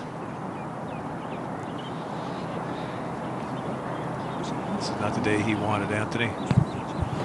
No, absolutely not. And you know, we're looking forward to it so much with the anticipation, and especially for a player like Turk, who has experienced it, who's tasted being among the world's best players on a consistent basis.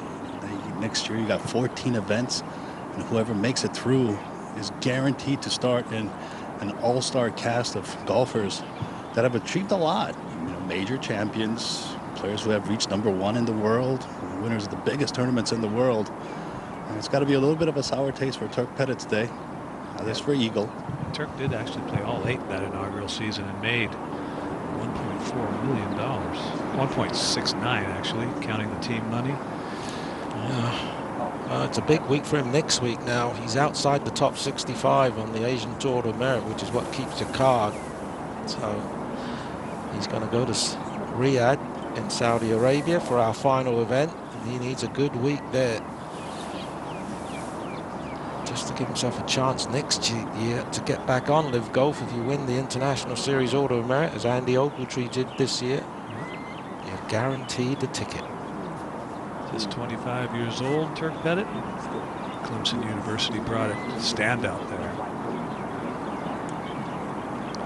Individual NCAA champion is Turk Pettit. Now Miguel Tabuena.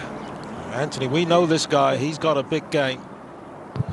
Yeah, absolutely. It's just whether he is really 100% or not. He's still playing with a little bit of injury in his left thumb. It does bother him just a little bit, but as you mentioned earlier, he is here with full intent, making sure that he's not taking any shortcuts to make it through.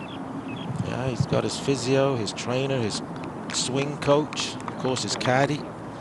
It's a big commitment, big investment, and it might just pay off. Well, he's through to round 2.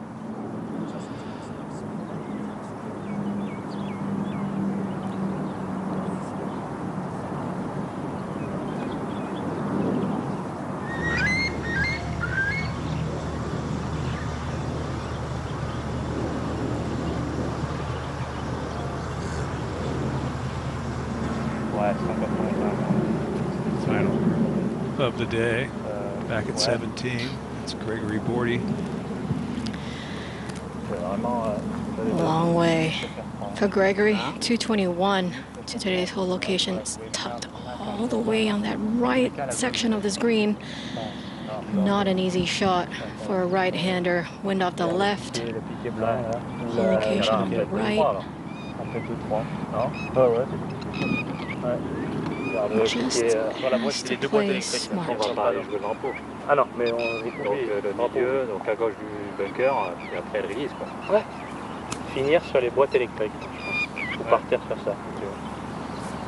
I love that language, French. So, just sounds so good, doesn't it? Allez. Oui. Bon shot. Not when you do it, Jerry. I would think the play here would be the middle of the green. Walk away with a 2-putt par. Oh, he doesn't like that.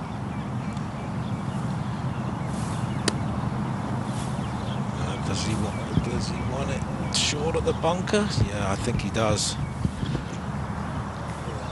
It just trickled into the bunker, left him a really difficult shot. That's when pressure really comes in and it does funny things to your body and your mind. So difficult when just so much is on the line. Sometimes I wonder if it's harder to play protecting your spot. Start to get quite tentative. Body starts to Not much there now, Kyle. stiffen up. It's just a cross. If you blister foot 4 right now at that light just left of it, that's going to be like 204 carry. Pretty finish necessary out of Kyle Stanley. Yeah, 217. This is a long way back and a tough hole location. This will require his best shot.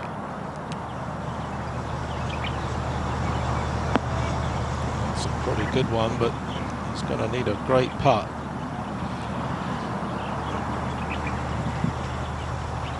Scott Hand playing his second at 18 from the rough. Still got so much speed. Oh, the lie's good. Right now we'll send it back down to Anthony Kang with Miguel Tabuena.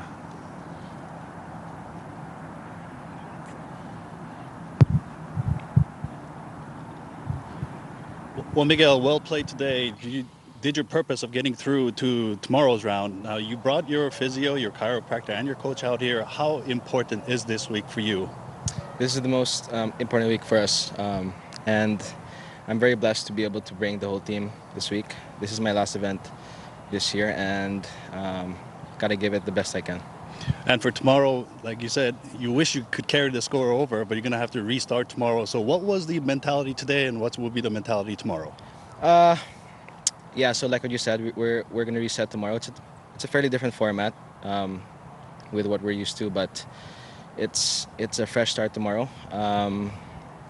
And it's like any other qualifying. You know, you have to make as many birdies as possible. It's more of a sprint than a marathon, and I like where my game's at, but you gotta treat it like any other week. You know, you can't do too much, you can't do much less, and I'm pretty happy with where the game is at and where my score is at.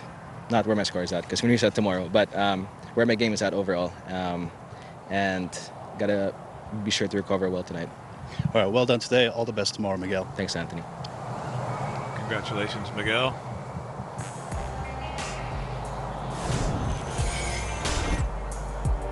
Harry Hinson, the Hinsonator, already chiming in on the X. Ice cold putter today. Bummer, will keep grinding. 44 years old, that's been the life, and he's never going to give up the dream.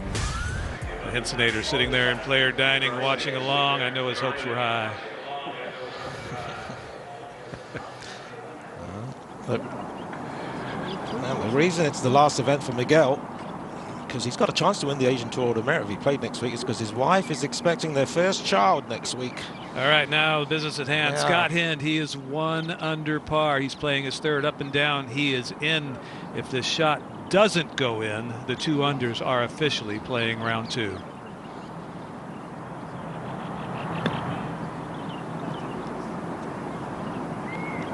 Oh, beauty. Well played. That'll be a nervy one, but well played. And thankfully for him, you can tap down spike marks now, because it's quite a big one, about 2 inches in front of his ball. The 2 unders are playing round 2 after a very long wait in the clubhouse for those who finished early.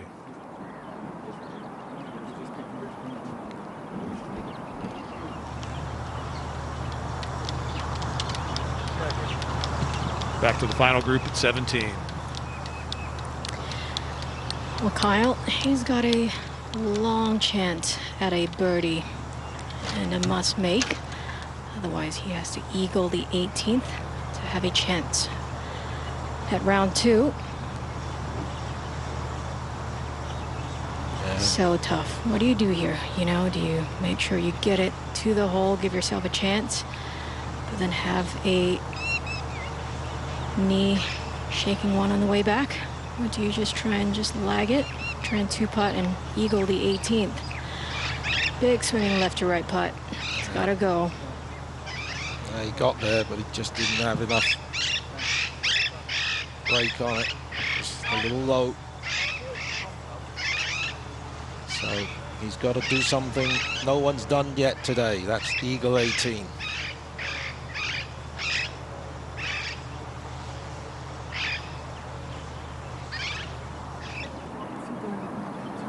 We'll go back to 18. Kyrgios will be first.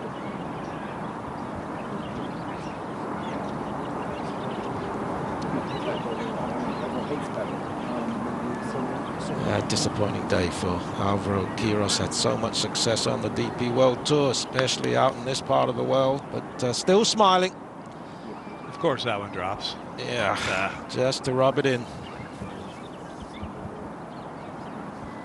Well, Len has got a chance to pop this in and recheck in back to his hotel room, Jerry. 50 years old. He has played all over the world on every tour possible. He's had success on so many for so much. And experiencing the nerves of a teenager right now. You know, I've never seen him like this. He's won 10 times on the Asian Tour, and I can see it in his facial expression. This one means so much.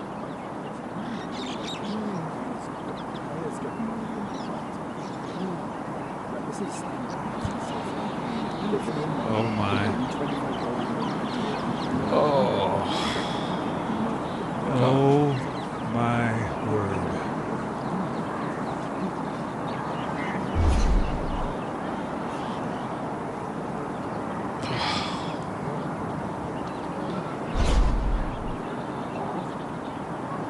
Painful to watch. It is. I feel terrible for him. If it were an ordinary event, tomorrow is another day, but this is a once-in-a-lifetime opportunity, in his words, to rejoin the greatest new thing in golf, or to join the greatest new thing in golf, and that just left with a 4-foot putt.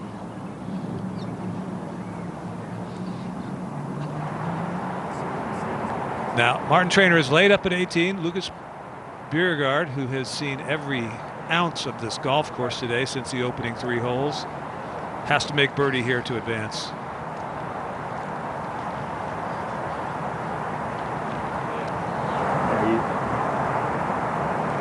Well, I think he got a good break. running through the bunker. Huge break. Huge break. He's got a good stance too.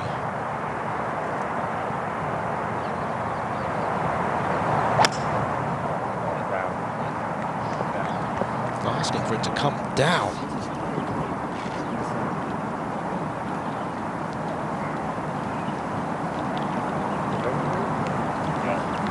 Not bad. Yeah. Not bad at all there.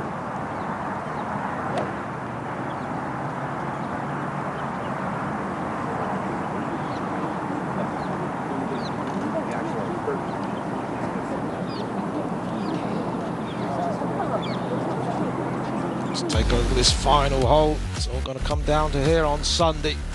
Chance for a birdie, chance for an eagle. But we saw with Chris Stroud, you can also lose a ball up the left side, but water all up the right side. Want to avoid these bunkers. And then the second shot, if you lay up, it's a pretty decent layup, quite a generous fairway, but not an easy green to hit, as you can see. Just a narrow entrance up the front.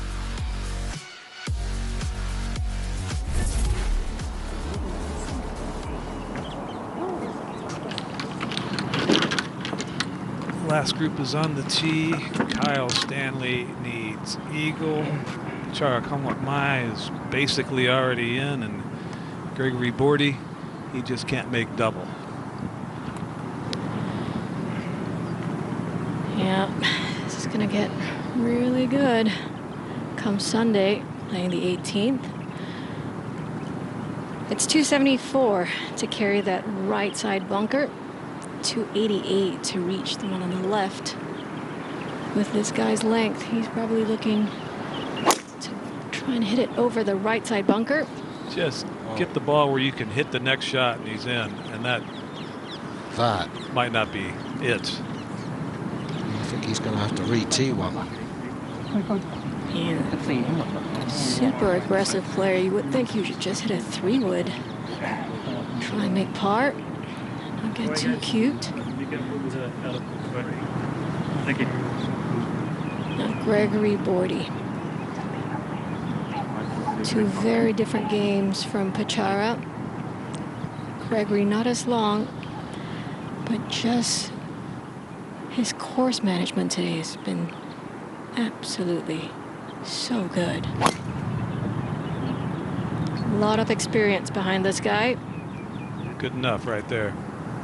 Not the fairway, but good enough. Now Kyle.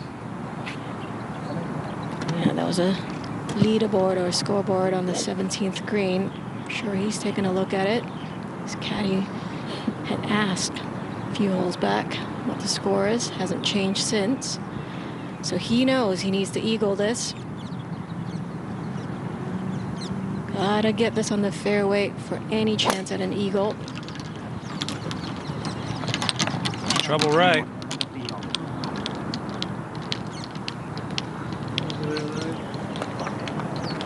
Well, he's going to have to get real lucky to have a full shot from there. Now Martin Traynor playing his third, just needs to make par. Just 10 feet past the pin. He'll take that.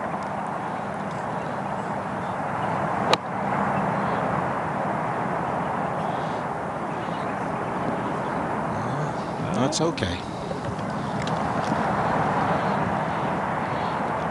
Should manage to just two-putt. Just cozy that first putt up next to the hole. Hopefully it will drop. But where is Pachara's ball? Didn't hit a provisional. No, he didn't seem concerned with it. I think he had, those young eyes had a better line on it than we were able to get. But I heard him say he got lucky. Back up near the green, and a very disappointing day for Jazz Jane Wantanan.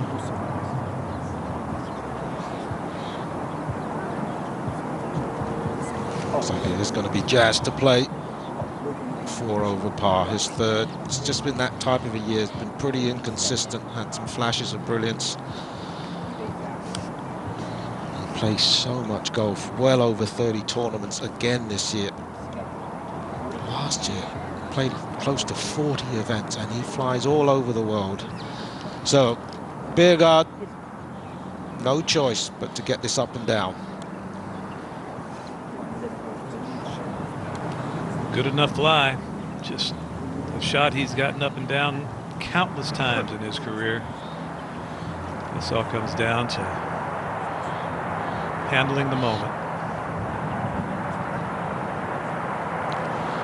Didn't expect him to be in this position after that start.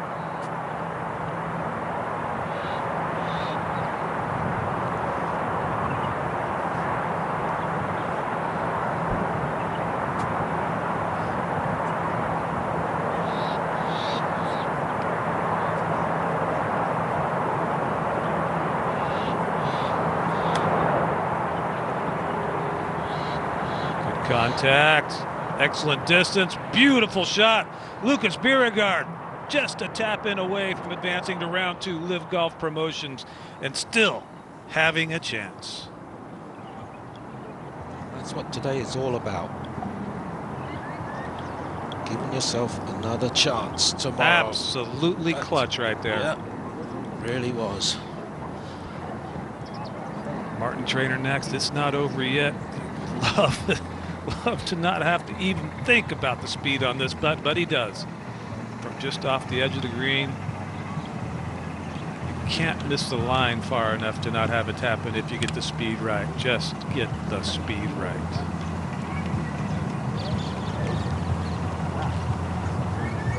But it's, as you know, Jerry, in situations like this, when you're just thinking speed, that's when you can leave them short. Yeah, I don't know how you think speed. I've never quite understood that. No. You just sense it. You Exactly. feel it, and you believe.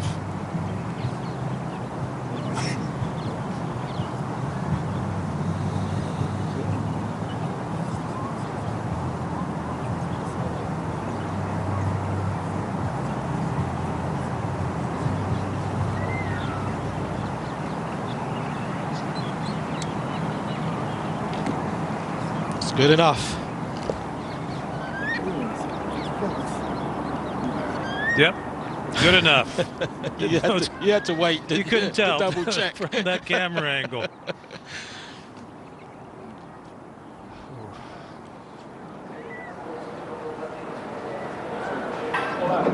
It's a cruel game.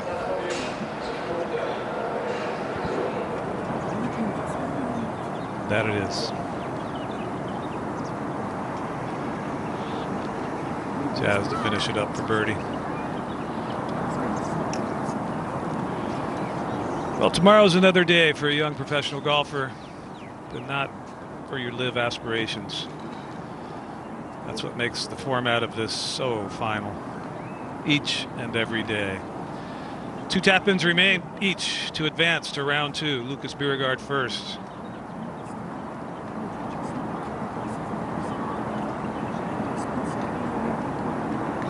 Go your whole career and never miss a putt of this length, but it's not the thought going through your head right now.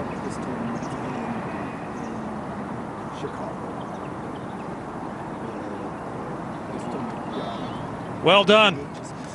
Well done. Started off with 3 straight birdies and then just really struggled to find the golf course. Gritted it out the whole way. Final birdie, and he advances to round 2 and likely a trip to the practice tee very soon, as did Martin Trainer with a 2-putt at the last hole, both finishing 2 under par 70. And they will start all square tomorrow with 42 players playing round 2.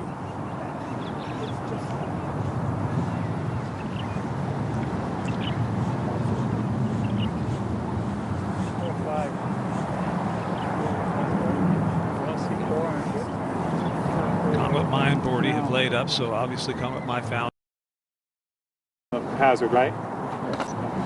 Yes. Well, looks like he's got a full swing. The lie looks good Am I too. allowed to kind of dig my feet in? You're right, Dom. Mine does look good. Or no? Like in a normal bunker, you know how someone would maybe dig their feet in a little bit? You can't do that. I can't grab my club up. Yeah. Ground your club and you can move that little pebble behind the ball too.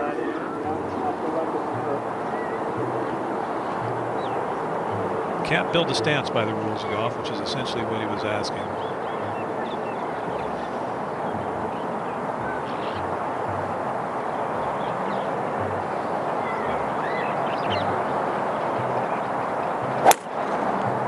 slip too with that right foot. But it's on a good line if it runs. Caught the gap. Wow. Oh, what a shot. What a shot. He has a chance. He has a chance.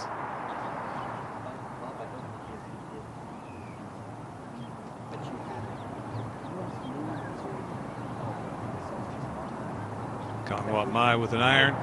This is third shot.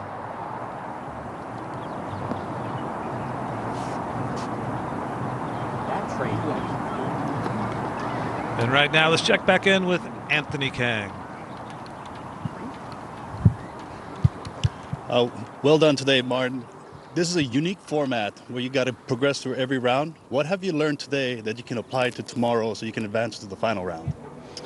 Well, it was good to just get a tournament round before the next tournament round, one where, you know, there's only one outcome. It's sort of binary. So it was nice to just play well today, and then, you know, I have a good idea of what I need to do tomorrow, so hopefully I'll do that. And Lucas, you got off to the ideal start, struggled a little bit, but you fought back well. Now you're progressing. What can you clean up tomorrow after today's experience? Yeah, I got off to the perfect start. You know, had a short putt to go 4 under after 4, and thought, here we go, and then ran into a bit of trouble. But as you said, made birdie on 10, and nice to finish off with a birdie on 18. And yeah, hopefully I can clean up that little bit in the middle tomorrow. Well done. You guys are progressing. All the best tomorrow. Thank you. Nerve-wracking day each day. Another guy likely going through, absent a disaster here, is Gregory Bordy. He'll be playing his third from the center of the fairway at the final hole. Winds died down. Just a wedge for Gregory. Man, has he played solid all day long. It's been such a pleasure to watch. Just plays to his strengths. Doesn't get carried away by the lengths of Pachara. That should do it. 3 putts from there. He's safely in.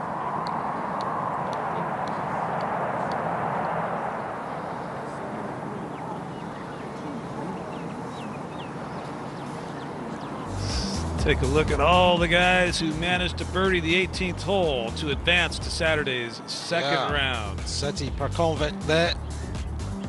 This is Braden Thornbury. He didn't waste any time. Just catches the bottom lip too, and that was back before we thought 2 under had a realistic chance. Yeah, the Mexican amateur Lucas Carrera. Boy, what clutch putts. Yo Kim from under the hole. This was money right here. Right in the middle.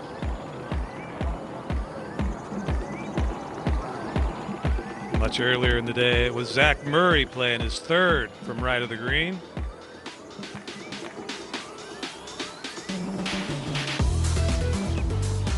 Tap in to get him to -2. Yeah, still nervous moments for those guys. They finished early. They didn't really know.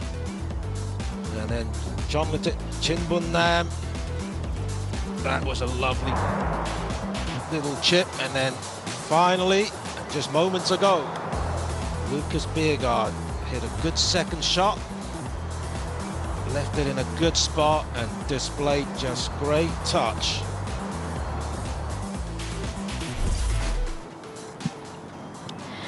Now Kangwat Mai has this for birdie. And drove it left, punched it out. Hit a nice iron into here. No harm, left to right. Doesn't take much time when he's over the ball.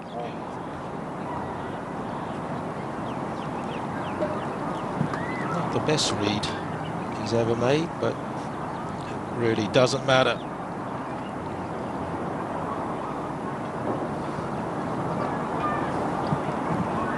Well, the only shot that can change anybody's outcome remains to be played, and it's this man right here, Kyle Stanley, twice a winner on the PGA Tour, has one chance and one chance only to hole it from off the green for eagle. Well, he's a calm Seattle boy, but my oh my, he's got to be feeling some intense pressure right now. One of the biggest putts of his career. help advance him into the second round. I think coming on about 3 feet to go left center. Taking his time on this read as he should.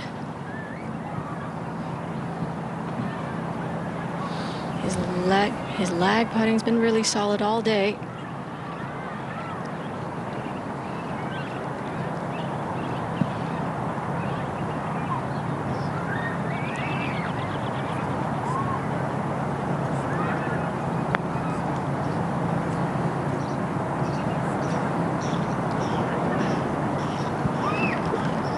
Gave it a run, but not to be. Kyle Stanley will make that disappointing trip home as well. Yeah, he'll think back at that 3-putt on 14 from about 15 feet for a double bogey. That put him under so much pressure. 31 participants today will make that disappointing trip home early. Having started the week with hopes so high, 29 will advance. Yeah, to join the other 13 that will be joining tomorrow, so 42 players.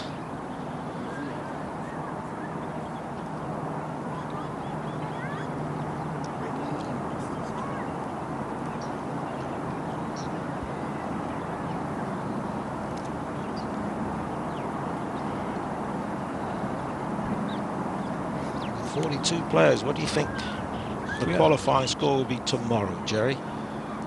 I'm thinking the same. Less players. Yeah, most likely if we had a playoff today, we would have 12 players for 3 spots. Wouldn't want to be a part of that. Little cleanup work remaining for Kongwat Mai before he gets ready for round 2. He didn't miss many of these today. I can't imagine he's going to miss this one. Putting so well. Commentator's curse, guys. Yeah. Well, like Martin Trainer said, it's pretty binary. You make or you miss. He was always make coming down that last hole.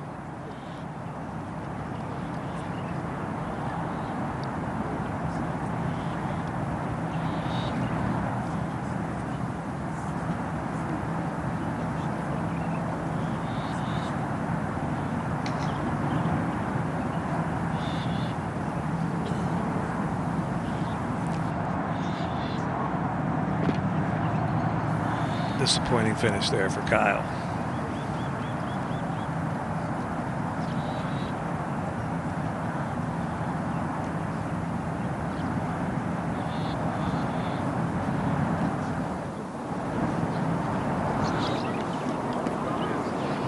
And that'll do it for round 1. LIV Golf Promotions 2023. 2 under advances to Saturday, where 42 competitors will start at even par, playing for 20 spots and ties. Right now, let's send it down to Suan Heng. Congratulations, guys. Looks like you both are through to the second round, Gregory and Pachara. Gregory, I'm going to start with you. Just a few weeks ago, you missed out on the DP World Tour Q School for the final stage. Here you are through to the second round. How much does this mean to you? Well, that means a lot for sure. It was really disappointing to miss by 2 shots the card to get back on the DP World Tour. So I have the opportunity to be here. It's a nice opportunity for sure, and I'm ready to do it. So it's a good start, first step. So let's see tomorrow. Well, Pachara, I know you took a bit of a different route. You took 2 weeks off, cut a bit of a break. Do you think that helped in today's performance?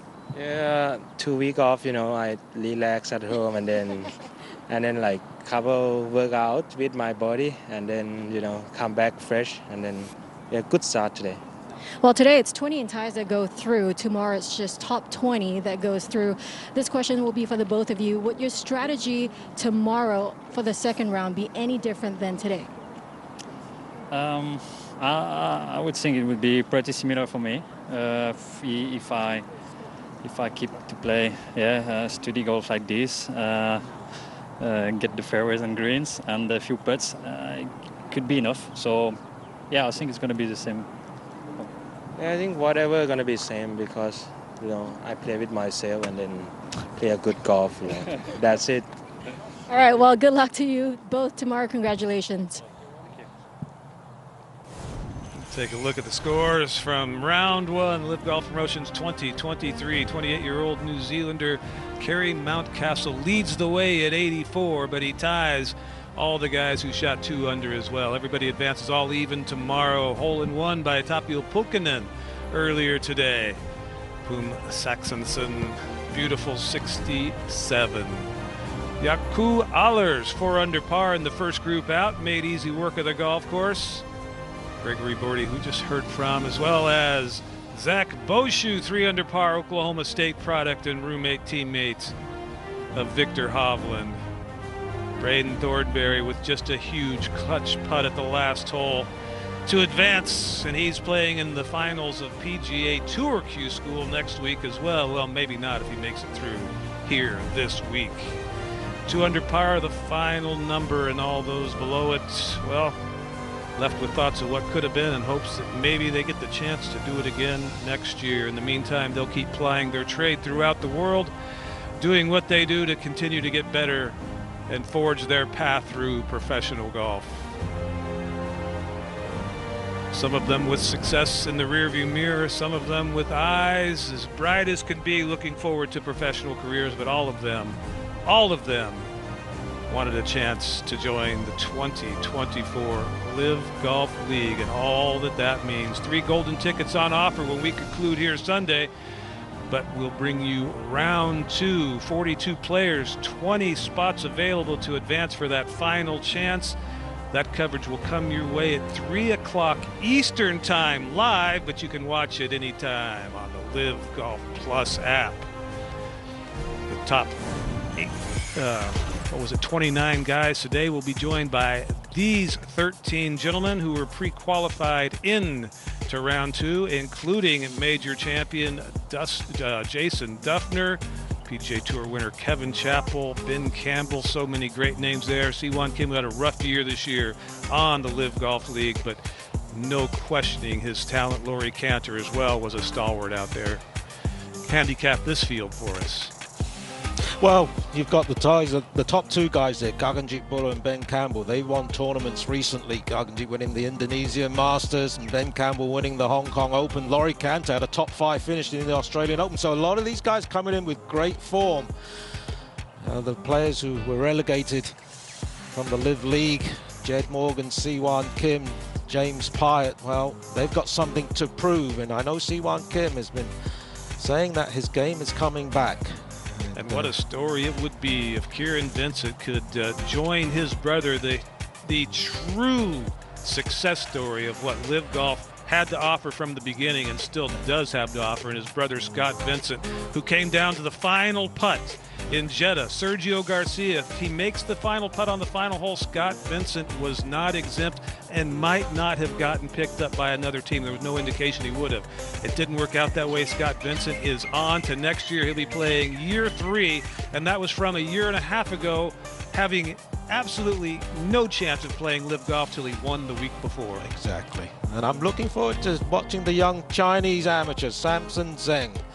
He had a great Asia-Pacific Amateur Championship. And again, our coverage of round 2, it'll be 42 players for 20 spots, will come your way at 12 o'clock local time here in Abu Dhabi. That would be 3 a.m. Saturday morning on the East Coast of the United States. Well, we hope you enjoyed our coverage of round 1 LIV Golf Promotions 2023. It's an event unique by the very nature, and it continues tomorrow. For everybody involved with LIV Golf Television, I'm Jerry Foltz along with Dom Boulay, Sue-Ann Heng, and Anthony Kang. Thanks for watching. See you from Abu Dhabi tomorrow.